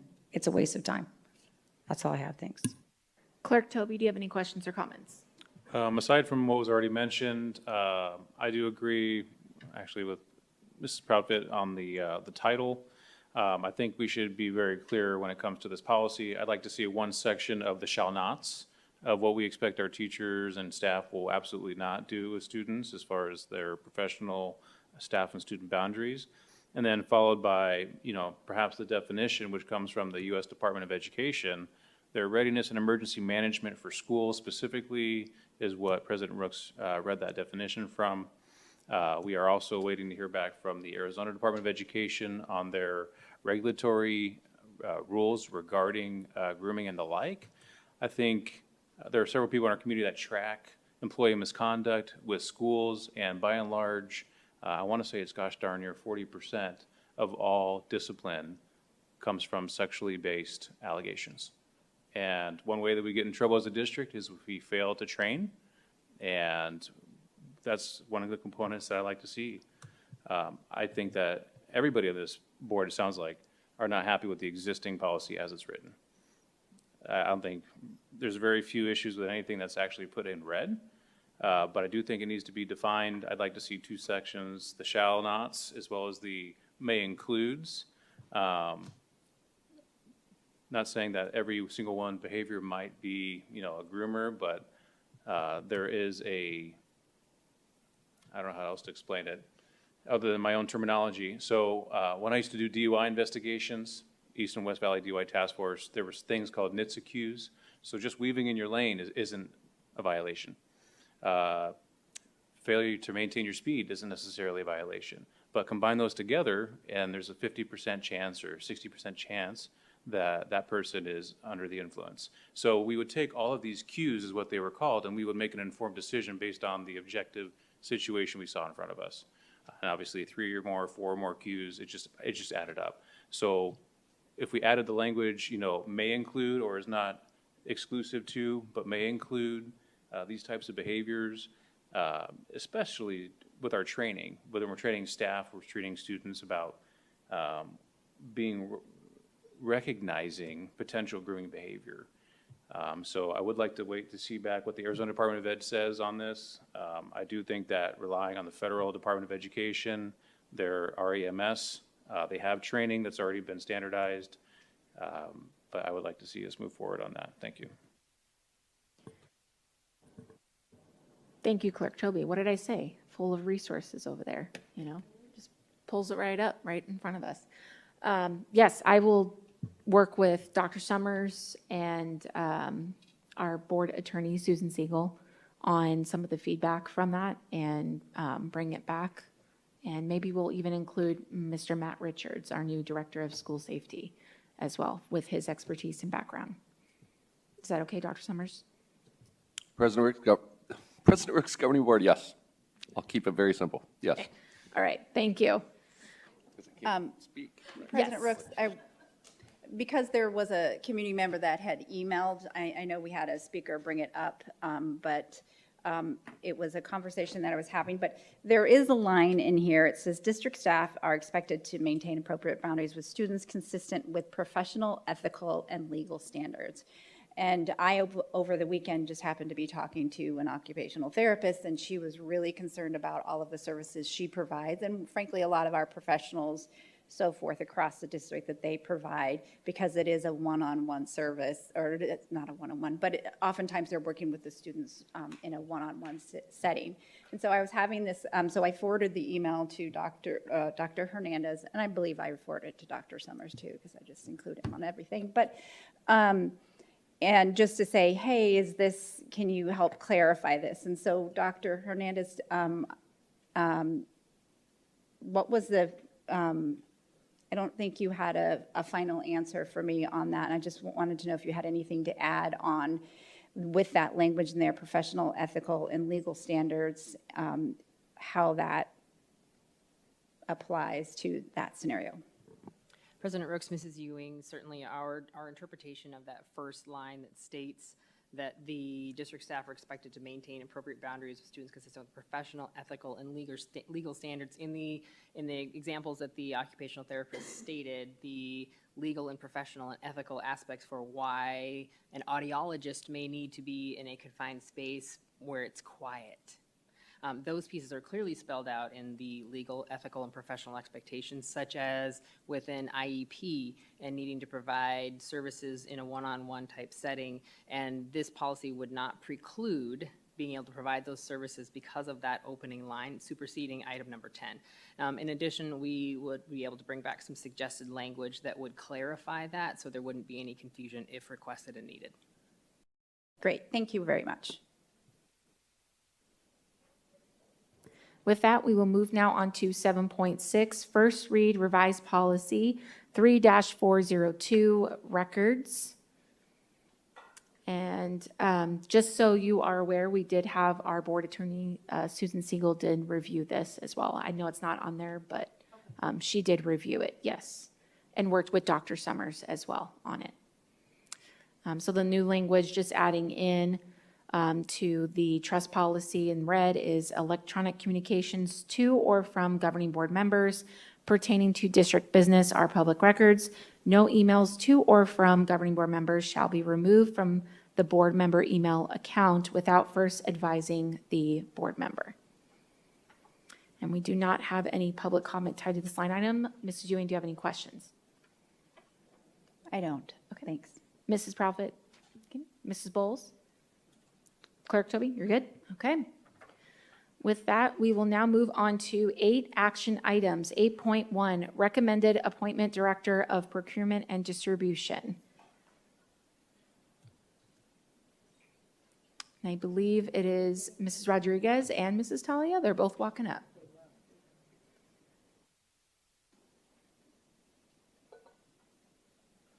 Good evening, President Rooks, Clerk Toby, members of the Governing Board. We are very pleased to make the recommendation for the appointment of Leslie Barwick as our Director of Procurement and Distribution. Ms. Barwick has served as Purchasing Manager for Peoria Unified School District since March of 2024. She brings more than a decade of procurement and supply chain leadership experience, including roles with nationally recognized organizations such as Walmart and Home Depot. Throughout her career, Ms. Barwick has negotiated supplier contracts, optimized procurement strategies, and managed multi-million-dollar budgets with a focus on efficiency and cost savings. She holds a bachelor's degree in criminology from the University of New Mexico, Albuquerque, and is near completion of her master's of business administration from the University of Phoenix. Her proven expertise in procurement, distribution, and organizational leadership makes her well-suited to advance Peoria Unified's priorities in resource stewardship and operational excellence. And Mrs. Rodriguez is here to share more information. Thank you. So, thank you, President Brooks and Clerk Toby and Board. Ms. Barwick is here with us this evening. She has stayed through the whole meeting so that we could introduce her to the board, to the public. And I just want to say that it has been such a pleasure working with Ms. Barwick for the last few months that I've been here, since I've been here. She is innovative. She is open to ideas. I think we've had some procurement conversations in the boardroom, and I've taken back these suggestions or, you know, have her come with solutions for us, and she is solution-oriented. So I am so happy that we are able to bring her forward to you this evening, and I would like you to meet Ms. Barwick, and we're asking that you approve her as the Director of Procurement and Distribution. Thank you so much. Board members, do you have any questions? Okay, well, I just need a motion on the floor. Wait. Oh, I apologize. Oh, give us. Oh, okay. All right, I motion without further ado to approve the administrative appointment to the position for Director of Procurement and Distribution as presented. And I'll second. Oh, I was actually going to say I am excited that you have criminal justice and procurement. so we will do motion made by Clerk Toby. I think that was a second by Mrs. Ewing. No, it wasn't me. It was Mrs. Bowles? Okay. It was, yeah. You guys were tying down there. Sorry, did you get that as your, okay. And if you could run us through a voice vote, please. Mr. Toby? Yes. Ms. Bowles? Yes. President Rooks? Yes. Mrs. Proudfit? Yes. Mrs. Ewing? Yes. Thank you. Motion passes with 5 yeas. Congratulations.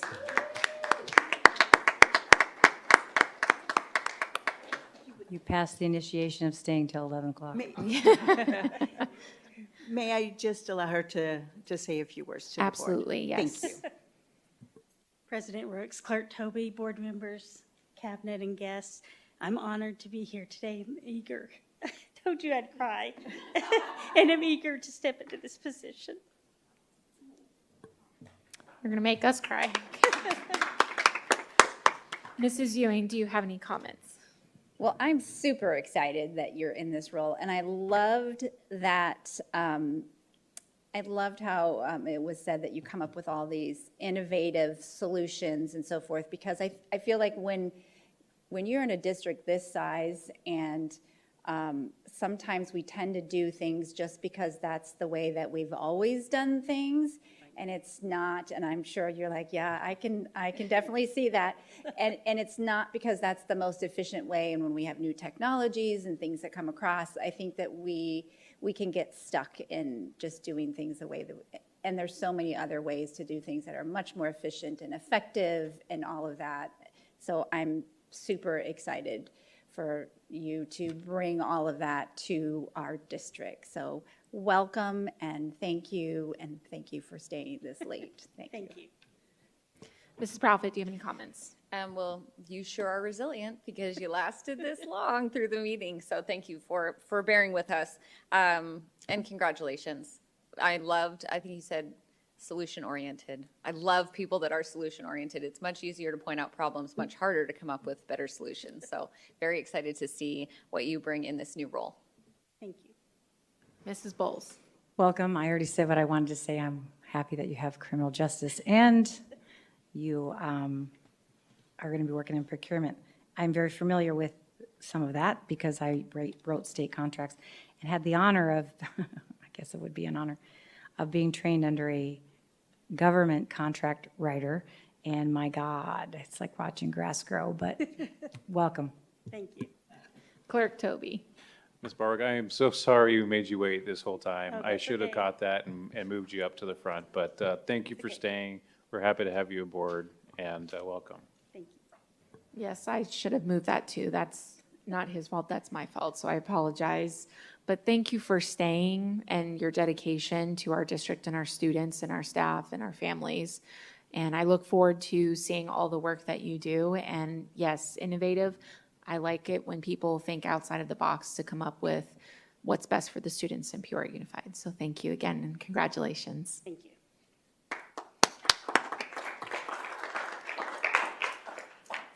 Moving on now to 8.2, first and only read revised policy 4-302 leave. And again, Ms. Talia. Thank welcome. you. Good evening. Good evening again. Thank you. We wanted to bring forward this policy. This was a policy that we had recognized as we had accepted the new revisions or the new updates from the trust, that we had not captured one of the pieces that we had as a district from an operating standpoint. So in our prior policy, we didn't address the payout of vacation days. We had just been utilizing an internal rule of 40 days, up to 40 days being paid out. So when we did not recognize when we adopted the trust that it had a limit of a maximum of 20 days, we are just bringing forward this policy to recognize our practice. Great. Thank you so much. Board members, do you have any questions or comments? President Ms. Rooks, Ewing? if I Yes. may. So just so I'm clear, you're bringing this forward to be consistent with our current processes, and that the other one said 20 days, and this one and ours is what the district has always done is 40 days. Can you just clarify that again? Yes, thank you. So in the prior version of policy, we didn't address it directly, but as a practice, the district had always used up to 40 days. When we adopted the trust policy, it had a maximum of 20 days. So we are asking to revise the trust policy to match our practice. Okay, great. Just wanted to make sure I had that clear. Thank you. All right. If no further questions or comments, I just need a motion on the floor. A motion to approve and ratify the revisions to policy 4-302 leave as presented. I will second. So a motion made by Clerk Toby and a second made by Mrs. Proudfit. And Azure, if you could run us through voice vote, please. Ms. Bowles? Yes. Mrs. Proudfit? Yes. President Rooks? Yes. Mrs. Ewing? Yes. Mr. Toby? Yes. Motion passes with 5 yeas. Thank you. Thank you. Next is 8.3, approval to become a member of the Sourcewell Cooperative. Mrs. Rodriguez, welcome. Thank you. Thank you.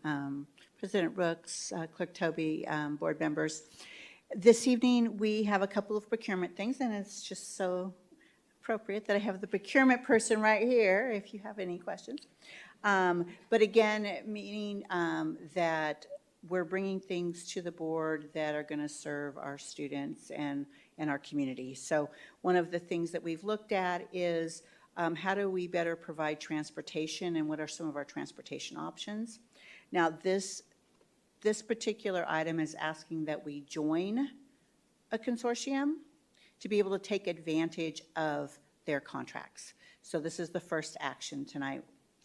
So Sourcewell is a national organization that provides contracts to government agencies. And Ms. Barwick has attached the website so that you can see what they're about and the services that they do provide. So this evening, we're asking that we become a member in order to be able to utilize their contracts. All right. Board members, do you have any questions or comments? Mrs. Ewing? You just mentioned that, I do, sorry. You mentioned that there was an attachment? No, there's a website address. Oh, just the website. Okay. And just so I'm clear, so Sourcewell, by getting a membership or a cooperative by being part of this, do we get special pricing with that as well? Ms. Barwick, would you like to answer that question? May I ask Ms. Barwick to speak? Thank you. President Rooks and Ms. Ewing. So by being a member of a cooperative, what it allows us to do is to piggyback, if you will, on their existing contracts. The pricings are set, so it doesn't, it does give us cheaper pricing because the bulk, if you will, purchases that the contract could bring to the vendor, they accommodate for that when they do their bids, their response to their solicitation. So it does allow us to get some lower pricing, but it also allows us to, we're having a huge issue with a lot of local vendors or just vendors in general not responding back to bids for multiple different reasons. So that's why we're having to increase our memberships by more cooperative consortiums so that we have a larger pool to draw from. Okay, thank you. Ms. Profit, any questions? No questions for me. Mrs. Bowles, any questions? Yes, does this, this is a transportation service, sorry, it just left my brain, Yeah. correct? Have we, has it, did you say yes? No. It is not? No. So, President Rooks and Ms. Bowles, this is to become a member of a cooperative that offers a multitude of different categories. The next agenda item is to bring forward one of their contracts that happens to be a transportation contract.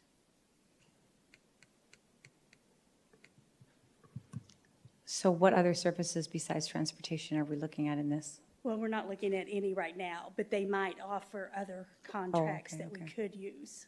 It's not limited to transportation. So my question on transportation, I need to wait until we get to the next line item? Okay, no problem. Clerk Tobin, any questions? I don't have any either, so thank you for your first presentation. I just need a motion on the floor. A motion to approve joining the Sourcewell Cooperative. I'll second. So a motion made by Clerk Toby and a second made by Mrs. Bowles Asher, and if you could run us through a voice vote, please. Mrs. Ewing, Yes. Mr. Toby, Yes. Ms. Bowles, Yes. Mrs. Proudfit, Yes. President Rooks. Yes. Thank you. Motion passes with 5 yeas. Now moving on to 8.4, approval to add new cooperative contracts for fiscal year 2026. Ms. Rodriguez. Yes, thank you, President Rooks and board members. So this evening, thank you for approving the Sourcewell Cooperative because we are asking to be able to utilize one of their RFPs. So the transportation services, as Ms. Barwick has said, they're limited on some of the local contracts that we are able to use. And then as you note as well, the summary of the attachment that explains the due diligence that our procurement department has done to make sure that the transportation company we're recommending has all of the following services: the live stream, the fingerprint clearance, the background checks, the initial and random drug testing, and the curb-to-curb service. So this evening, we're asking you to approve this RFP under Sourcewell. Mrs. Ewing, do you have any questions? I don't, thank you. Mrs. Proudfit, any questions?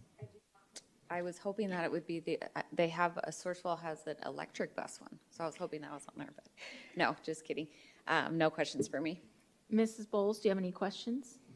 Now that this is the time for you to ask. I think it was already answered in some of the things. I just want to make sure that they were following what we've already put in place for students. But I do have a question, and that is, what kind of fingerprint clearance card are they getting? So the IVP. Which is not a level 1 fingerprint clearance. Sorry, President Rooks, Mrs. Bowles. IVP card is actually a higher level than a level 1 because of the chain of command of holding the fingerprints from when you're fingerprinted to actually being submitted.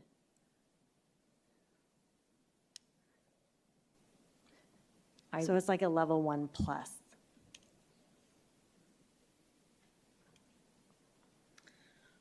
Okay, I just wanted to make sure it was at least a level 1 fingerprint clearance card. And then I know this is on the company, But do we know if they do random drug tests? Do we, background? Yes, President Rooks and Member Bowles, yes, we have verified all of the things that the board has asked, the live streaming for the, the video, the fingerprint clearance, the background checks, the initial and random drug testing. So they do that as well. And then in addition to the fingerprint clearance, are there background checks, ran at random or every couple of years?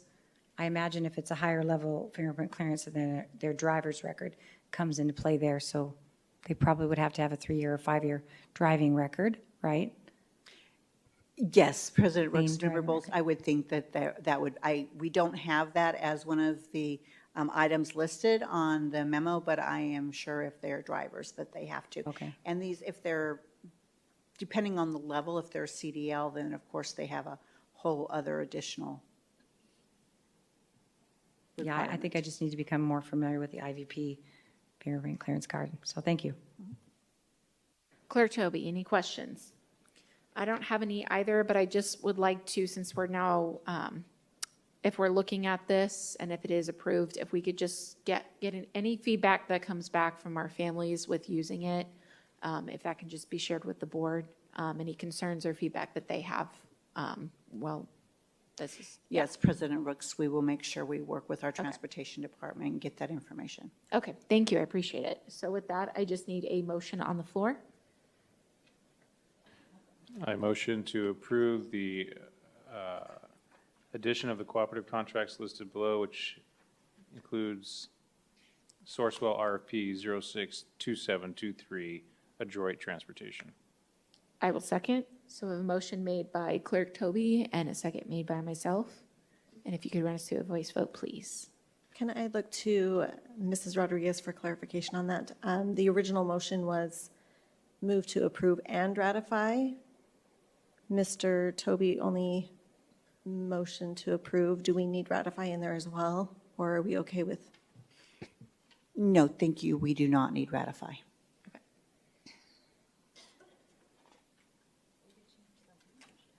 We're not using them yet. Okay.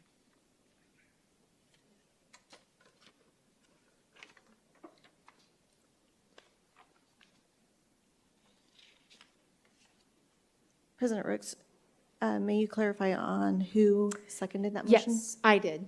Okay, thank you. No problem.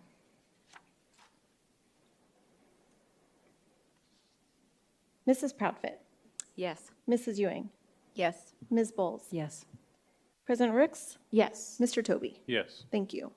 Motion passes with 5 yeas. Moving now on to 8.5, approval to issue request for proposal RFP. Ms. Rodriguez. Yes, thank you, President Rooks, Clerk Toby, and board members. So this evening, we have 2 requests for proposals that we would like to go out for 2 different services, one for landscaping maintenance service, another for heavy equipment repair service. So the landscaping maintenance RFP that the district had in place has expired. Well, it will expire, I think, in March. And then the heavy equipment, just because of the nature of that work, we're having difficulty finding the vendors for that. So we wanted to make sure we had it covered so we could offer those services and fix our equipment when it needs to be fixed. So we're asking to go out for that as well. And you can see in the explanation with the increased cost of tariffs, our aging equipment, and the increase in costs associated, we're expecting to go over $100,000 in this area. So this will be our own. So this is the first step, asking for your permission to go out for the solicitation. And then in a month or 2, we'll come back to you with who we are asking you to award those solicitations to. Board members, do you have any questions or comments? Ms. Ewing? I don't, thank you. Ms. Profit? None for Ms. me. Bowles? Clerk Toby? Okay, I don't have any either. So just need a motion on the floor. I will motion to approve the issuance of requests for proposals. The awards would be for 1 year with up to 4 additional 1-year renewals. I'll second. So we have a motion made by Mrs. Proudfit, and the second was made by Mrs. Ewing. And then whenever you're ready to run us through a voice vote. Mr. Toby, Yes. Ms. Bowles? Yes. Mrs. Ewing? Yes. President Rooks? Yes. Mrs. Proudfit? Yes. Thank you. Motion passes with 5 yeas. Thank you, Mrs. Rodriguez. Thank you.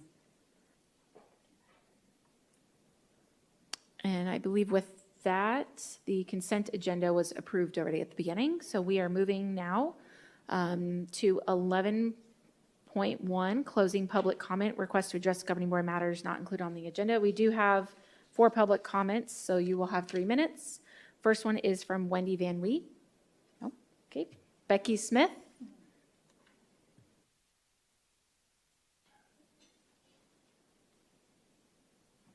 Captive audience now. I'll see if I could still read at this point. I just would like to say on this day that I hope we still remember all the victims and those affected by the tragedies on 9/11, but it sadly seems that the sentiment of never forget has been forgotten by many based on the division and hate going on in our country, which is very sad. I would also like to thank the board because they did things that the previous board would never do, such as allow 63 public comments in the last board meeting. And I'm not sure how many they allowed tonight, but they're currently showing that they care about what students, parents, teachers, and community members want to share their thoughts in the boardroom. The previous board didn't allow that. It was always 10, and you're done. They even allowed clapping tonight, which we're not supposed to allow. So got to give credit where credit's due, you guys.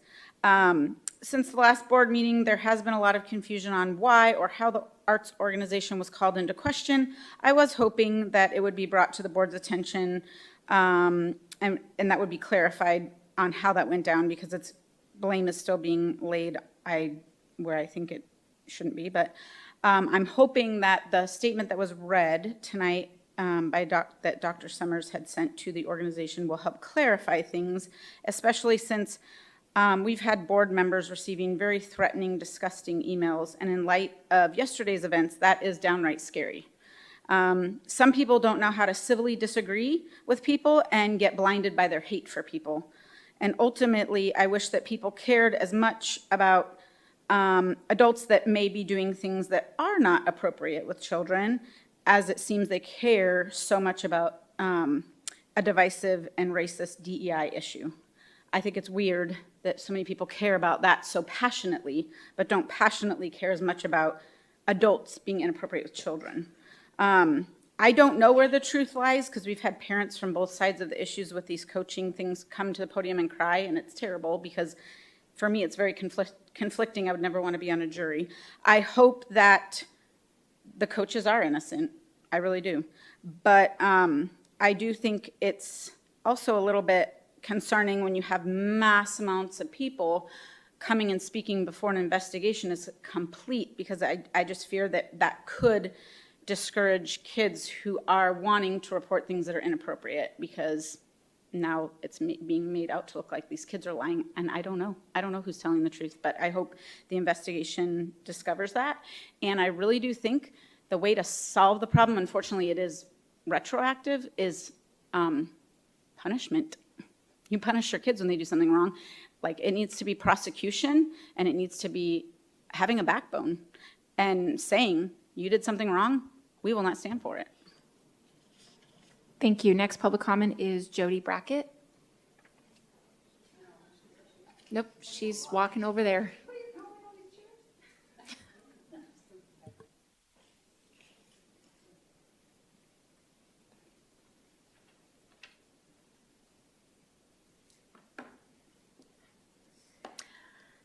First, I want to say thank you for always allowing everyone's voice to be heard. Second, Dr. Hernandez, thank you for that excellent show you did today. That was really good. The presentation was really good. I want to talk about why threats are being made to a board member, especially, again, piggybacking on what Becky said, especially what happened just to Charlie Kirk yesterday. Very speechless. Why can't people have an opinion, have a conversation, a debate without persecution, threatened, or targeted? Where is the common ground? Where is the humility? I just want to end with something that just was sent to me. To be saved, according to the Bible, is to accept the gift of salvation offered through Jesus Christ. Salvation, the definition: preservation or deliverance from destruction, difficulty, or evil. Thank you for listening. And last public comment is Christine. I think she's still in the back there. Okay.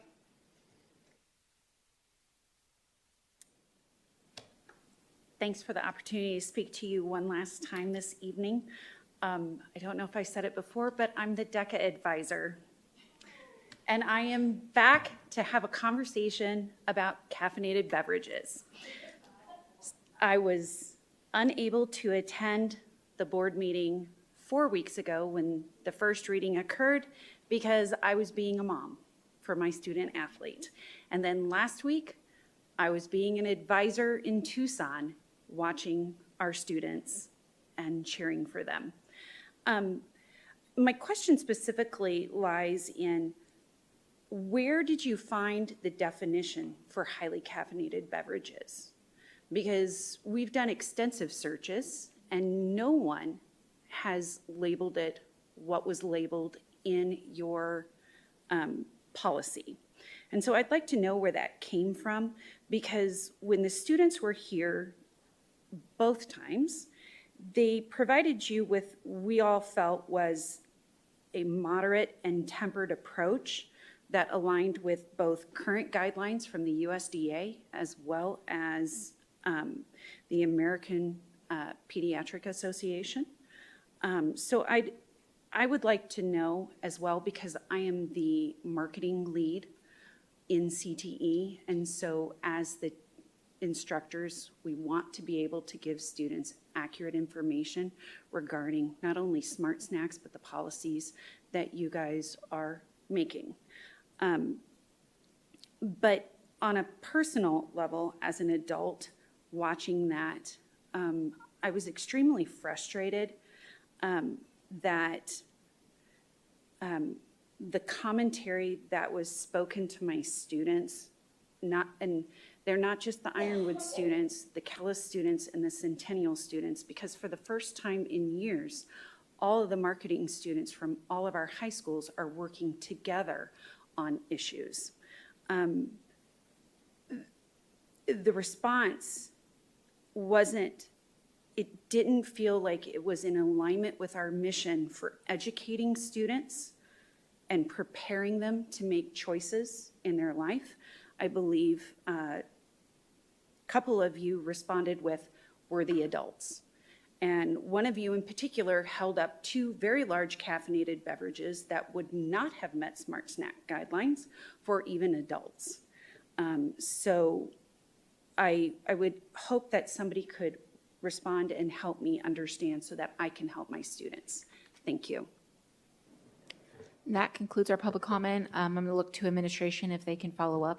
Thank you, Dr. Summers. We will. Thank you. Okay, moving on to 12, informational reports, 12.1, report on upcoming meetings and events. Mrs. Zeri. Good evening, President Rooks, members of the board. I will be brief. You have a very long list in this informational report, but I will also save you a text message to let you know that the first one listed, our Family Connections Fair, scheduled for this Saturday. Hopefully you'll be able to join us and the many, many organizations that will be out there. Will also be highlighted tomorrow with Tram My on 12 News at 1 p.m. So we look forward to sharing information about this exciting event and welcoming our community to Peoria High School on Saturday. Thank you. Great, thank you so much. Moving on now to 12.2, legislative, state, and local updates. Ms. Rodriguez. No updates this evening. Great. Moving on to 12.3, report on student enrollment is on our website. 12.4, report on requested future agenda items is also available for reading. Moving on to 13, other business, 13.1, requests for agenda items for future governing board meetings. Mrs. Ewing, do you have any requests? Not at this time. Okay. Mrs. Proudfit? None for me. Mrs. Bowles? Yes. Future agenda item, I have to go read this for a minute, just a second. Discussion and to put on the agenda for next meeting, next school board meeting by the end of this month, I believe it's the 25th. Proposed request to schedule a training to be presented in the boardroom, and then to follow up with training of staff and vendors and board and anyone that is in the district on recognizing grooming behaviors in educational settings. And this would be to equip staff and board members with tools to identify early warning signs and respond appropriately, especially in environments serving vulnerable youth. I will second that. do you know who you want, I guess, presenting to the board? I do. Do If I you need wanna- to say that right now? Or direct it to Dr. Summers? Yeah, Okay. I will. I have it, and I will. I have to make sure they can have it. I have to make sure that whoever's presenting it is the person that I'm saying. Some of President my- Rooks, Mrs. Bowles, I would love to follow up with you. And the only ask that I have is that I know there's a request for that meeting. I just want to be sure that we're able to accommodate that request and also make sure that, because I think there's two things at play, if I'm understanding the request right. One is for the presentation piece, and the Correct. second is for the staff training piece. And I'm not sure yet, based on the requirements of what it will take to train all staff, that it Right. will necessarily be the same individual or entity. So I just want, if I can, a little bit of that flexibility and continued partnership to really narrow that in. Obviously, we want to accommodate this with the board as a starting point, but I also want to make sure we're not overcommitting yet, because what we're talking about in training a very large number of staff is also some degree of, I'm envisioning there will likely have to be a contract, and we want to make sure that we're meeting contractual obligations as well. So I just am asking for some of that nuance to be part of what those next steps are, if that makes sense. Yes, it does. I apologize. I probably read it even wrong.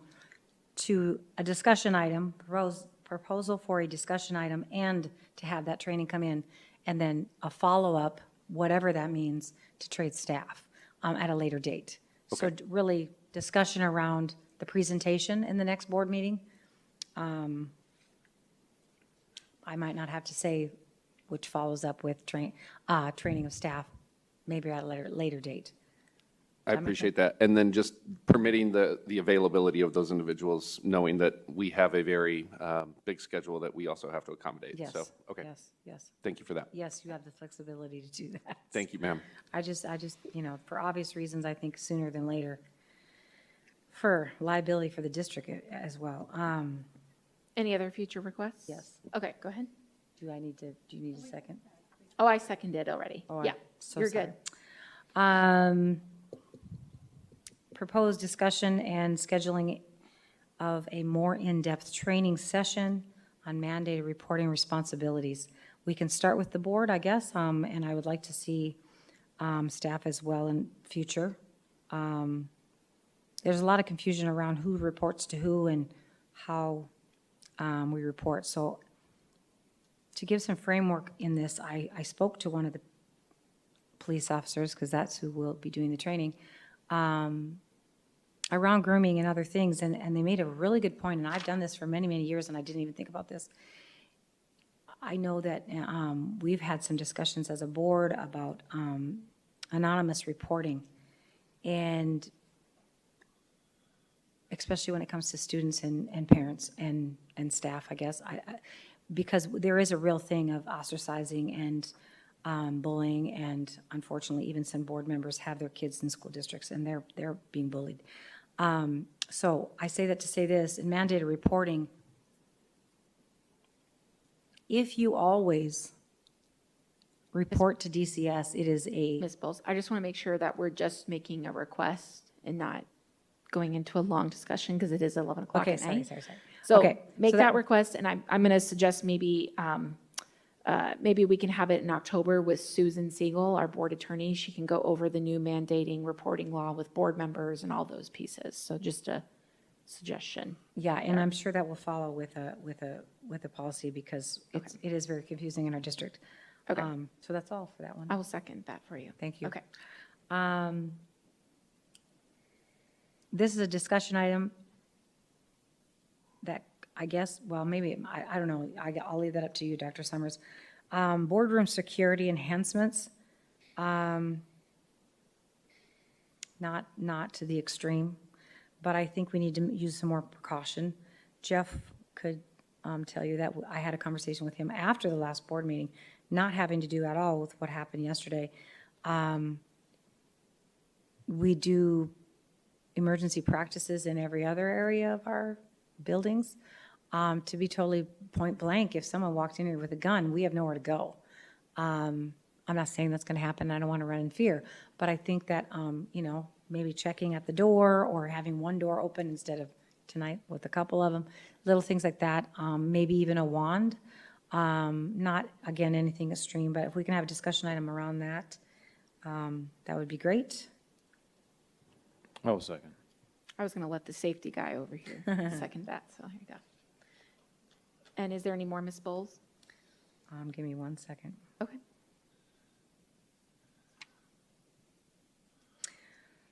I guess this could be also another discussion item, and I guess in a Friday report of processes if we have them in place. Under threat response protocols, I don't know how to word this. If a threat is made to a board member, I guess, first of all, knowing the process that we used, and I think that already was spoken to the board in the last board, the last Friday report. But in addition to that, discussion around if I don't feel comfortable with somebody coming into the boardroom because they just sent a video out that, that I'm a Nazi and those kind of things. I don't know how else to say it. We literally had that tonight. I didn't even expect that, and I already had this written down. What can we do? Like not being afraid of everybody, right? But if I feel threatened, where do I go? So maybe some training for the board members or just some type of guidance. Maybe Matt Richards, our Director of Safety. Yes. And our officers that are here could help. And that is just with that process. board member related. So do you want that? I will in a second that. Sorry. There you go. Do you want that in a Friday report to start off with, or? I don't know how that can be in a Friday report. I think we need to meet and discuss. Maybe Friday report and then follow up with Dr. Summers of what type of training we can have at the district during the day, maybe with Mr. Richards when he's available and whatnot. I mean, I wouldn't even care if it was just protocol processes for us, where do we go, who do we say, that kind of thing. I think that's all. Okay. Clerk Toby, do you have any requests? I'm not sure if it needs to be a request, Dr. Summers, or just at your timing, but the Safe to Tell program, providing the boards more information and possible implementation for the future. I will second. I just have two. I'm going to request, let's see, legal advice, executive session on policy, and this can be either September, October, whatever's convenient with Ms. Siegel, on 1-302.b, Section E, with regards to freedom of speech and any court cases on that policy language surrounding limiting public comments. I want to kind of get Susan's take on that policy. I'll second. Thank you. And then the last one is, I know that we're just coming off of the school year starting, but if we could possibly look at setting up tours of schools again for our board members, the transportation department, and some of our programs that we have. I know I would love to see more of what they're doing, JROTC. I haven't been able to check out yet, so I just know whenever they're ready to go, because I don't want to rush them with the beginning of the year. So I will second. Thank you. And that's all my requests. With that, we'll move to 14 adjournment, 14.1 adjournment. I just need a motion to adjourn. I motion to adjourn. I will second that motion. So we have a motion made by Mrs. Bowles and a second by myself.